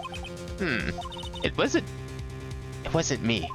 Listen, everyone, please. That testimony just now, it was all one big lie. Miss Andrews, the suicide note may have been a fake, but that man, Matt, he's the reason Celeste died. And Juan's death is all because he got pulled into Matt's twisted world. That testimony just now, you have to believe me. It was a horrible, horrible lie. But Mr. the Killer himself has testified. He has named you as his client. No, that's not true. I mean, are we really going to trust some disembodied voice over a radio, even if we both agreed it's actually Matt the Killer? Like, this guy's a trained assassin. I don't think he gives a shit about lying under oath or not. Also, there's quite a bit of evidence that points to you. The knife and the button, donning the nickel samurai costume. But that's... You even have a motive. We know that Miss Celeste Impax was a large part of your life. You wanted to follow her, and you wanted revenge against the two who hurt her. I would say you have plenty of reasons to want them both dead. No. Mr. Wright. You know the truth. Tell them. Tell them the real story. Who the real killer is. Tell them. Please. Help me. I know the truth. Mr. Wright, Yes, Your Honor. I believe we have reached the end of this trial. Therefore, I ask the defense for any final words or opinions. I have to decide. Do I take the not guilty verdict and save Maya? Or do I throw this chance away and wait for Gumshoe's new evidence? What am I supposed to do? Oh. No. Okay, look. I think we could turn this around later. I say we continue the trial.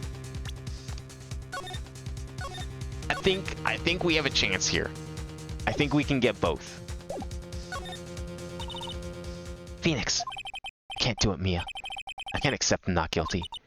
You are a lawyer. I know. But a man on guard is a killer, a murderer. I can't let him get away with this. I can't let someone else take the fall. If I let Miss Andrews be convicted, I'm no better than on guard. And even though I don't want to admit it, I have to face the fact. That is because of Edgeworth that I now know the real truth. He could have gone on guard convicted so many times over, but he never took a single one of those chances. If I take this verdict right now, I'd be betraying his trust. His trust. I never thought about it till now. I trust him. Yes, you do. Mr. Wright, your opinion, please. The defense requests that we be allowed to further question Mr. the Killer. Am I hearing you correctly, Mr. Wright? Right. But that witness has cleared your client through his testimony. Your job here is done. I'm not done yet. To see through witnesses' lies and find the truth. That is my job, Your Honor. There's still more evidence to look at. And I'm sure that once those pieces arrive here in this very courtroom, a miracle will occur. Very well. The trial will continue. Mr. Edgeworth, please re-establish connection with Mr. the Killer. Right away, Your Honor. Has a verdict been reached? Before that, we would like to talk with you a little more. About... All you needed from me was the name of my client. What else could you need me for? Well, actually, we would like to hear everything you know about this case. That is how things are usually done. What is he talking about? Usually done? But what shall we have him testify about now? Mr. the Killer, if you don't mind, please testify about your client in more detail. You legal people and your procedures. Is it any wonder no one likes to go to court?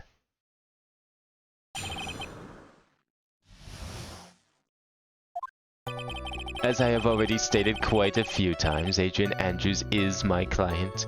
However, one thing I simply cannot overlook is tampering with the scene of the crime. My client did it to frame another for the crime, while pretending to be the first person to discover the body and enter the scene. Adrian Andrews already knew from the very beginning that Juan Corda was dead. But even more appalling is the creation and planting of the knife and button. That act is what I was referring to when I said my client had broken the rules. This is the most unexpected turn of events. For the, 5th time now? However, this time everything has finally been revealed. Just a second, Your Honor. Yes, Mr. Edgeworth? We still have the cross-examination to do. But you don't need to question testimony like this. Do you, Mr. Wright? Your Honor, the defense will question the witness. As if I have a choice here. Huh? Why? What this witness has said is nothing but beneficial to the defense's case. If you scrutinize the testimony, then I'll expose the lies in that oh-so-beneficial testimony, I suppose. I don't understand what's going on anymore. That makes two of us. Alright, what are we doing here? I mean, what exactly did he say was a lie? Like, everything he said lines up with everything we've proven. I mean, hell, he's basically said our theory verbatim.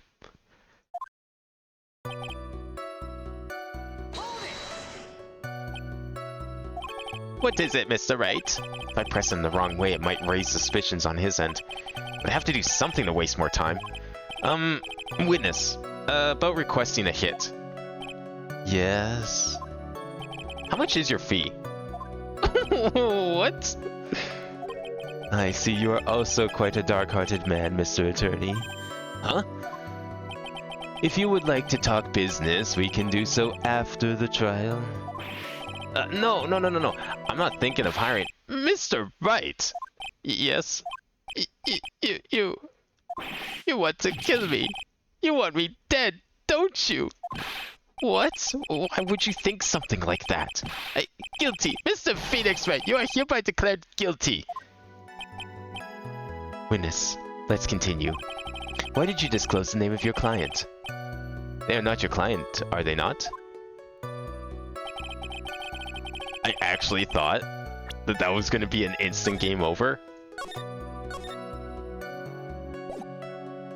Like, he just starts thinking that we actually want to hire someone to kill him, and then we just get thrown out of court.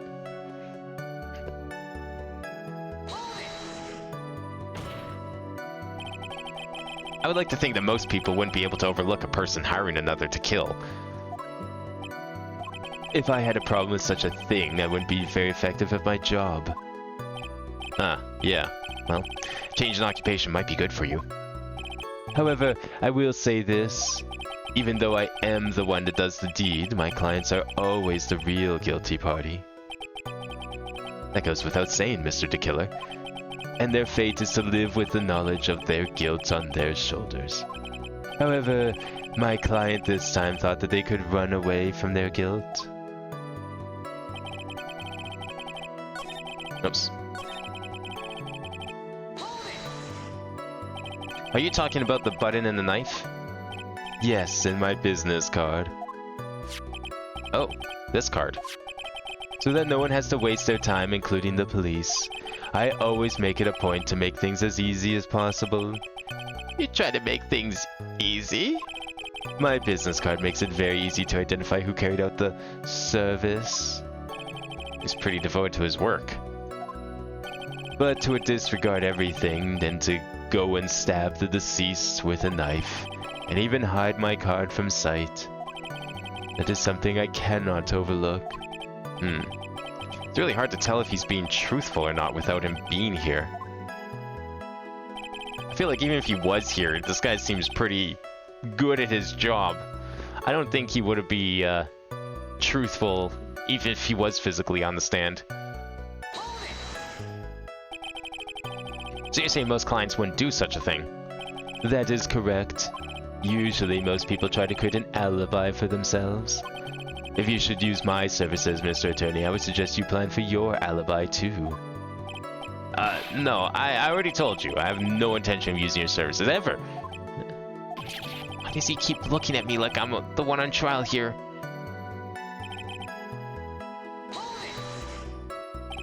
From the very beginning. That is correct. From before my client visited the room. All of my clients know precisely what the situation is at all times. I wonder if that's really true. That's odd. Wait, what? Is that this? Adrian Andrews already knew from the very beginning that Juan Corda was dead. Did she? Is that the key here?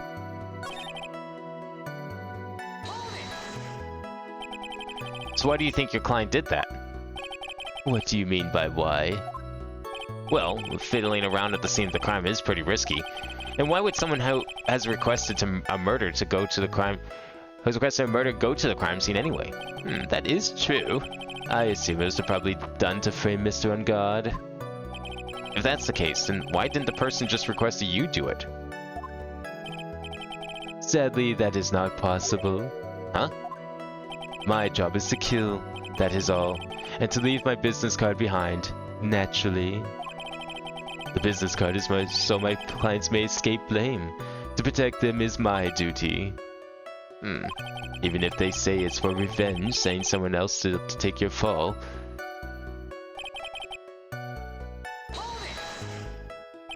And that's all you have to testify? Yes, and I pray that I will never be called to the stand again. Again? As in you plan to continue?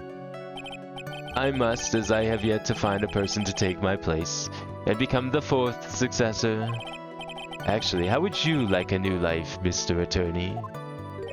Excuse me? No, I'm fine, really. Are you really now? I wonder what kind of man the judge thinks I am now. What are you gonna do now, Phoenix? All I can do now is expose the lies. That's true. However, you realize that will be very bad for our client, right? So confused. But the one thing I know for sure is I can't let this trial end yet. Okay, so where was the one? Adrian Andrews already knew from the very beginning that Juan Corda was dead.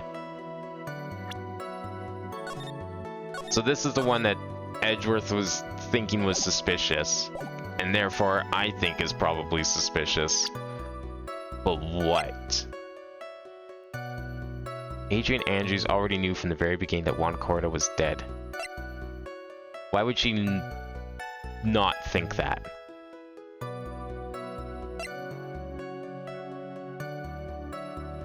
Because she picked this up. It's placed next to the victim at the time of the murder. Miss Andrews was carrying it. Right, because she picked it up when she went to the room. I'm trying to remember what her testimonies were in the past. Because she went into the room. I mean, it does kind of check out because, like, her reasoning for entering the room and just casually pouring a glass of juice. That was always kind of weird. That made no sense. Press this one again.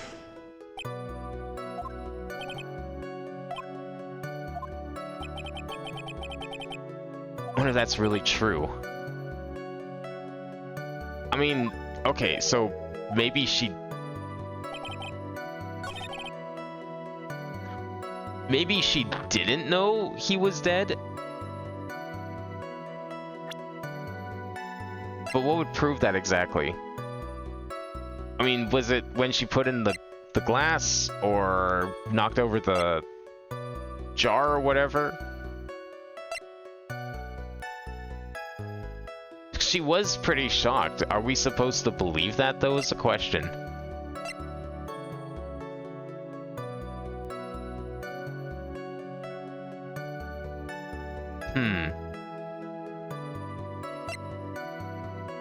There's the victim's blood and on guard's fingerprints in the grip. Gate waters engraved. I kind of almost wonder if, like, we're supposed to bring up how she didn't. She seems surprised.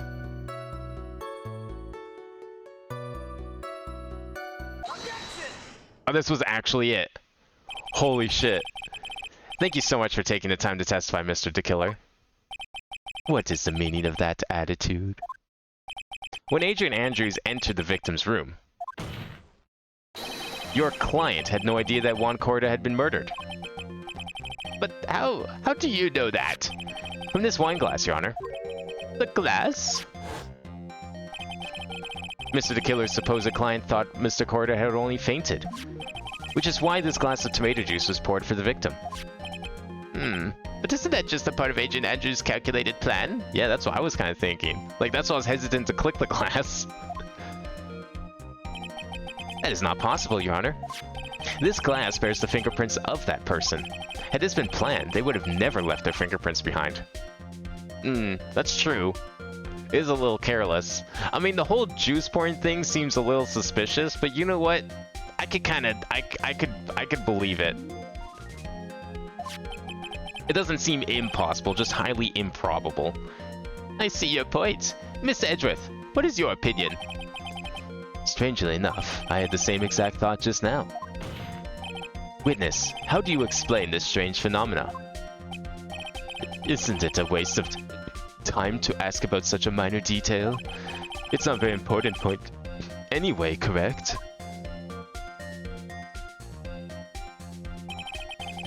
I'm afraid you are mistaken. If Adrian Andrews really is your client, as you claim, then your client should have had knowledge of Mr. Corda's death. If not, then that can only mean that Adrian Andrews was never your client at all. Now, I don't know how suspicious this would be, but something just kind of crossed my mind here. Wouldn't now be a good time for Mia to, like, leave and try and get Maya to do everything she can to summon, figure out where she is at this moment, come back, inform us, somehow get a message out to the police or something? I mean, maybe Maya's just too weak. I mean, she is really hungry. She's practically starved to death. So I get it. But is that something that they've considered at all? Because, like, I feel like that would be the easiest way. Well, he's distracted, testifying to this trial. Just, like, get in there, figure it out where she is, and then go and find her. They didn't trace the radio. They didn't break their trust. They just use a different method. How strange. Yes? Why is it that the attorney has yet to raise an objection at this absurd situation? Phoenix, if the killer figures out what we're up to, we're in real trouble. Yeah, I know. Right, should object to that. You know, gotta keep up appearances. Mr. Edgeworth, I'm surprised. You know you can't say things like that without any evidence. Ah, sorry. Oh yeah, real convincing. Well, that was an awfully weak objection for the two of you. Anyway, I am positive there was a contradiction in that testimony. The prosecution requires further testimony concerning whether the request was taken. Very well. Right now I have to buy us more time. We're gonna, like, get him to re-testify so many times, we're gonna start asking him about what socks he was wearing the day of the crime. While we wait for the items that the killer left behind to get here, I just know that the very outcome of this trial lies with those items.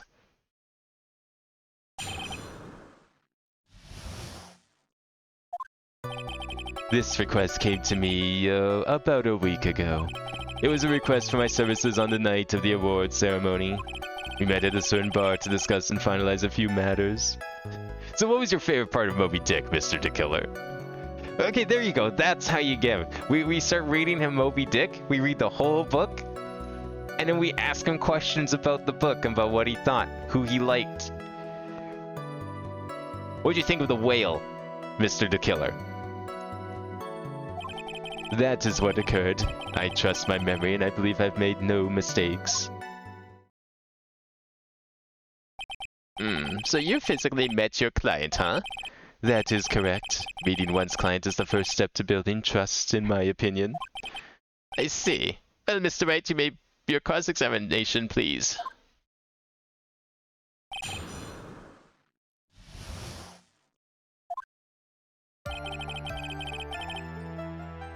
Okay, just save on each one of these.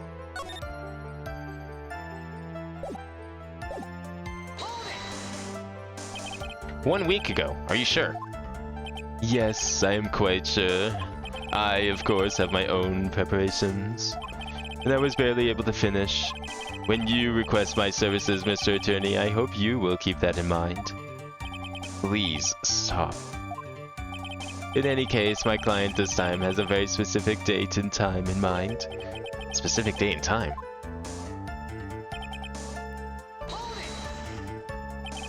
Did you ask why on that specific night? No. I tried to fulfill all the conditions of my client's request. But as for why, I only had my suspicions. Your suspicions, huh? So what are these suspicions you had? Why did your client request that night? I'm sure it was all for the bear. The bear? My client spoke of it. I'm sure there will be a bear-shaped figurine in Juan Cordo's room. I would like you to retrieve that item for me. So, wait. She knew about the bear because she knew it had the fake suicide note in it. Why did she want it back? Because she also said she helped set up the press conference for him. For the confession. Did she change her mind? Is that why she wanted to kill him? Must be talking about this bear puzzle. Inside that figurine was a suicide note. Naturally, the victim brought it with him to his hotel room. He was planning to publicly disclose its contents at the press conference after all. That is correct. And if I had not done the job that night, I would have not known where that bear figurine was. I see. Well, Mr. Wright, was the testimony just now of any importance? I'd say it was important. It feels like it kind of contradicts a few things that Adrian said. Testimony just now had made one thing clear, and that is the client knew the secret of the bear figurine. Huh? Why is everyone so quiet? Mr. Wright, I think all of us already knew that. Oh, really? Witness, please continue with your testimony.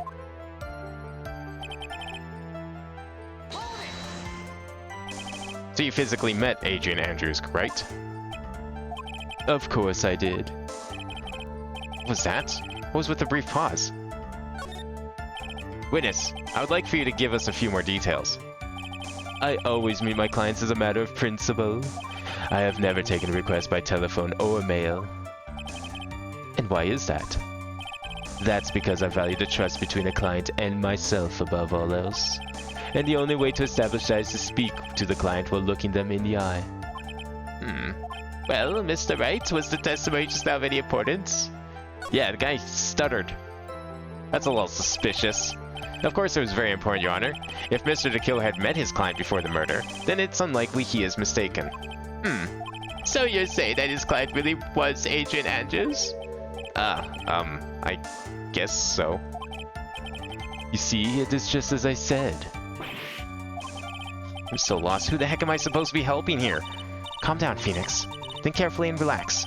Now then, would the witness please continue?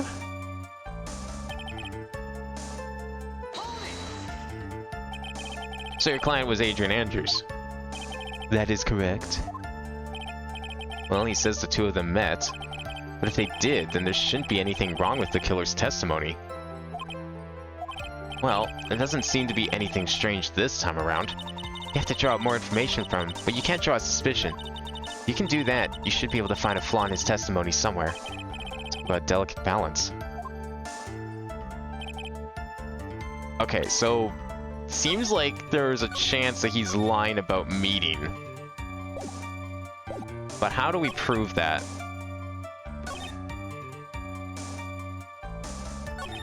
So request my services on the night of the awards ceremony, met at certain bar, discuss and finalize matters.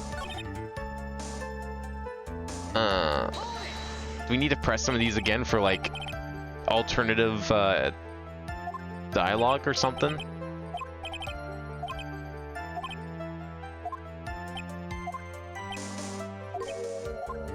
No, okay. Alright, let me press... Master and Bar discuss and finalize a few matters. I trust my memory and I believe I've made no mistakes. It could also be this one. No, this one's the same. Okay, let me press this one again. Physically met Adrian Andrews, right? Of course I did.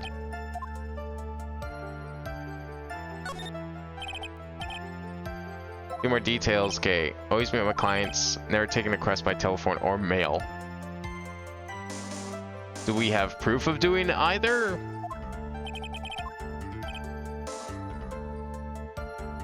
No, I don't think we do.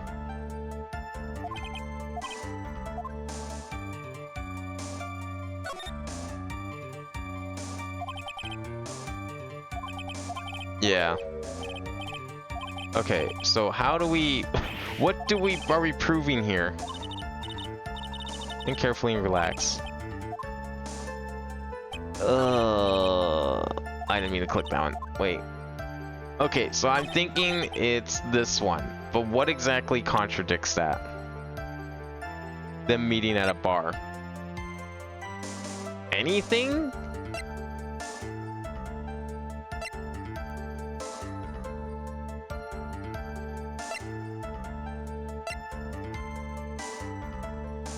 This doesn't say when it was bought, so that doesn't really do anything.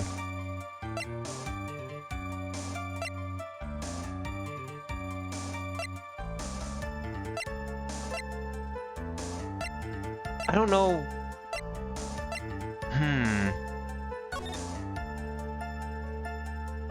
It's been getting close. No. Doesn't really, there's no time. We don't have like any time frames. Just from memory, I believe I've made no mistakes. Am I supposed to say one of these statements is like not important and that's gonna do something? That doesn't seem likely. Right? Quest for service in the night. The ceremony met at a bar to finalize a few matters. See, the two things that stick out to me is like his pause when he's pressed on this statement, and also on the previous statement, how he was barely able to finish getting things ready for his whatever job, whatever you want to call it. He said he was like barely able to get everything finished, like it was rushing, like this was last minute.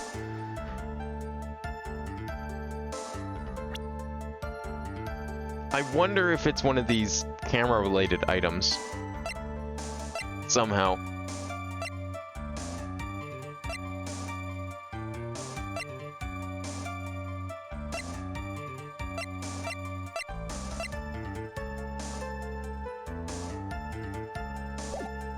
I don't know which one this would be. Just remember and believe I've made no mistakes.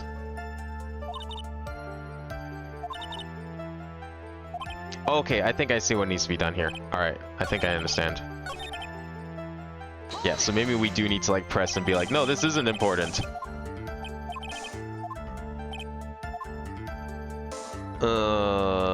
Do we let it go maybe first? It's probably just my imagination. Need to find something more definitive to catch this guy on. Can we believe that your testimony up to this point has been reliable? Okay. Let me try that again. I have an idea. Press further. Meets his clients because he can't do it, doesn't trust people by other means. Is not important. Why he meets his clients is not important, and that wasn't the point. Witness, please stop sidestepping my questions. What do you mean by that? My question was, did you really meet Adrian Andrews in person? Ah, here it is. I have already told you, Mr. Wright, I did. It was only through talking with him face to face I began to trust him. Wait. Hold on. What do you mean, him?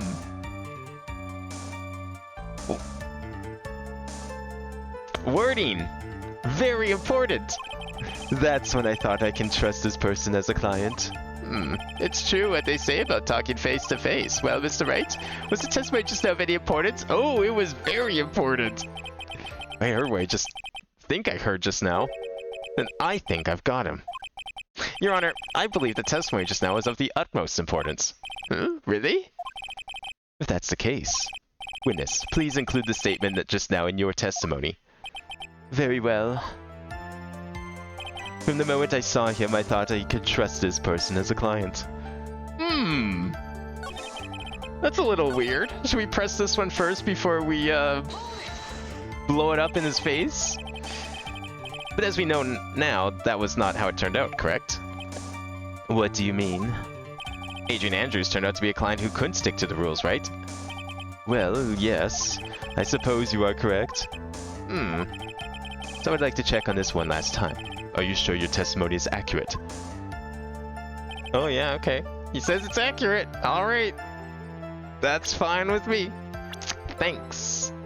Here, let me show you what Adrian Andrews actually looks like. Yeah, him. Adrian Andrews. Him.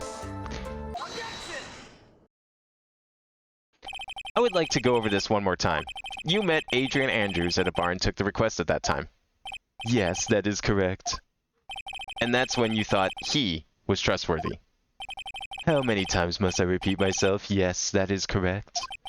I'm sorry, but that is an impossible tale. What? Shelley the Killer. You have never met the real Adrian Andrews. Why would you say that? Because you made one very big slip-up. About her. So what is the issue?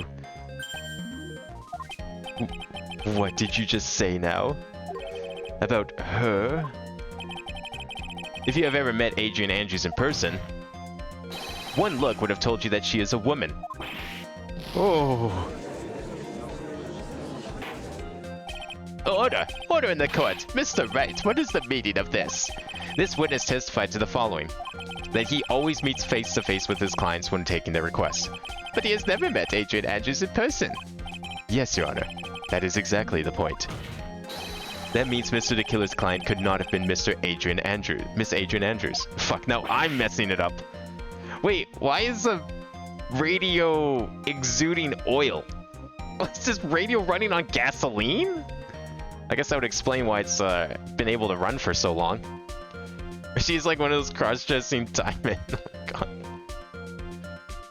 I mean, clearly there's some sort of disguise here, but then who was really lying? What was the lie then?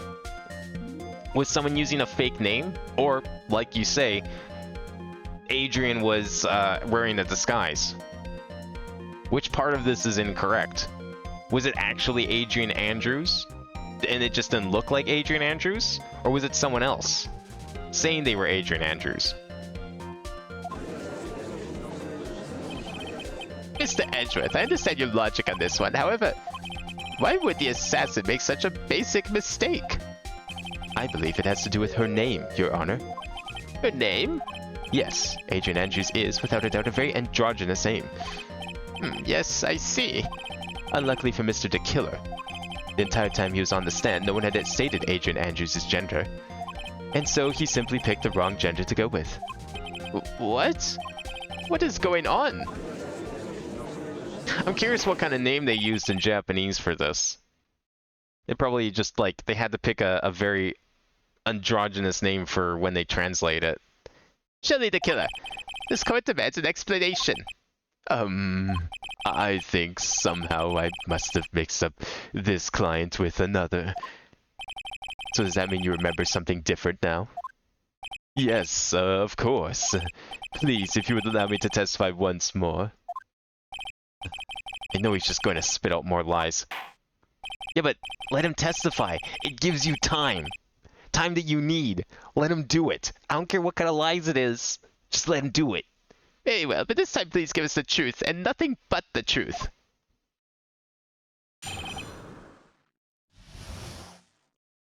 Alright, take two. Yes, now I remember. I took that request by mail. There have been times when I took a job without having met my client. You just said that you don't do that! Now you're completely changing your story. The request was for the murder of one quarter and three other small things. When I saw the name at the end of the letter, I thought my client to be a man.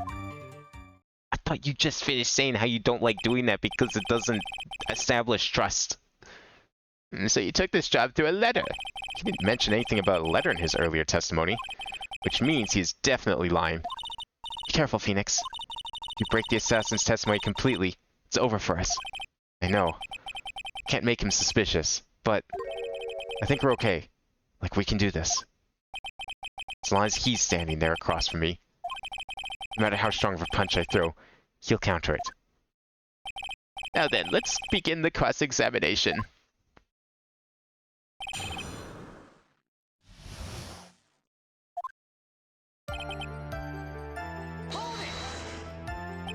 But didn't you just say that you always meet your clients? Yes, I suppose I did say that. However, there are some clients for whom a meeting is simply not possible. Did you meet your client this time? No, I did not. Oh, come on, come now, let's stop with this game of cat and mouse. Using your silkiest voice is not gonna work on me. Alright then, just cough it up and confess. Mr. Wright, you can't badger witness with such harsh words.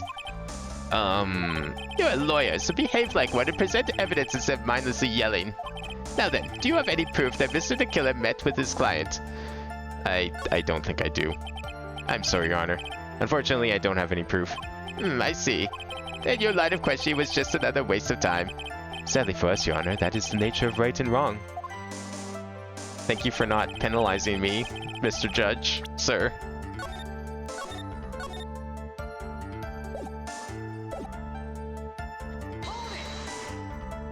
And why could you not meet with certain clients? Badger, the one everyone knows is the killer. Well, I mean, yeah. Look, it's for time, okay? We're stalling for time here. I don't know how long it takes Gumshoe to walk to the courtroom. I don't know where he is. Probably has to trek over some mountain or something. But we're waiting for him to get here. It's what we're waiting for. Recently, I've been receiving more requests. If I met each and every client, I would lose some nice business opportunities. Nice business opportunities? On top of which, the times have changed. It is now the age of information and computers, correct?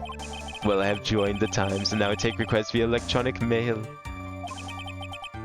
Does he accept the fax? Can I fax him a request? Electronic mail? Do you have to mail that in a special insulated envelope? I'm very sorry. I despise the shortening of words.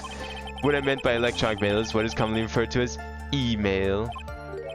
Email? In a contest of mimicry, the judge would beat a parrot, hands down. I don't think so. Considering how flabbergasted the judge was when an actual parrot took the stand, no, I don't think he would. I think the judge would lose. Anyway, so you took this job without having met your client, and... What were these 2 or 3 other small things? 2 or 3 other things? Yes. And what were these other things? A few other things that have nothing to do with this case. Should I do? Should I let him slide with that? Real bad if I pushed his buttons the wrong way and he got mad. We'll let it go for now and we'll come back to it. Just in case it actually does do something. Killer sounds like one sharp man. I should try to find a better way to do this without making him suspicious. Let's continue with the testimony. Witness, if you please.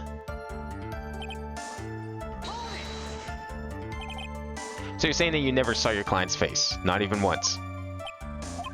I did. Once. It was when I went to give my client the figurine. Yes, I see. That would corroborate the picture, assuming they weren't wearing the mask. Ah, well. But Miss Andrews was wearing a mask at the time.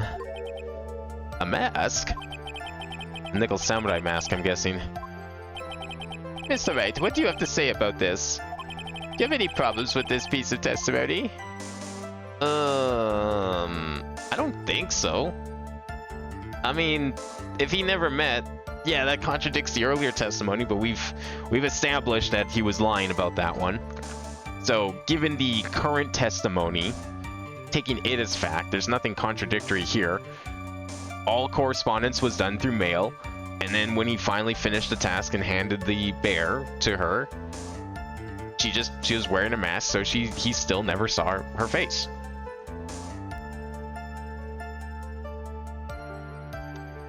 It doesn't seem like there is. I think I can pull something out of what he said. But it would be real bad if I did something and made him mad over something trivial. There are no problems with the testimony, Your Honor.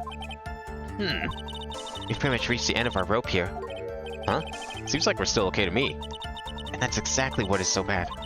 At the rate we're going, we'll end up completely destroying the killer's lie. If we do that, you already know how serious of a situation that'll put us in. Oh, yeah. All I can do now is pray that those items reach us in time. Okay. Should we start pushing him on stuff? I want to push him on these. I think this is important. We need to, like, confirm that he was actually asked to retrieve the bear. I mean, we know it, but we need to confirm it. Let's try it. Whether or not they're related to this case is for the court to decide. Mr. Attorney. Uh-oh. Yes? Everything I've said from the beginning has been nothing but beneficial to your client. Which is why I wonder why it is pushing you to continue with this cross-examination. Could it be that you are planning to betray your own client? That's... I smell the stench of a backstabber. And should you turn out to be one... Wait. Uh-oh, this is looking real bad. I should press my luck.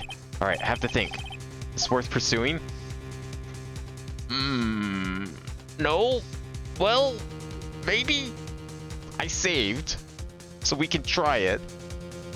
I'm curious where this will go.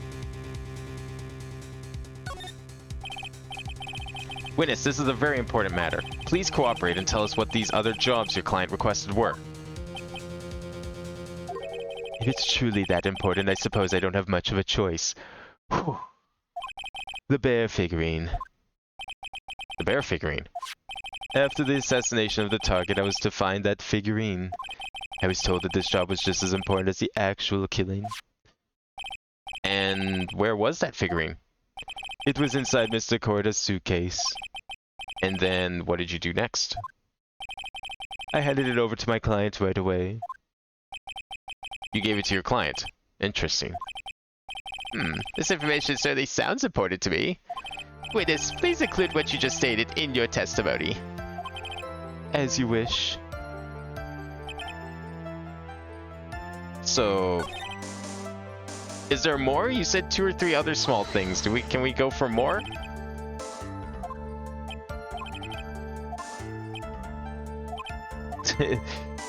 No, okay. Alright, never mind. That's the only thing. He said 2 or 3 things, Your Honor, but he only mentioned 1. That is a contradiction and a lie. I'd like this witness to re-testify. Gave it to his client, he said he'd never met in person. I mean, you're right. I agree, that's kind of weird. My train of thought is just like, they went over the plan still. Even if they never met in person, they still went over the plan. It's like, alright, I'm going to be staying in this hotel room. The client's going to be staying in this hotel room. Or the target's going to be staying in this hotel room. I would like you to go kill this person and retrieve an item from their possession. And then bring it to me. So, like, he probably would have known where she was going to be. The fact that he never got to actually see her is another matter. I mean, maybe they had some way to, maybe there was no way to confirm that it was her. And so he didn't actually know if he was handing it to his client. But he trusted that he was. Because the whole trust thing that he was going about earlier. Okay, let's press this statement. I found this figurine at Mr. Ungard's mansion. If you gave it to Miss Andrews, then what was it doing there? I was waiting for her there. That was also part of the plan to frame Mr. Ungard, I'm sure. Wait, I thought you said you didn't do frame jobs. That makes a lot of sense. Well, Mr. Wright, do you have any problems with this piece of testimony? Yeah, I kind of do, actually. So the killer says he gave the figurine to Miss Andrews. But I know somewhere in that statement there's a contradiction. And yet, I know that if I present something trivial here, he'll cut the connection on his end. You want to make a strong point, Phoenix. You have to present strong evidence. She's right. So now what, Dr. Wright?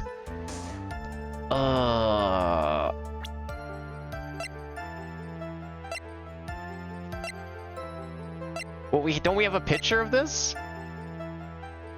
No, we don't. I guess we don't have a picture. That was only... We only have Powers' testimony for this part. Because it was found at the mansion. I don't think we have anything yet. It's no use. As long as I can't put my finger on the central problem here. Pressing this witness anymore would be extremely dangerous. It appears that Mr. Wright has no problems. Well then, witness, please continue.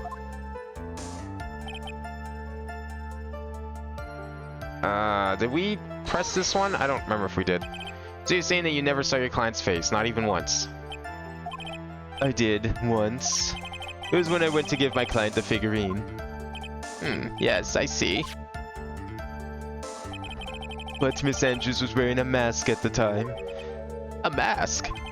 The nickel samurai mask, I'm guessing. Yeah.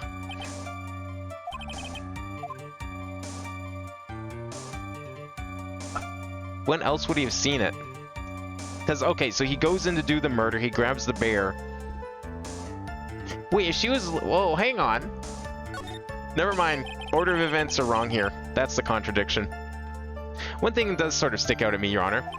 Witness, I think you most definitely saw your client's face. Let's recall Mr. Powers' testimony. After the award ceremony, I went by myself to Matt's room. Matt was standing there in front of his room, still in his nickel samurai costume. Matt gave the bellboy a tip. You received quite a large roll of cash from Mr. Ungard. And at the time, he was not wearing his Nickel Samurai mask.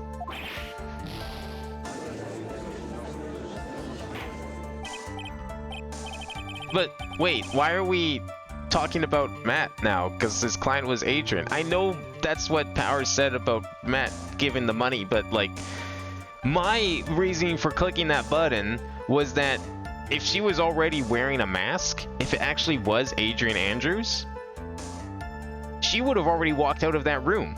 This would have been long after the guy was killed. She would already have gone in there, fucked with everything, dressed up, walked back out. She had no reason to be wearing a costume before then. Why are we talking about Matt all of a sudden? Is that who he gave the bear to? Was Matt? Yes, now that you mention it, I do remember that. Witness. Yes, that night I did wander the floor as a bellboy. I received plenty of tips that night for carrying juice to the various rooms. Is that so wrong? Well, I mean, you weren't employed there, so kind of, but... You know, you're still doing a job, so they probably appreciated it. Huh? The man who gave me that tip was not my client. How do you know that? He was probably just a very generous person. Wait, how do you know that man was not your client if up until now you thought your client was a man? You've never seen their face. And then the only time you claim to have seen their face, quote unquote, they were wearing a mask. So how do you know he wasn't your client? The real client, the parrot.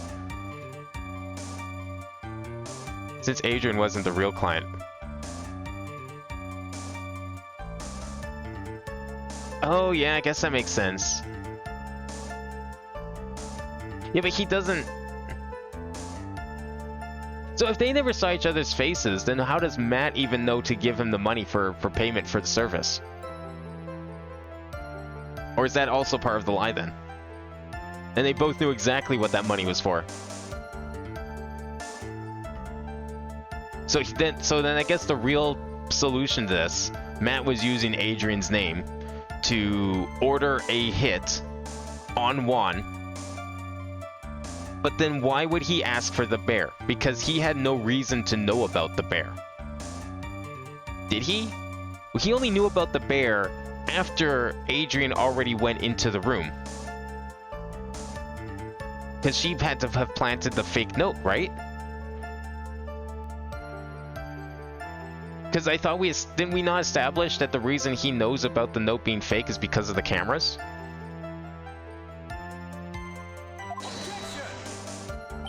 I'm sorry, but sadly we are not nearly so generous here.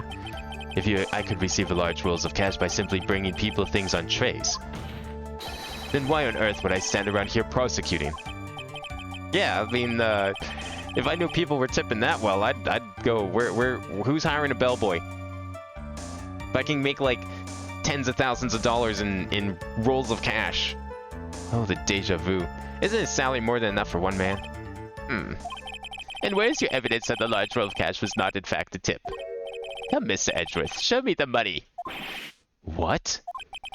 Mr. Attorney? Yes? You know, I think your line of questioning has been a little strange. In fact, I would say you don't seem to believe Miss Andrews is my client. Oh no, it's not like that at all. I just think lies aren't a good thing, you know? You know, trust and all that. Come on, we were just talking about this earlier. Where's the trust? Oh, I know and agree, lies are not a good thing at all. I think we are on the same page now, aren't we, Mr. Attorney? Remember, if I feel threatened in any way, I am free to cut contact at any time. I'm sorry, please forgive my foolishness. If only you were this apologetic all the time. Anyway, I do not see a huge contradiction here, therefore you may continue, witness. We just reached the end of our rope here. Huh? Oh, okay. Well, this is all the same. Okay. Let's press all these again. Maybe we're supposed to go through all of them and just push them. As dangerous as that sounds.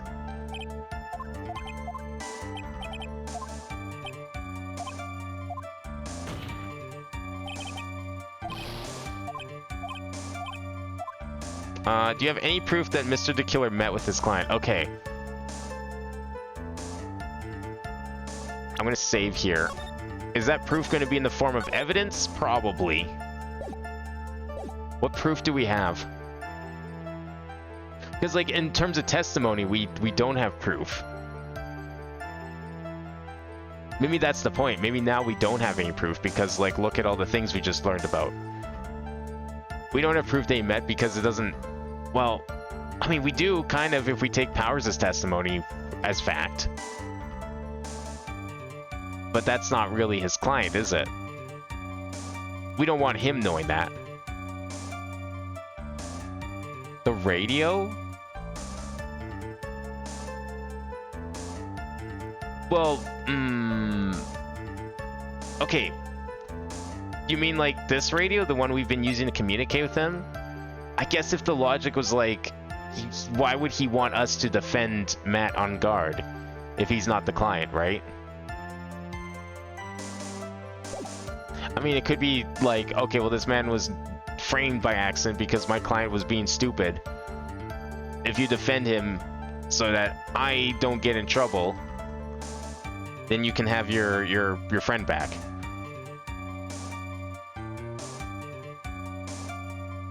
Do you have any proof that Mr. the Killer met with his client? If we're talking hard evidence, I don't think we do. Unless it's about the bear being in his house. But again, we don't want to say that it's Matt because that doesn't make any sense at this time because that's going to be suspicious. As far as we're concerned at this moment, Adrian Andrews is the client. Forget that he has never seen her. Forget that he, you know, didn't realize that she was a woman. She is the client. We are playing along with this right now.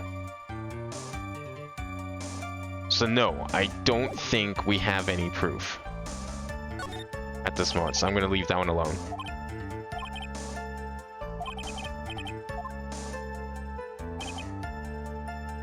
Did we do everything on this one?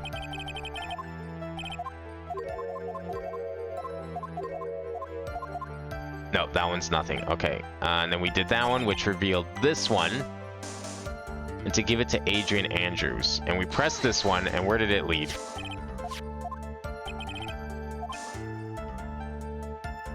That was also part of the plan to frame Mr. on guard, I'm sure. Makes a lot of sense. Then we contradicted this one, right? I think we did.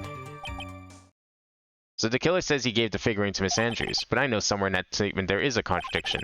And yet, I know that if I present something trivial here... Right, this is another point we had to present on. So we have two pieces of evidence we need to present, but I'm not sure what they could be. Because we don't have anything that proves it. Weren't there multiple bear figures? No, there's only the one. Adrian bought the figure from Switzerland when she went on vacation and then gifted it to Juan. Or so she says, but there's only one of them. As far as we're concerned, there's only one.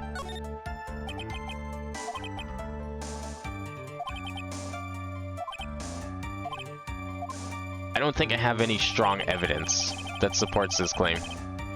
But what the spine eye? Oh, no, that's a different bear.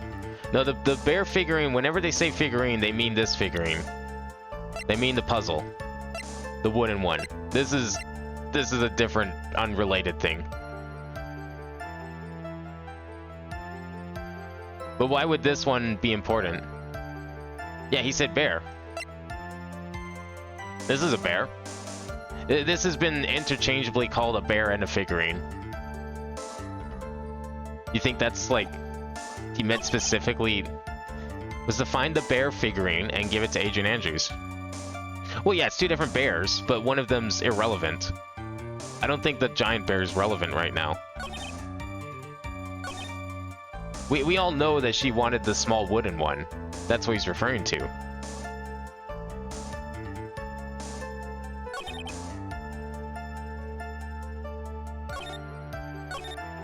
I guess I have to present evidence then. We have to present something.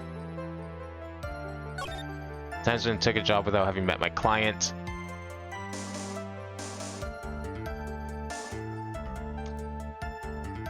I'm gonna go for this one, maybe. We'll try this one first. Or where was it? Not this one. Was it this one? No, I think it was the very first one, actually, that had evidence. But his client might not have meant to get back the one with the hidden camera. Oh. Maybe, but like...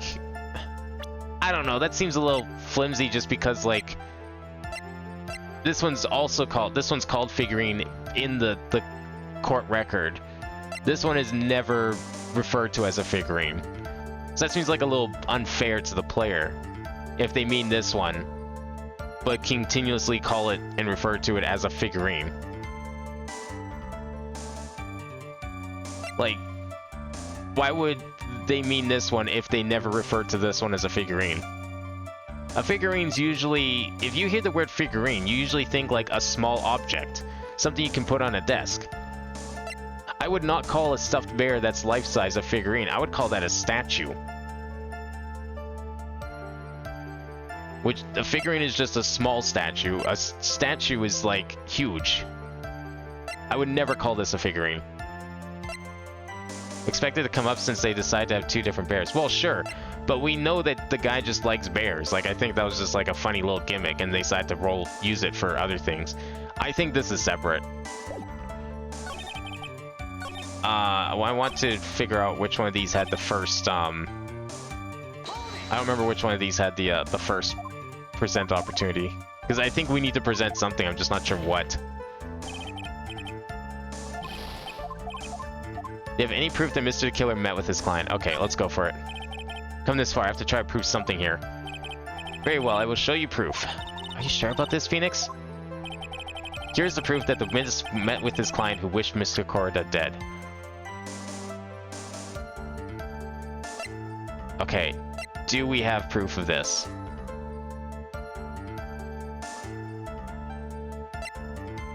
Okay, no, probably not. When would they have met?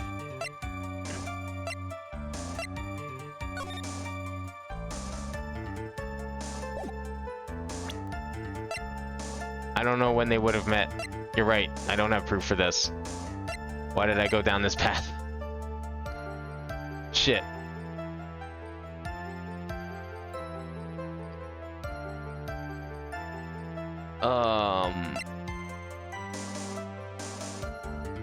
I'm just gonna present something.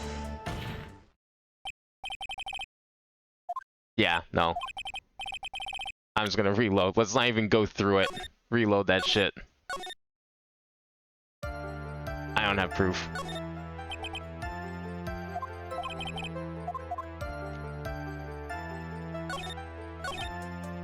Okay, one of those was to find a bear figure and give it to Agent Andrews. When I saw the name at the end of the letter, I thought my client to be a man. Okay.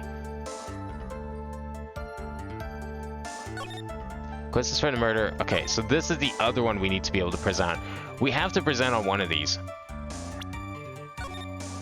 I don't think we have a choice anymore because we've pressed on everything.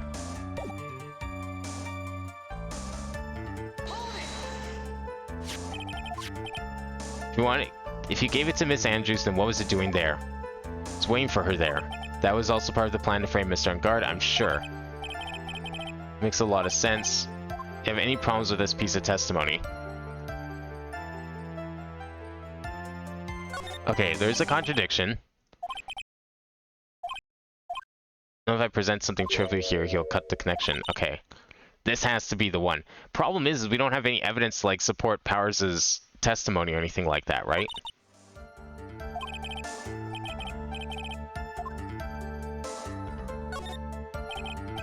Let's go over this one more time. You gave Miss Andrews the bear figurine, and she told you to take the bear and wait for her at Ungard Mansion. Is that correct? Yes, where are you going with this? Well, I think maybe you might have remembered a few things incorrectly. What? This is a battle of wits, I can't let up on him. I don't think it is possible for Miss Andrews to have been the recipient of this bear.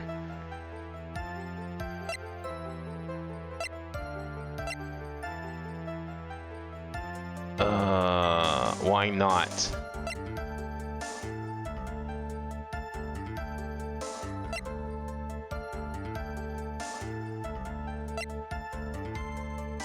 Why would it not be possible for Miss Andrews to have received the bear?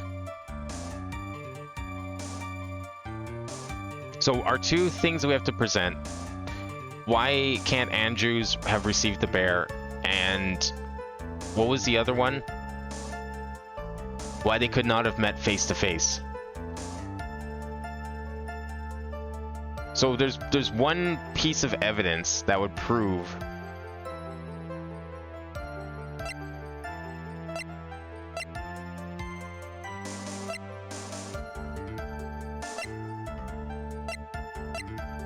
only Corda and Andrews know how to open it. Yeah, that's fine.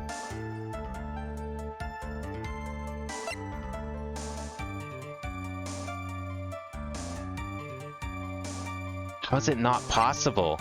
It'll be the full-size bear here, probably? I don't think so. What would that have to do with anything? Yeah, didn't think so. I don't think we can present anything. Like, we don't have anything to present.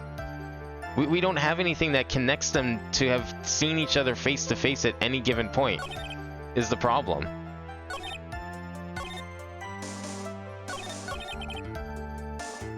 Okay, let me see something here.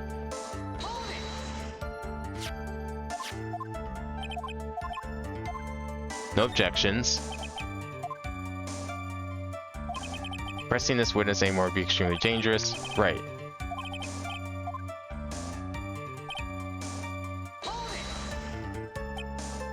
So you're saying you never saw your client's face, not even once? Did once. Right. Gave the client a figurine, but the mask was in the way.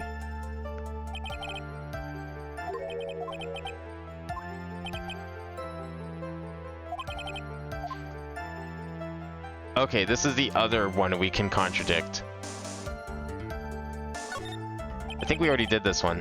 One thing does sort of stick out to me, Your Honor. Witness, I think you most definitely saw your client's face. Let's recall Mr. Powers' testimony. Yeah, we already went through this.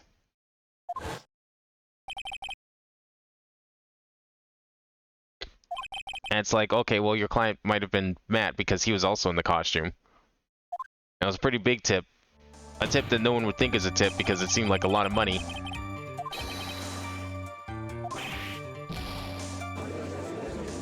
Right.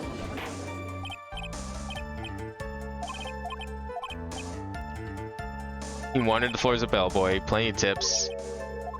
Nothing wrong with that, except that this was like a huge tip. Man who gave me that tip is not my client. So he still claims that that wasn't his so-called Adrian Andrews. Using he wasn't Matt using a fake name. Well, not fake, but someone else's name.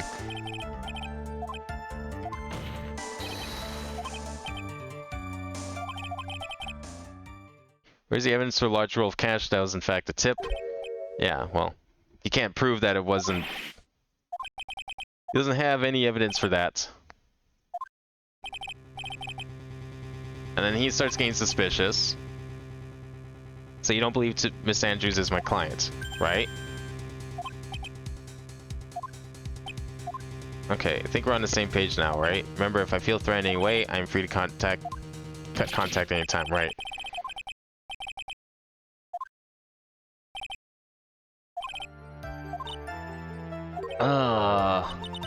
Is that the glass of tomato juice in the photo? Yeah, we've already been over that. That's like all Adrian's thing. Because it's all her fingerprints and everything. She poured that shit. That was when she walked in. We used that for a different contradiction earlier. All I can do now is pray that those items reach us in time. So what am I need to... Okay. I have a feeling the items that Gumshoe is bringing are going to be the items that we use to present. So what am I missing here in terms of, like, triggering that flag? I think that's the point we're at now, is we need to trigger that flag somehow.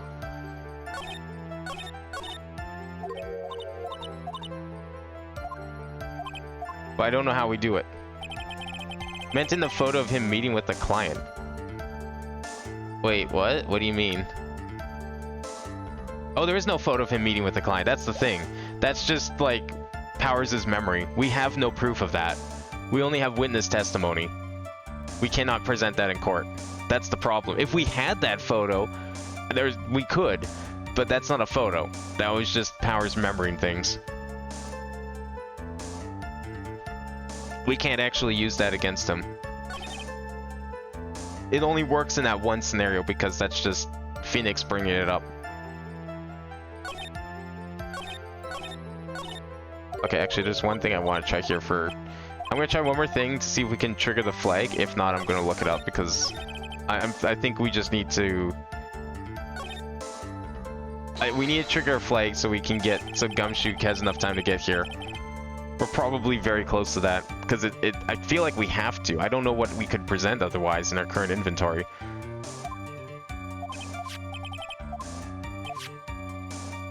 Yeah, this isn't a photograph. This is just a memory. It's just the flashback. The button? What about the button?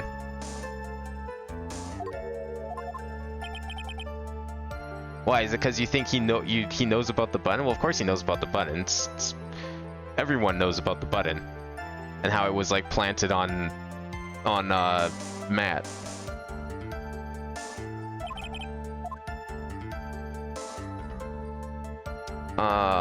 Let's go for no objections. I don't know if I did that. But it'd be real bad if I did something made mad over something trivial. No, okay.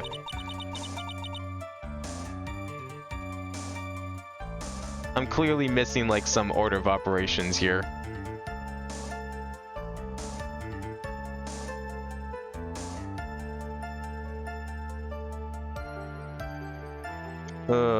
Are we on 4-2 or 4-1? Oh, we're on 4-2. Okay. We're like right at the end.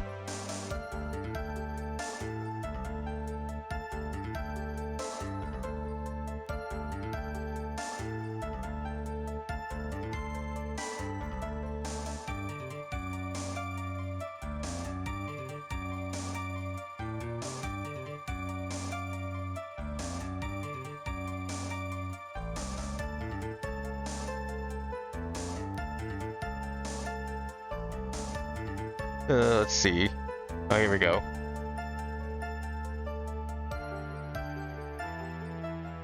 Okay, here we go. So press the third statement, press for and press for again.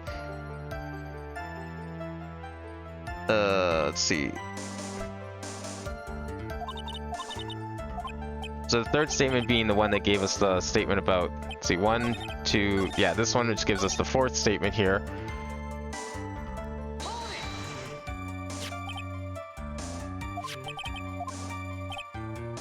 Okay, so he's way at the mansion, part of the plan to frame Mr. Ungar, I'm sure.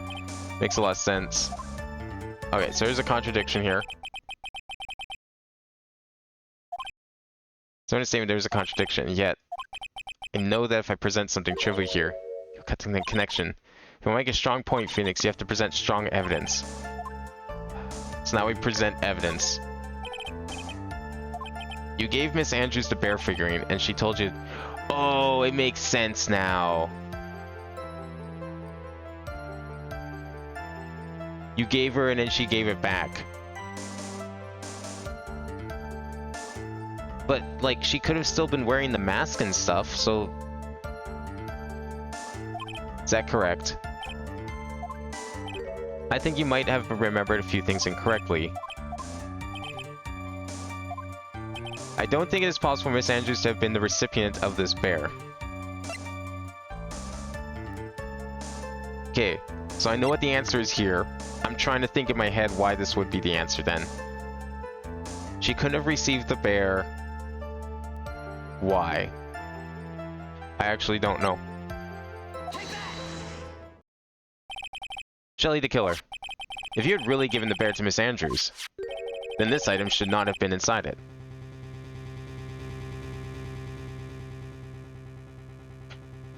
Oh.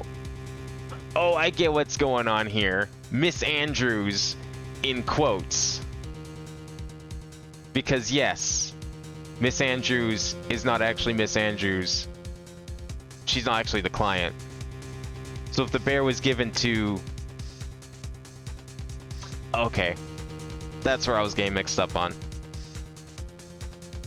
We're referring to him as Miss Andrews for the killer's sake. So he doesn't get suspicious. When we are in fact referring to Matt. Because he's still apparently the real client, which I guess kind of makes sense. I almost don't believe it myself. But it makes sense why this is the answer then. Because if he actually gave it to quote-unquote Miss Andrews, he would have taken out the letter because he would know it was fake. He knew where it was he was looking for, he knew it was fake. If it was the real Miss Andrews, then this would, if it was that person, this would not have been inside it because he would have taken it out, I think. Or no, if it was the real Miss Andrews, it would have not been in here because she would want to burn it. But yet it still was in here. Okay, no, that makes sense. I didn't think of that. That makes perfect sense. If it was Miss Andrews, she would have already destroyed that note by now. Even though it's fake, but she still wants to get rid of it, I guess.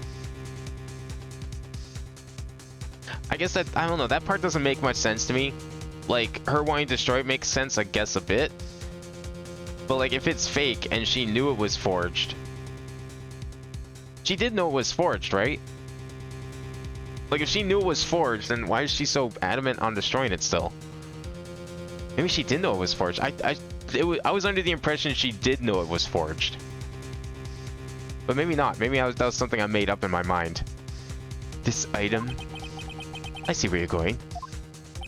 Yep, that's where I'm going. Where is everyone going? Do I need to pack a suitcase? Your Honor, please think back to Miss Andrews' testimony. Okay, here. This is a part I guess I forgot. And I was going to burn it for her sake. If even for a single minute, this bear had actually been in Miss Andrews' hands, I'm sure she would have taken the suicide note out and burned it. Even though it was fake. Did she not know it was fake? Did I forget about that part? Maybe that's why I couldn't think of using that item. Yeah, I still assume Andrews wrote it. You're right. Like, well, okay, not Andrews, but like... Sorry, yeah, Andrews wrote it. Yeah, that's what I thought. I thought Andrews wrote it. So, like, she knew it was fake, so, like, why does she still care to get it back so much? Like, if she knew it was fake, he was going to read it. I guess, like, okay, so the original plan was for her to forge a suicide note, have Juan read it, and ruin Matt's life. But if she knew it was fake, why does she care to burn it? It's fake. It doesn't matter. I guess because like she didn't want, maybe she changed her mind at some point and didn't want anyone to then read it and like ruin Matt's life for no reason? I guess. Like, I don't know what her motive was for burning it. And I think that's partially why I didn't think of that. I also just kind of forgot that, like, the whole forge thing for a second there during that puzzle. So that's where you two are going. By the very fact the suicide note was still inside the bear, it tells us that your client didn't know how to disassemble the puzzle. Which means... It means, Your Honor, that it is impossible for Adrian Andrews to be the client. Yeah.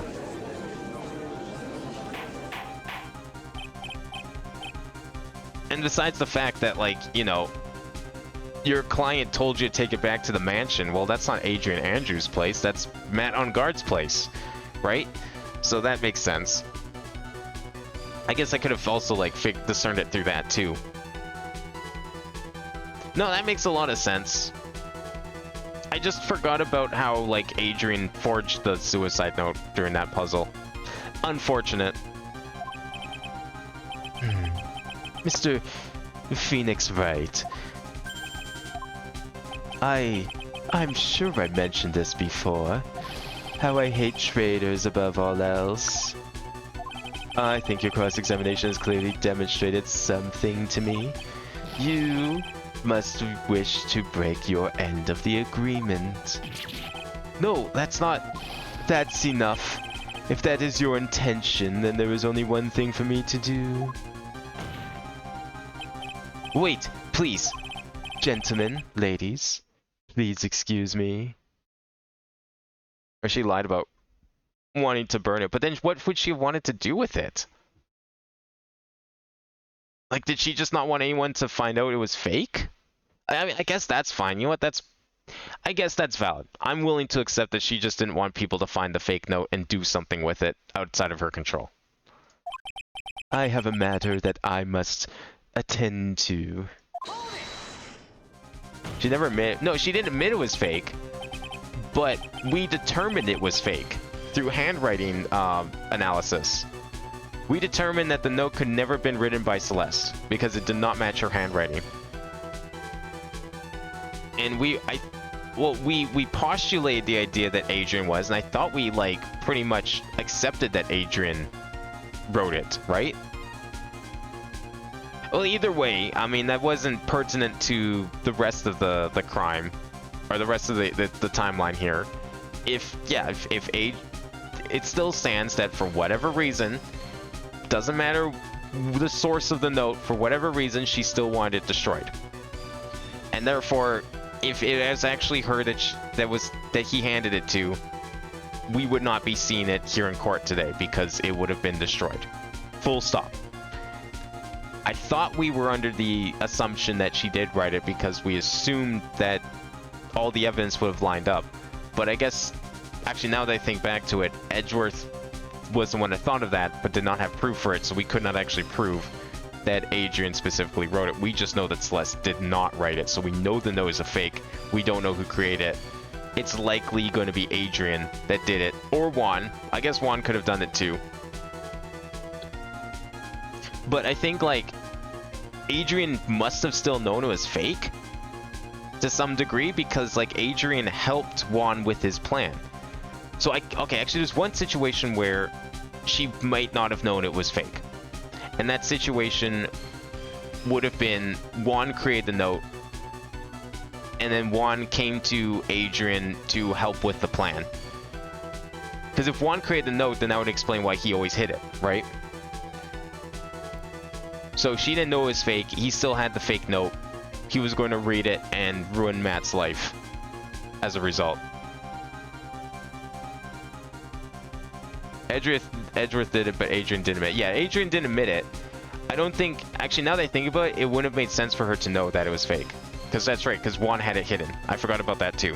Juan had the note hidden this entire time. Why did he have it hidden? Well, because it was never real in the first place. That's why he had it hidden. So Adrian really doesn't have a reason to. Never mind, I take that back. Adrian could not have written the note. That makes zero sense. Because I forgot that Juan had it hidden. Juan hid the note because he wrote it. He was going to use it to ruin Matt's life. Adrian helped him with that. And then I guess Shane sure mind or wanted to just use that as a ploy to try and get the note off of him. Maybe that was the whole plan the entire time. It was like, if I help out Juan with his plan because I know he has the note, then I'll just take the note at some point and destroy it. Instead of actually helping him. Maybe. Mr. Attorney, bring this trial to a speedy end and I may stay my hand. Otherwise... It's over. What in the... Mr. Wright, are you... Mr. Edgeworth? Yes, Your Honor. I didn't understand this witness's outburst just now. Do you think there's a need to hear more testimony, or is this enough? Well, we should. We can't do this. If we keep this up, Maya, she'll... The prosecution... What has come over everyone? Even you are. The prosecution rests. What is going on around here? The prosecution has no further questions, Your Honor. What?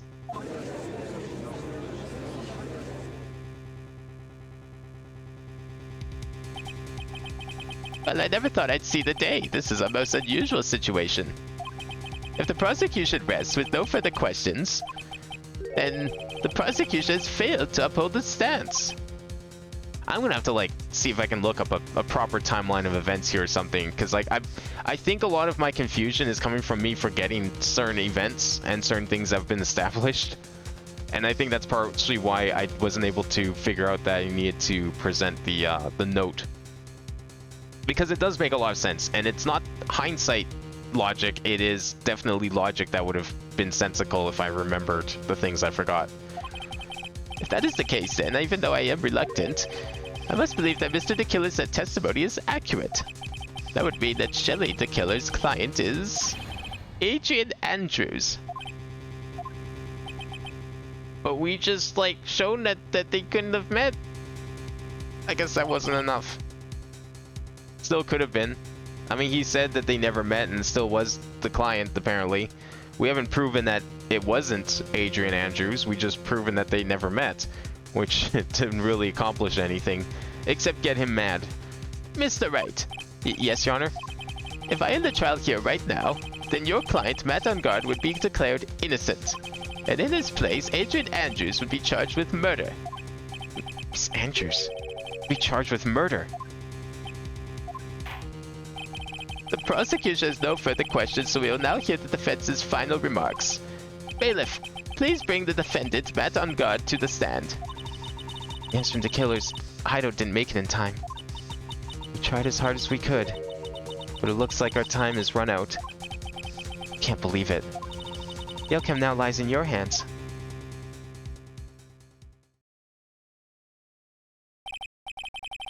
Dude, did the old guy finally decide? To be honest, I can't think of you as truly innocent and good person. You have done enough evil to drive a woman to suicide. But, at least on the charge of murder, it would appear you are innocent.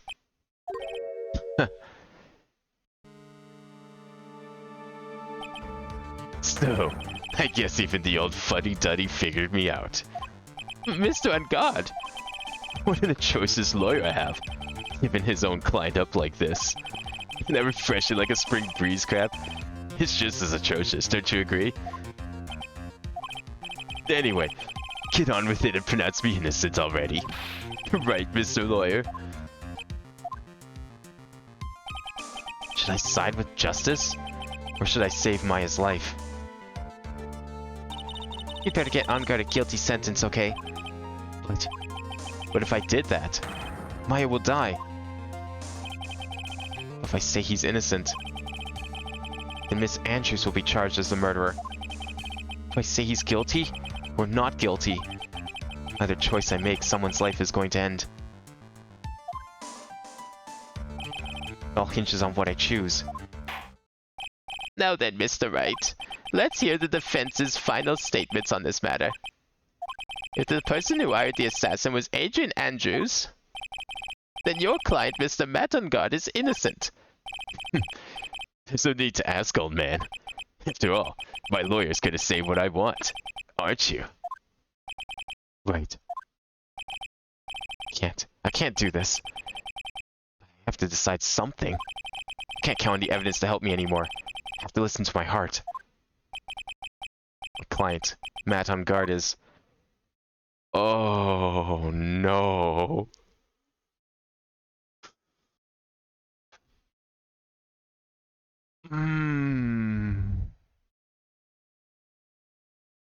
I want to say guilty so bad. Saving is not an option. We are beyond saving.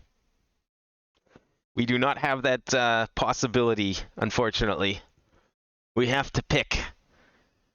I say this man's guilty. We all know he is. Did the evidence really prove it? No. But the only thing we're really missing as like hard proof is that he was using Adrian Andrews as a name to hire this guy. That's really all we're missing. And we know that's probably what happened here. Because if he kept using the name Adrian Andrews, assumed it was a guy, then he must have been using it as a fake name. And he must have hired him. And therefore that would make him guilty of murder.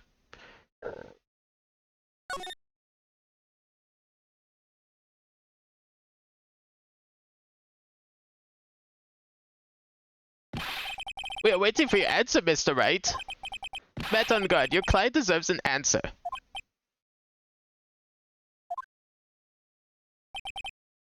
Maya, I'm sorry. Matt on guard is... Oh shit, she's back. Franziska von Karma. What are you doing here? Ow! You see now, don't you, Mr. Phoenix Fight?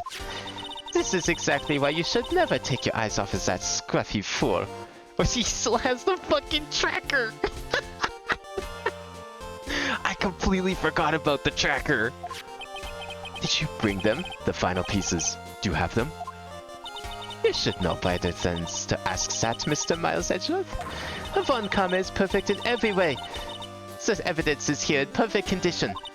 Don't worry about Scruffy. He's fine, and his injuries are minor. All of the items are inside these. What a filthy old coat that is. That's gumshoes. I can spot his tattered rags anywhere. I apologize for its ugliness, but there was nothing else to wrap the items in. I fought long and hard this whole trial, all for what is inside that raggedy coat. I'm sure that inside that coat lies a crucial piece of evidence. Your Honor, inside that filthy coat are the defense's final pieces of evidence. Final evidence? I mean, of course the killer's lying on purpose. He's a fucking serial killer that gets paid to do what he likes. I mean, some of it's probably truthful. He seemed like he didn't know that his client was actually not Adrian Andrews. This trial's already over. All that remains is for me to hand down my verdict. I do not believe that any evidence presented now would change the outcome of this trial. What? Your Honor, it is our duty to examine every piece of evidence down to the last. I request that Miss Von Karma be allowed to present these pieces of evidence. I suppose you're right, Mr. Edgeworth. I grant permission to do so. However, this one obvious rule applies here. If these items do not bring up any new points, then they will not be accepted by this court. Now, Miss Von Karma, if you please. These pieces of evidence are items left by the killer during his escape from the police. He must have been in quite a rush. Yes, Your Honor. The killer left 3 pieces of evidence. Somewhere among the evidence we're about to see, there will be something that will turn this whole situation around. Like a miracle. I'm sure of it. That's all we can hope for. The first item is a pistol. Does the killer's pistol have anything to do with this case? Well, the guy wasn't shot. There's no bullets. Nah, okay, I'm gonna save here, but I mean, like, there's been never a mention of anything related to ballistics this entire case. Nah. I'm pretty sure there's no gun involved in this case. There's no real benefit to hearing about it. Please present the next piece of evidence. One of the items retrieved from the killer's hideout. Nothing else is known. The second piece of evidence is this videotape. Ah, now that could be good. That might be the tape we were looking for earlier. Yeah, question for more details for sure. Have you checked the contents of that tape? Unfortunately, there was no time to. Oh yeah. But I would like to speculate that this tape is very important. Why would you say that? Because he came back to his hideout for it. The killer went back for it? That's right. It looks like he was trying to recover it. He injured 3 of the officers at that site. But somehow it looks like they managed to protect it from the killer. Surely the killer is no ordinary man. One of the items retrieved, the killer violently tried to recover it. Contents unknown. I think it's movie time. The last piece of evidence is this bellboy's uniform. Is that a uniform from the Gatewater Hotel? Was that used during the crime? I am almost certain it was. There's even a pair of black leather gloves in one of the pockets. There's no doubt about it. The killer was wearing this on the night of the murder. There is one other thing I found interesting about this uniform. And what is that? There's a button missing on this uniform. A button? It's a very unique button. I'm sure if we were to recover it, it would provide us with an interesting clue. Worn by the killer on the night of the murder. One of its special buttons is missing. That is all I have to present, Your Honor. It's just as I thought. And what is that, Your Honor? I'm sure were we under normal circumstances, these items from Shelley the killer's item would be very important clues. However, our question is not who did the killing. It is who is the client? Yes, that is correct. And these items do not tell us anything about that. Thank you for your hard work, Miss Von Karma. You may step down now. Wait, Your Honor. The video was actually 2 girls, 1 cup, and he was trying to recover due to shame. Man, how down do you have to be to record 2 girls, 1 cup on VHS? To like rewatch on your VCR.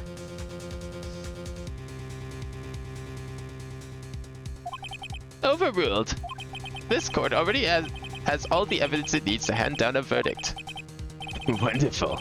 Absolutely splendid. This judge is such a brilliant man, isn't he? The end? Phoenix. Knew it. There's no such thing as a miracle in this world, is there? I think you're wrong. I think they do exist. But you have to make that miracle happen. You've come this far. You can't give up now. But no matter how you think about it, it's... Try. For my sake. Just think about it for a second. There are 2 ways out of this situation for us. 2? The first? Make Ungard wish from the bottom of his soul for a guilty verdict. Huh? The killer will always place his client's wishes first. If Ungard himself wishes to be convicted, then he will let his hostage go. That may be true, but that's asking me to do the impossible. The second way. Force the killer to end his contract with Ungard. If the killer were to no longer think of Ungard as his client, then he would let Maya go. Yeah, that's even more impossible. He's a man who values his duty towards his clients above all else. I know both of these seem like impossible feats at first, but if you can make either one happen, it would truly be a miracle. The bigger problem is, the judge has already said he doesn't need any more evidence. Pieces he was just shown, he's not accepting them. Phoenix, think things through from the other side. Isn't that what has always worked for us? The other side? Wait, does she mean... You mean to turn things around? Phoenix, the judge says he doesn't need the evidence. If that's the case, then who does need it? The person who needs the evidence. The defense, prosecution, and the judge. We've seen all the pieces of evidence.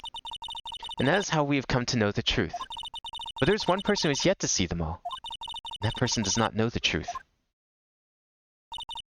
That truth may be what will bring about the miracle in the end.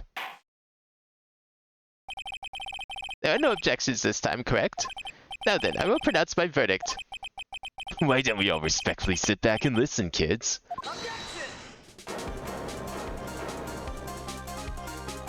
I have already told you, Mr. Wright. This court does not need any more evidence. The photo with love now. Yeah, that's probably going to be relevant very soon. If it even is. I'm not saying that it is us that needs the evidence, Your Honor. Then, you want to show the evidence to that person? Yes, Your Honor. Please, Your Honor. Mr. Wright, for you to ask with such passion, I will grant you one chance. Oh, one chance? Please show your evidence to who you think is the right person. Oh, God. I mean, I'm assuming they're talking about the killer. I mean, he went and fought for the videotape. He wants it back. Are we going to try and negotiate with him? It's impossible to turn the situation around in one try. One try? That is all I will permit. To try to remember everything that has happened up to this point. Think, Phoenix. There must be a way to save Maya while taking On Guard down at the same time. Now then, Mr. Wright, let's not waste any more time. Who would you like to show evidence to?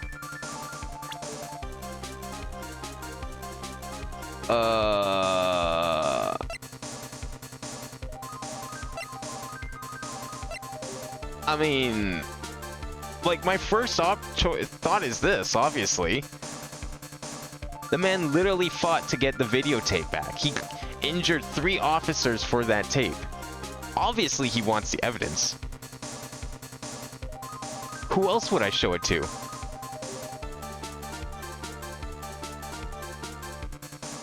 I would assume the guy on the stand. You think he as well? I mean, I guess. I don't know, it seemed like they wrote him off when they were setting this whole thing up, but... maybe? Yeah, you know what? This seems more likely, because, like, how are we supposed to get a hold of the killer? He hung up on us. He's not going to let us talk to him again.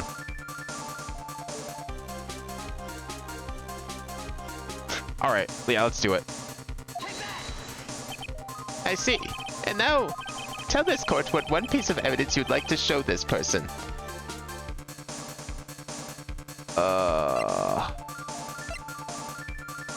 The tape?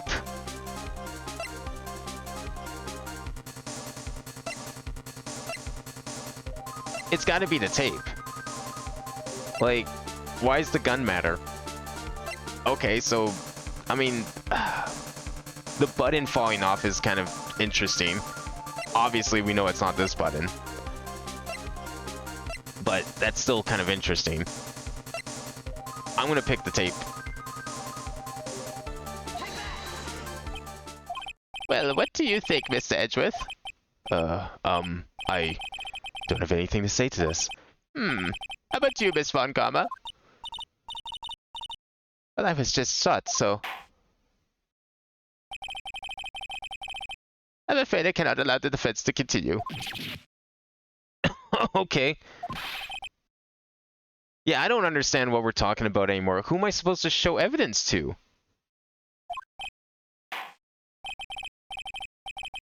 Photo is your guess? Oh, you're right. Yeah. Okay. Alright, no, that makes sense. Not guilty. That's the game over.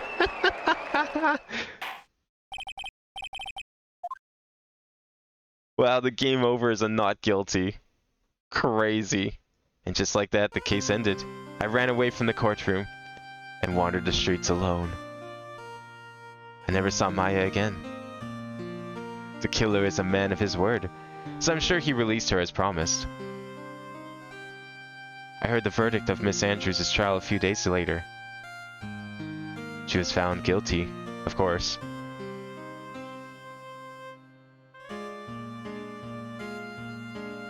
The miracle never happened. Maybe it was never meant to. Because a miracle, something that doesn't exist.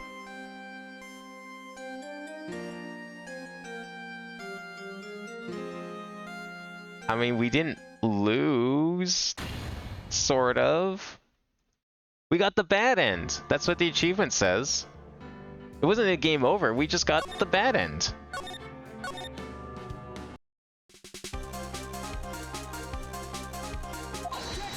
Okay, so you're thinking maybe show the photo to Matt then?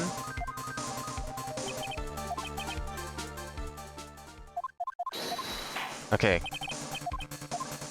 Who would you like to show evidence to? Alright, so it's gotta be Matt, because he's the only one here. The killer, we can't get a hold of the killer. Who knows where the killer is? How can we show him evidence? That's unrealistic.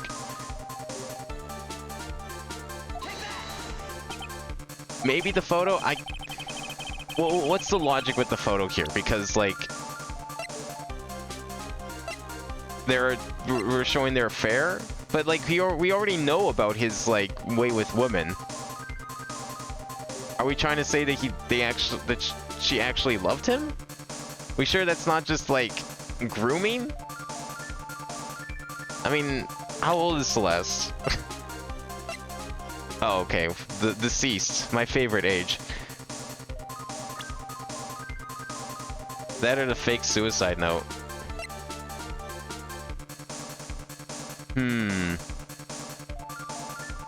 Possibly.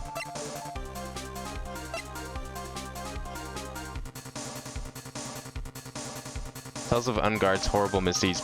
But it's... What are we gonna do with this? Because it's fake, right? So wait, does that mean... Hold on, if it's fake, is there a chance that he actually never was a bad person? And this was like, just slander?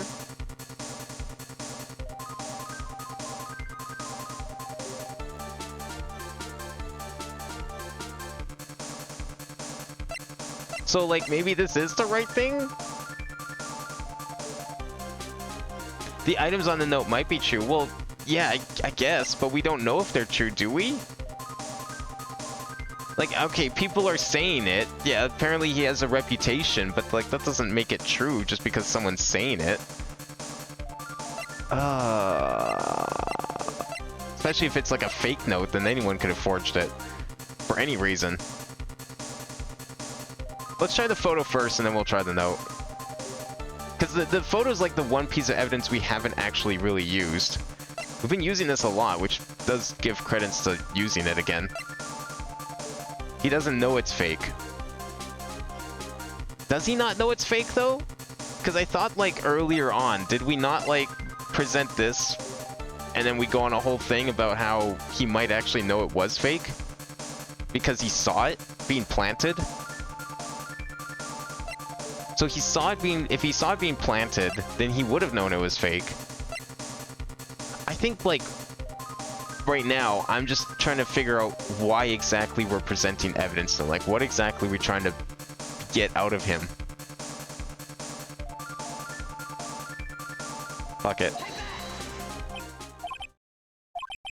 Okay.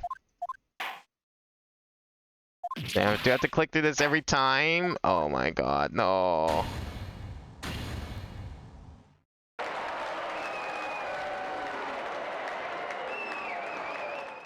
Yeah, no, I'm pretty sure Matt does know it's fake. That's the thing. I don't think it's the note. I actually don't think it's him. I still say it's the killer, but like, we already tried the killer in tape, but like, we can't... Did we try the killer in tape? No, we didn't try the killer in tape. We tried Matt in the tape. I should have asked Von Karma for more info on the gun.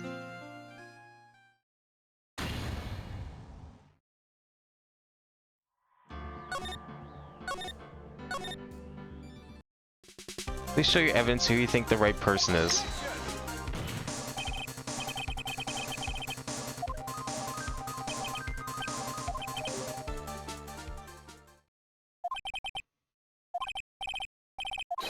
There must be a way to save money while taking the on guard down at the same time. Okay. So we need to figure out how to... It's gotta be the... Well,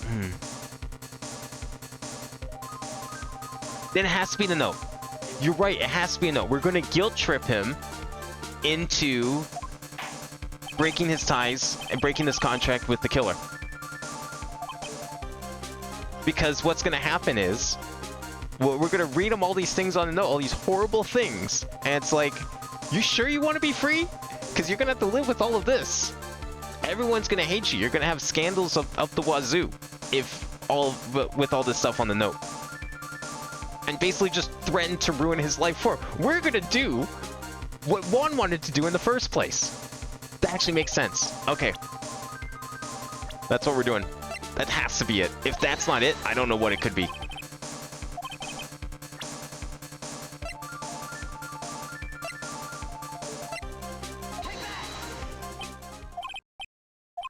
No?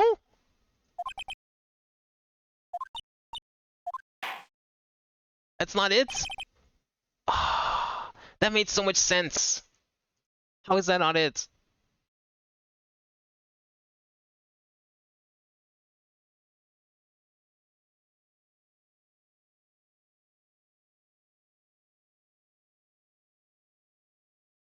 Okay, so I had it right off the bat. I did just look it up because I don't want to sit here for like doing unlimited comments. I had it right off the bat, but I second guessed myself because I thought that was impossible. It actually was the killer and the tape. I had it right. And I said, no, how are we going to get a hold of the killer? How could this possibly work? What scenario would lead to this happening? But I was right. We need to show the killer the tape because he fought people for it. It's the only thing that makes sense. Well, aside from, I still say the note thing makes sense. I don't know. That should have worked.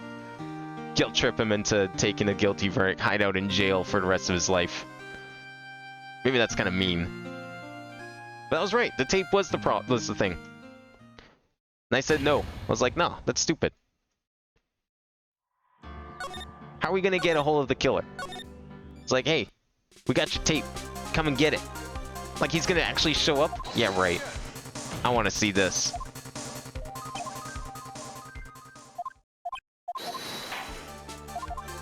Okay, so we need to present to the killer.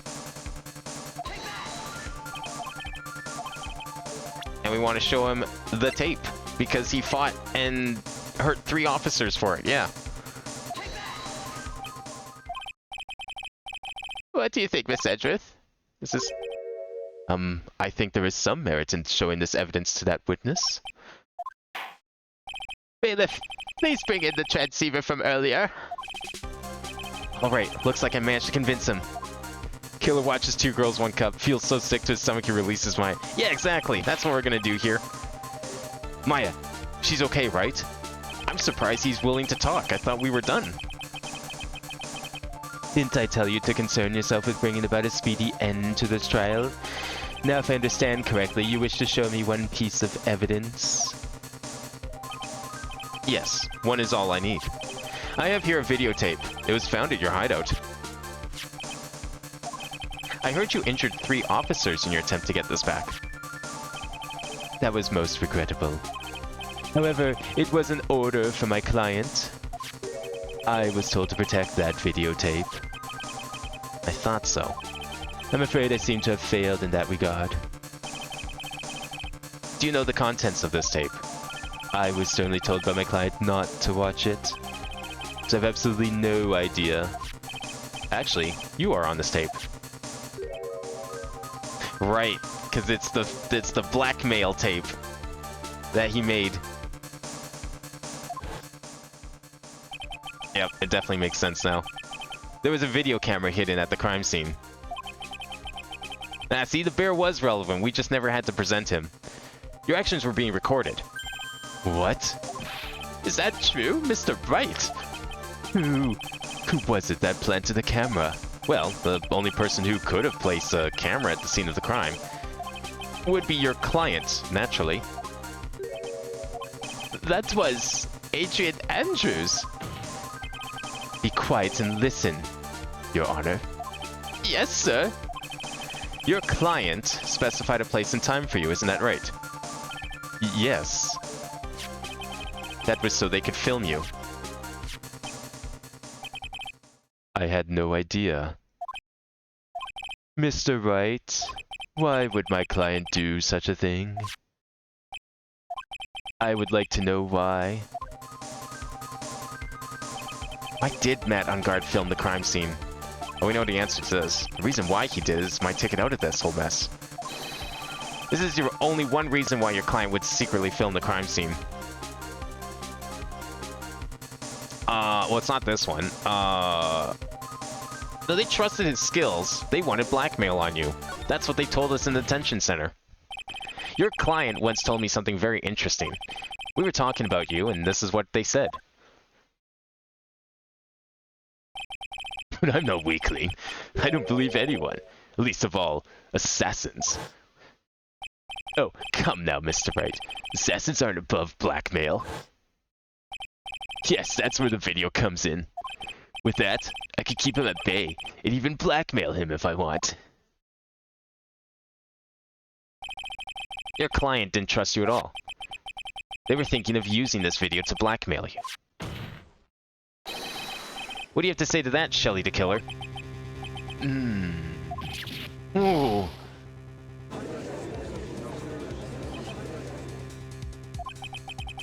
It looks like I was being deceived from the very beginning. Yes, by a natural. That is the kind of person they are. Your client is a person who only thinks and plots of how to use the people around them to protect themselves from any and all dangers that may arise. That is the true nature of your client. I have one question for the witness. Yes? You told us one thing numerous times during your testimony. You said that you detest traitors, most of all.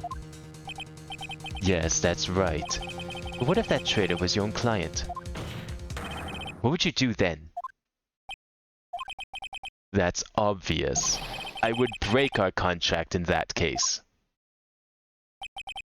And then, that client would become my next target. For the honor of the killer name, even if it takes an eternity, I would follow that person to the ends of the earth to extract my punishment. I think I see where this is going. So not only did we break the contract, I think we might have convinced his client to take a guilty verdict for his own safety. I see. That's all I wanted to know. So the traitor becomes the killer's next target. Ah, I get it.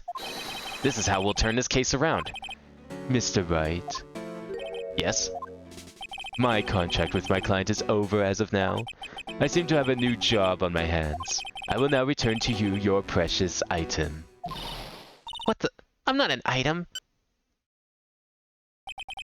Oh, well that was easy. You know, for a killer, he's really good at keeping his word. Maya, I never thought I'd see you again. Oh, thank goodness.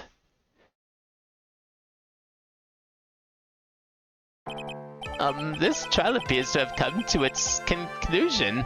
However, I'm sort of... I don't know quite what just happened there with the client and the witness and... Miss Von Karma, where did that...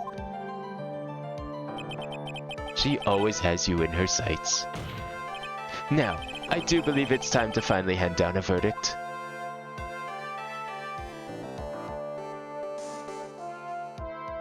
Oh yeah, not looking so hot, Mr. Ungard, are ya? Mr. Ungard, it looks like somehow you got what you wanted. You'll finally receive the acquittal you wanted so badly. You should be happy. But before that, I would like to make one final statement. Sometime in the near future, one very betrayed assassin may appear before you. Needless to say, that man is very good at what he does. I'm sure you would understand what I mean if you watched this video. Help me. Now then, Your Honor, the verdict, if you please. Is this all right with you, Mr. Wright? Finally reached the end of a very long battle.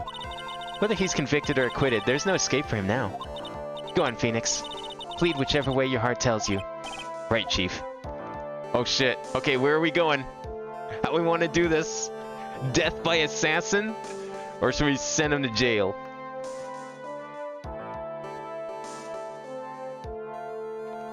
I like that option. You know Phoenix. He always gets his not guilty verdict. It's his promise to his clients. He's always protecting their innocence, after all. Congratulations, Mr. Madungard. Please make sure to savor every moment of what little time you have left. Your Honor, as always, the defense pleads not guilty. Very well. This court finds the defendant, Madungard.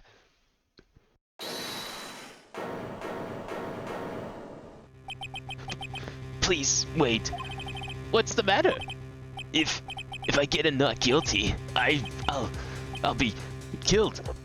I mean, you either get killed by the assassin, or you get sent to jail with the crime of murder, which, well, actually in Japan that doesn't count as a death sentence, so you're probably fine, actually.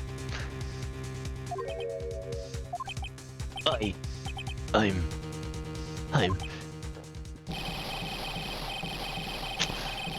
I mean, oh, careful there, my guy. You're just gonna kill yourself with that sort of behavior.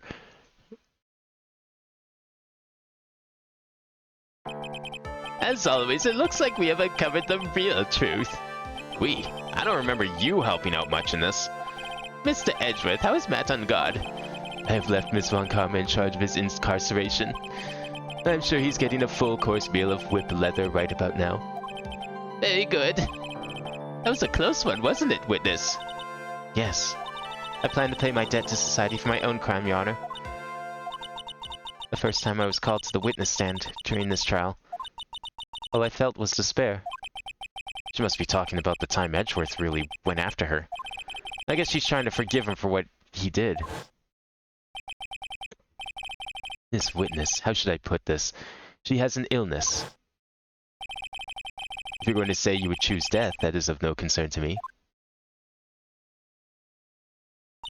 But after that, when I was alone at the detention center, that's the first time I really saw myself for who I am. And today, when the two of you used your combined strength to convict Matt, I felt like I'd finally been saved.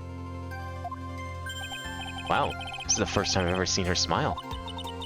I'm really happy that you two were in charge of this case. I really don't know how to express how I feel at this moment.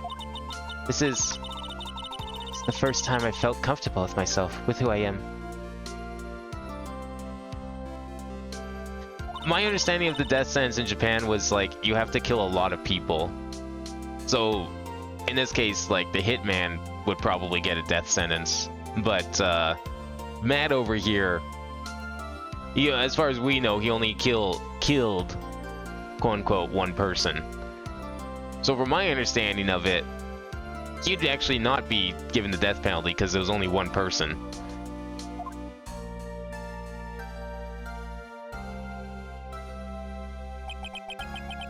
Looks like we have resolved everything at last.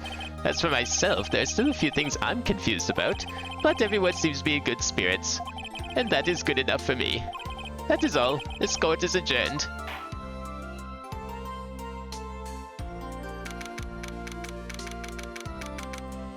Well, there may have been a couple hiccups along the way, but actually I feel like I did pretty good. Solved most of the things. I second-guessed myself on the final piece of evidence, unfortunately.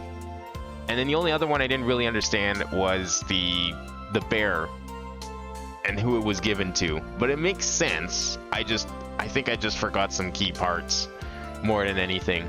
Probably one of the smoother cases we've had in a while, at least. Certainly better than whatever that bullshit was in the third case. Fuck that case. You're great out there, Phoenix. What I did out there was right, wasn't it? This is the first time you've not gotten your client off. You got them a guilty verdict this time. But you have to look past all of that, to what's really important. You now realize that there's something more than just getting a not guilty, right? Yes, I understand now. Phoenix, think back for a second. Think to the moments before Miss Von Karma arrived with the final pieces of evidence. Think about the incredible decision you had to make. Now then, Mr. Wright, let's hear the defense's final statements on this matter. Can't count on the evidence to help me anymore. I have to listen to my heart. Should I side with justice? Or should I save Aya's life? My client, Matt on guard, is...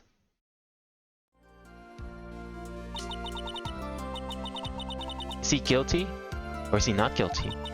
Those were your choices then. And your answer? Your answer spoke to what being a lawyer means to you. Right. Edgeworth, I have good news. Maya is now safe in police custody. Really? Girls, you're telling us the truth, right, Mr. Edgeworth? Yes, she's quite safe. She's on her way here as we speak in a patrol car. Mr. Maya's safe! You did it. You really did it, Mr. Nick. Ow, she punches deceptively hard for a kid. I believed in you. I kept saying to myself, Mr. Nick will save her. Mr. Nick will save her. Thanks. Oh, What's wrong? Miss Von Karma. About earlier, thanks. Ow. Why are you still smiling, Mr. Phoenix Wright? You lost. Your perfect win record has now been crushed. And yet, you are still happy. I don't think you'll ever understand, Miss Von Karma. How dare you? Don't worry. She may in time. After all, I was like that myself until a year ago. Edgeworth? For my own personal victories, and for guilty verdicts. I used every dirty trick in the book, and so my win record remained spotless. But a man appeared and stood fast against that selfish me. I fought him in my usual manner and tasted my first defeat. I felt like I had lost everything because of that. And then it was my turn to sit in the defendant's chair. And I was saved by that person I called my enemy. I couldn't forgive myself for all that happened. So I left the prosecutor's office. And I left that note. Prosecutor Miles Edgeworth chooses death. As well as you should have. A prosecutor who has shamed himself with defeats should crawl into a hole and die. But that was not what happened. After I left the prosecutor's office, I finally came to realize something. And it was in that moment of clarity that everything began to change. What foolish nonsense. We prosecutors use anything we can to attack the defendant. But every time we did so, no matter how desperate the situation, instead of giving up like most people, that man would hold strong with his undying faith. And then, before I knew it, I began to trust in that man as well. What? You trusted your enemy? It doesn't matter how many underhanded tricks a person uses. The truth will always find a way to make itself known. The only thing we can do is to fight with the knowledge we hold in everything we have. Erasing the paradoxes one by one. It's never easy. We claw and scratch for every inch. But we will always eventually reach that one single truth. This I promise you. The truth? Yes. That's the reason why prosecutors and defense attorneys exist. But I'm sure you knew that already, didn't you, Wright? That's why you couldn't forgive me. This man who went into hiding. Isn't that right? This man who only had his sights set on victory. Who ran away into the night. Is Mr. Edgeworth right, Mr. Nick? You really let me down. When you disappeared, I felt betrayed.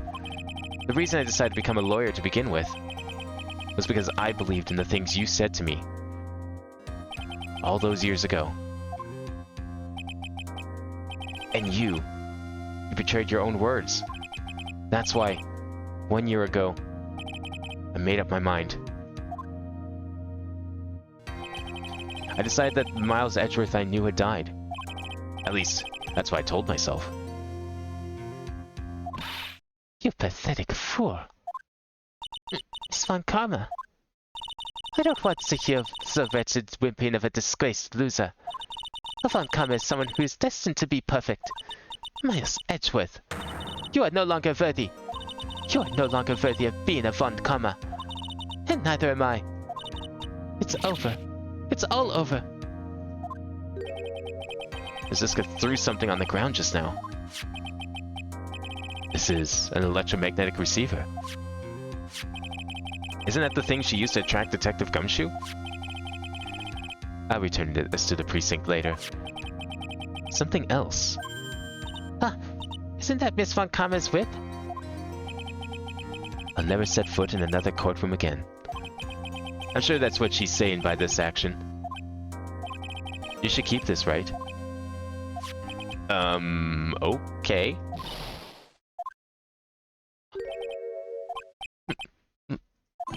Maya! Mystic Maya!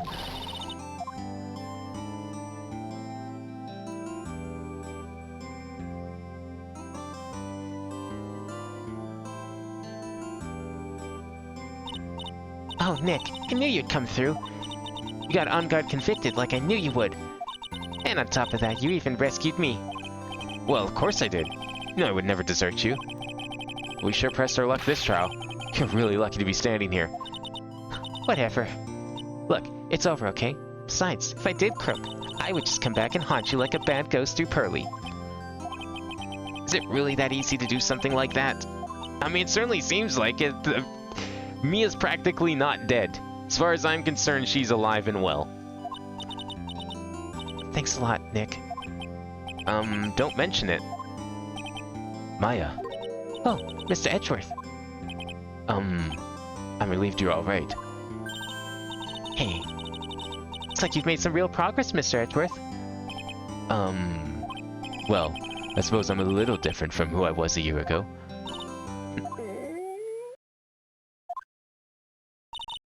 Alright. I think it's time we got out of this depressing place. Huh? Where are we going? Food, Nick. Food! Grub, chow. I'm starved. I'm so hungry even you look like a nice juicy burger on a bun to me, Nick. You think I look like a burger? I'm a prime rib at least. Come with us, Mr. Edgeworth, please. If you insist.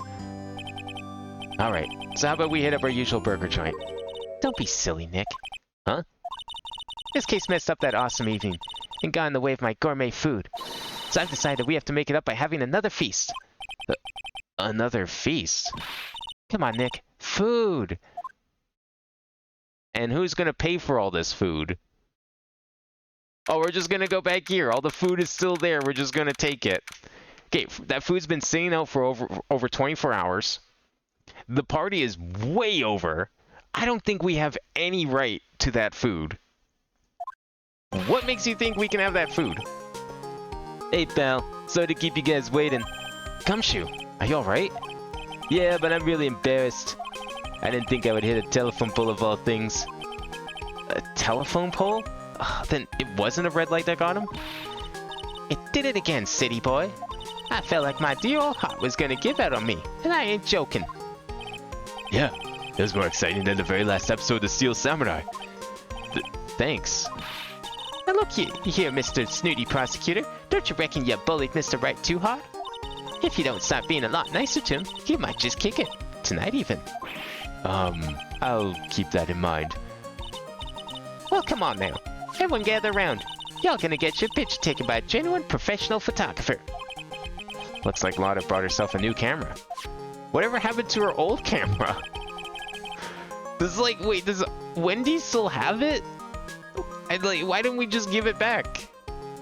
Well, pal, at least we can put this messy case behind us now. Come on, tonight's all about eating, so let's go chow down, pal. Amen to that, pal. Amen. You know, when you think about it, you were the one who saved the day, Detective. Huh? Me? You really think so? He's right. If it wasn't for the 3 items you took, I think this trial would have had a very different ending. Well, you know, it's, Huh? Wait. That's odd. When I ran off with the things from the killer's hideout, I was sure I took 4 things in total, sir. What? 4? Yeah, I'm sorry I put one of the items in my coat pocket. There's a 4th item? Oh, come on, y'all, it's over. Oh boy, tell ya. You really are something else. Didn't get accused of murder and getting kidnapped. Never a dull moment with you, huh? You think? Why does she look so happy about that? But being set away for 2 whole days. Weren't you scared? Yeah, it was really scary. I felt so hopeless. So to keep my mind off of things, I drew a picture. Sounds like you had it rough, gal. So where's this picture of yours? Yeah, I want to see it. I want to see Mystic Maya's picture. You know, I don't know where it went. Aw, that's too bad. Well, it's alright. It wasn't anything important anyway. Ah. Sure is nice to finally see them both smiling again.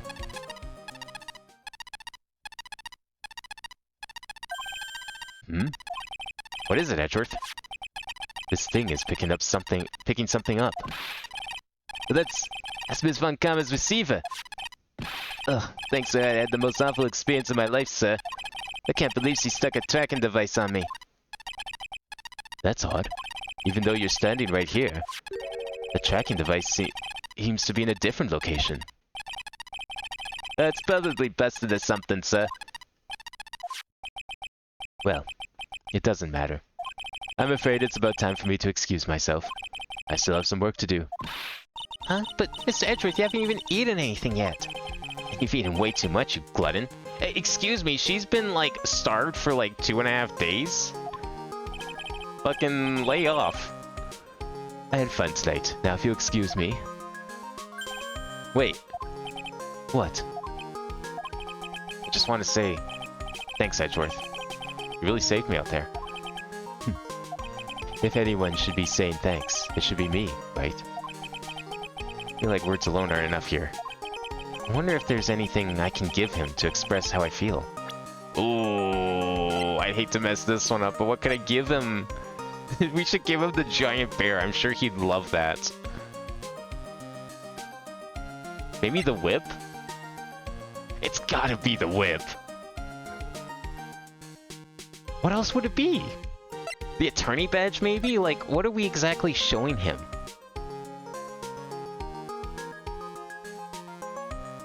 Okay, the attorney badge is like to show, you know, everything they fought for, yada yada, but the whip is like...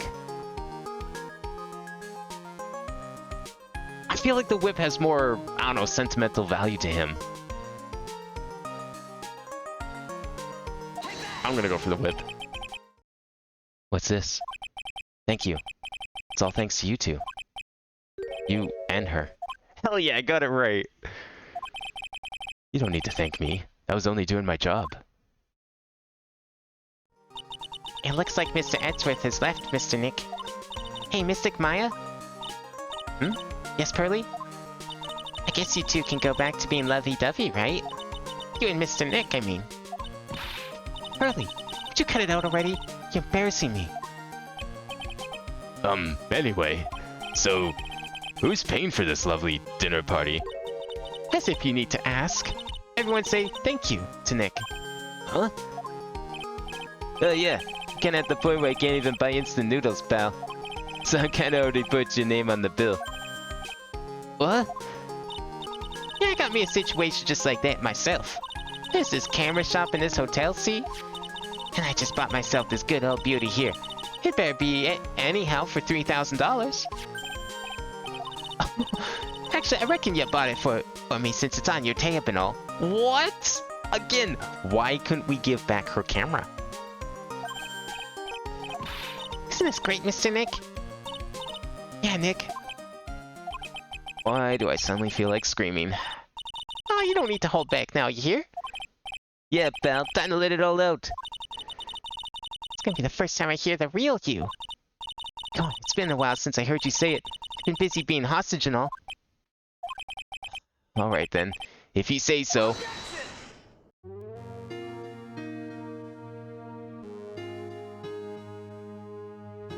And that's it.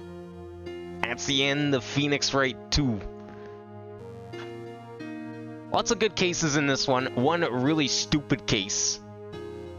Definitely a couple hiccups here and there. I mean, I can't remember the first two cases how...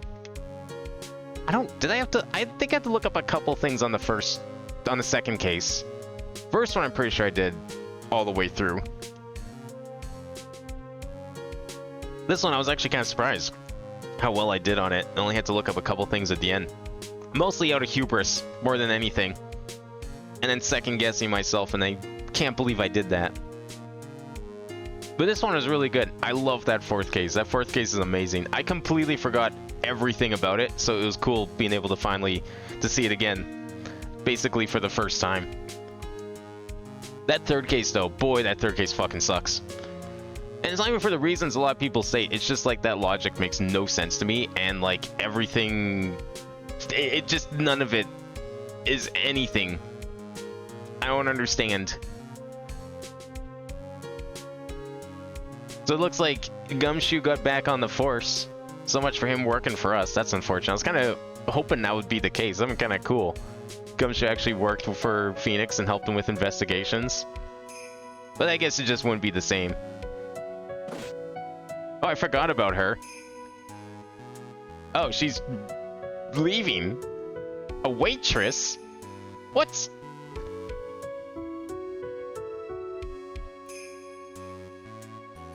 Well, that didn't last long. Oh, is that like a few months at best? Maybe? completely forgot about her. She was the defendant from the first case. And the more I forget about this guy, the better.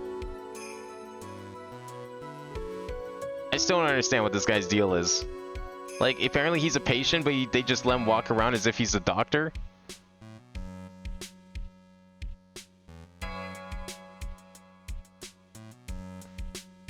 Oh, I see. He's talking about... Right, Franziska was at his hospital for surgery. I say his hospital. I don't know whose hospital it is. It can't be his. There's no way. And Max is still working for the circus. The way they handled this case in particular in the show was like so much better. Like just everything about it. I don't know what happened with this case in the writing. It like makes no sense. Like they actually made Max seem like a pretty decent guy in the show. Here he just seems like an asshole. Like a very selfish asshole. But he had a bit of a redemption arc in the show. Mo was fine in both. Mo is okay in the game here. He's probably like the best character of that case. Which may or may not be saying anything. I don't give a shit about these two. They didn't even testify in the show, and honestly, that was probably for the best. I feel like that case had a lot of filler testimonies.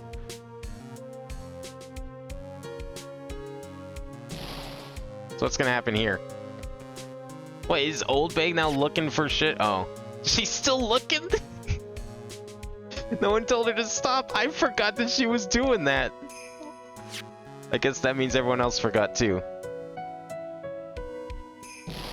Nah, they totally wouldn't forget about Wendy Oldbag.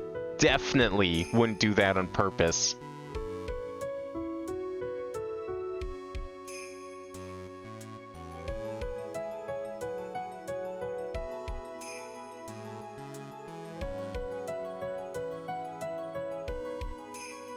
Man, I'm looking forward to playing the third game. Because, like, the third game is going to be completely blind. I made it to case 3, but I didn't even start case 3. If it even was case 3, I don't know which case it was. The whatever one with... I remember there being a chef, and that's about it. It was something to do with a restaurant. Maybe it's the restaurant that Maggie works at. Could be. I don't even know if she appears in that one. Probably didn't get far enough to find out. So it's going to be pretty much like a brand new playthrough from the start. Oh, this guy's leaving the country, eh? He has a website now. This guy's just gotta fucking just Google Hitman services. I'm sure that will go well. Definitely no problem doing that.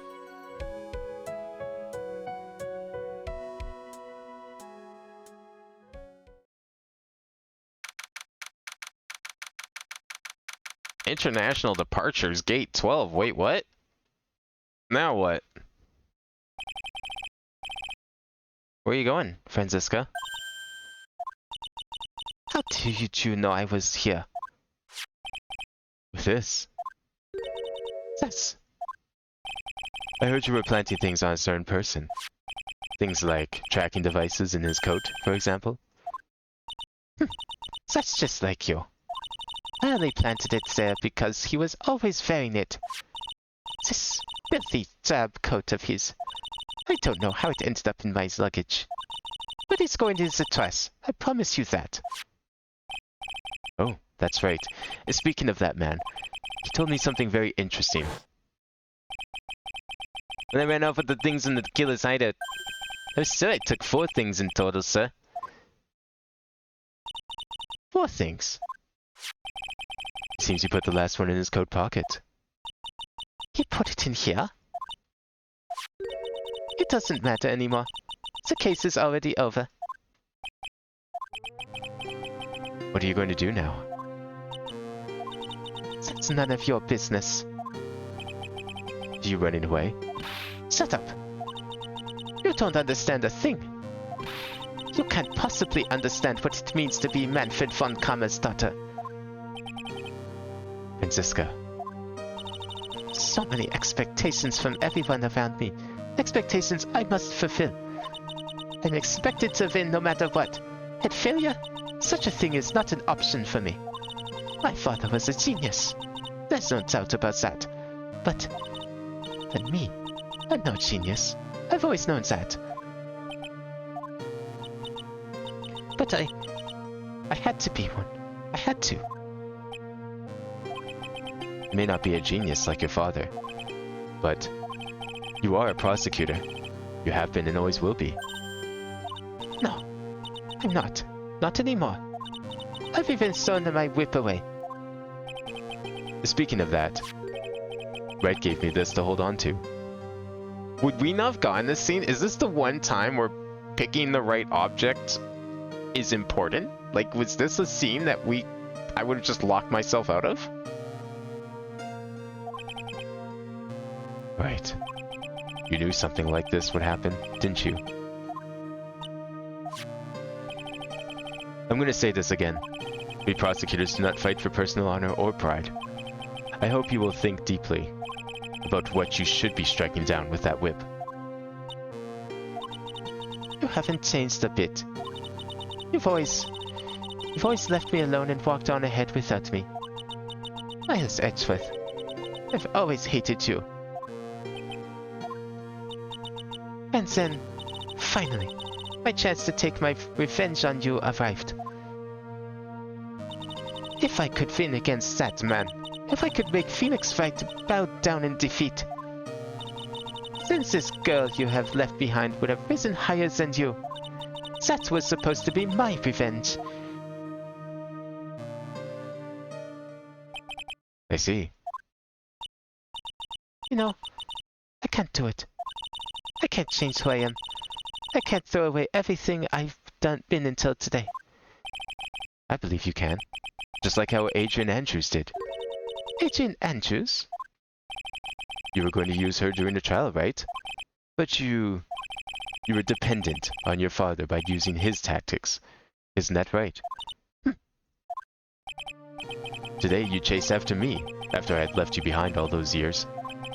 And that's why we're standing here now, side by side. But I have no intention of stopping.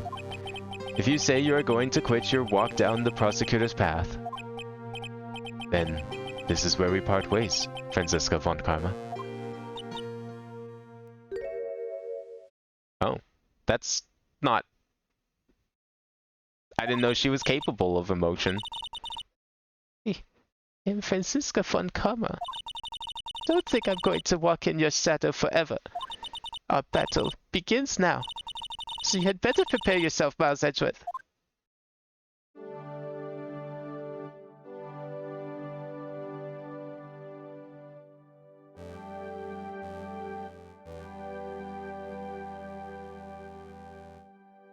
Phoenix Wright.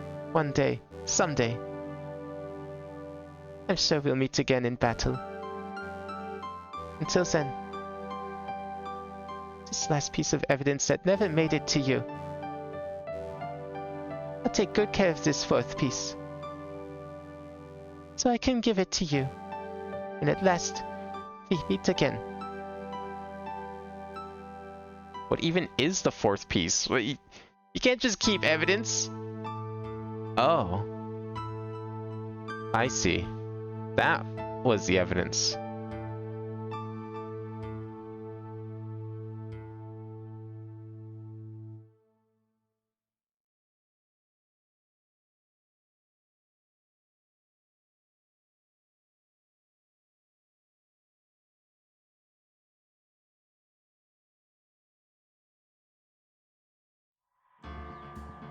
Well, that's justice for all. So I guess next time we start the third and final game in this trilogy, Trials and Tribulations. I don't remember anything about this game at all. I know that the third case, or the second case, it's one of those two, involves a restaurant, and that is literally it. I didn't even get started on that case. I think I was still on like the first investigation of the first day. So not even like into it. This whole game. Now we've now gone into complete like unknown territory. This game may as well be blind to me. So next time we'll be starting this one. I'm very much excited to play through this one. I've been looking forward to playing new Phoenix Wright games, in a sense. So we'll be playing through this. I don't know what we're gonna do after this one. I think I kind of have an idea of what order I want to do things in. It will still be more Phoenix Wright, but because I didn't think this was going to be this popular and people are actually interested in seeing all this. I'm glad people are, because these are really fun to play through. But yeah, we'll get started on episode 1, Turnabout Memories, on the 3rd game next Tuesday. Otherwise, I will be back tomorrow and we'll play some Minecraft. But in the meantime, thank you all for watching this very long finale. I didn't think it was going to be this long. I think a lot of it was me just trying to solve the puzzles more than anything. I feel like if I didn't get stuck in some parts, I think we would have been able to finish this a little faster. But even so, I was thinking this was going to be like a 4-hour stream, and it ended up being like a 6-hour stream. 7 hours, actually. It's 6 hours, 40 minutes. Jeez. Well, either way, thank you all for watching tonight. I hope everyone enjoyed this bonus finale of Phoenix Wright 2. And I will see you all next time. Have a good night.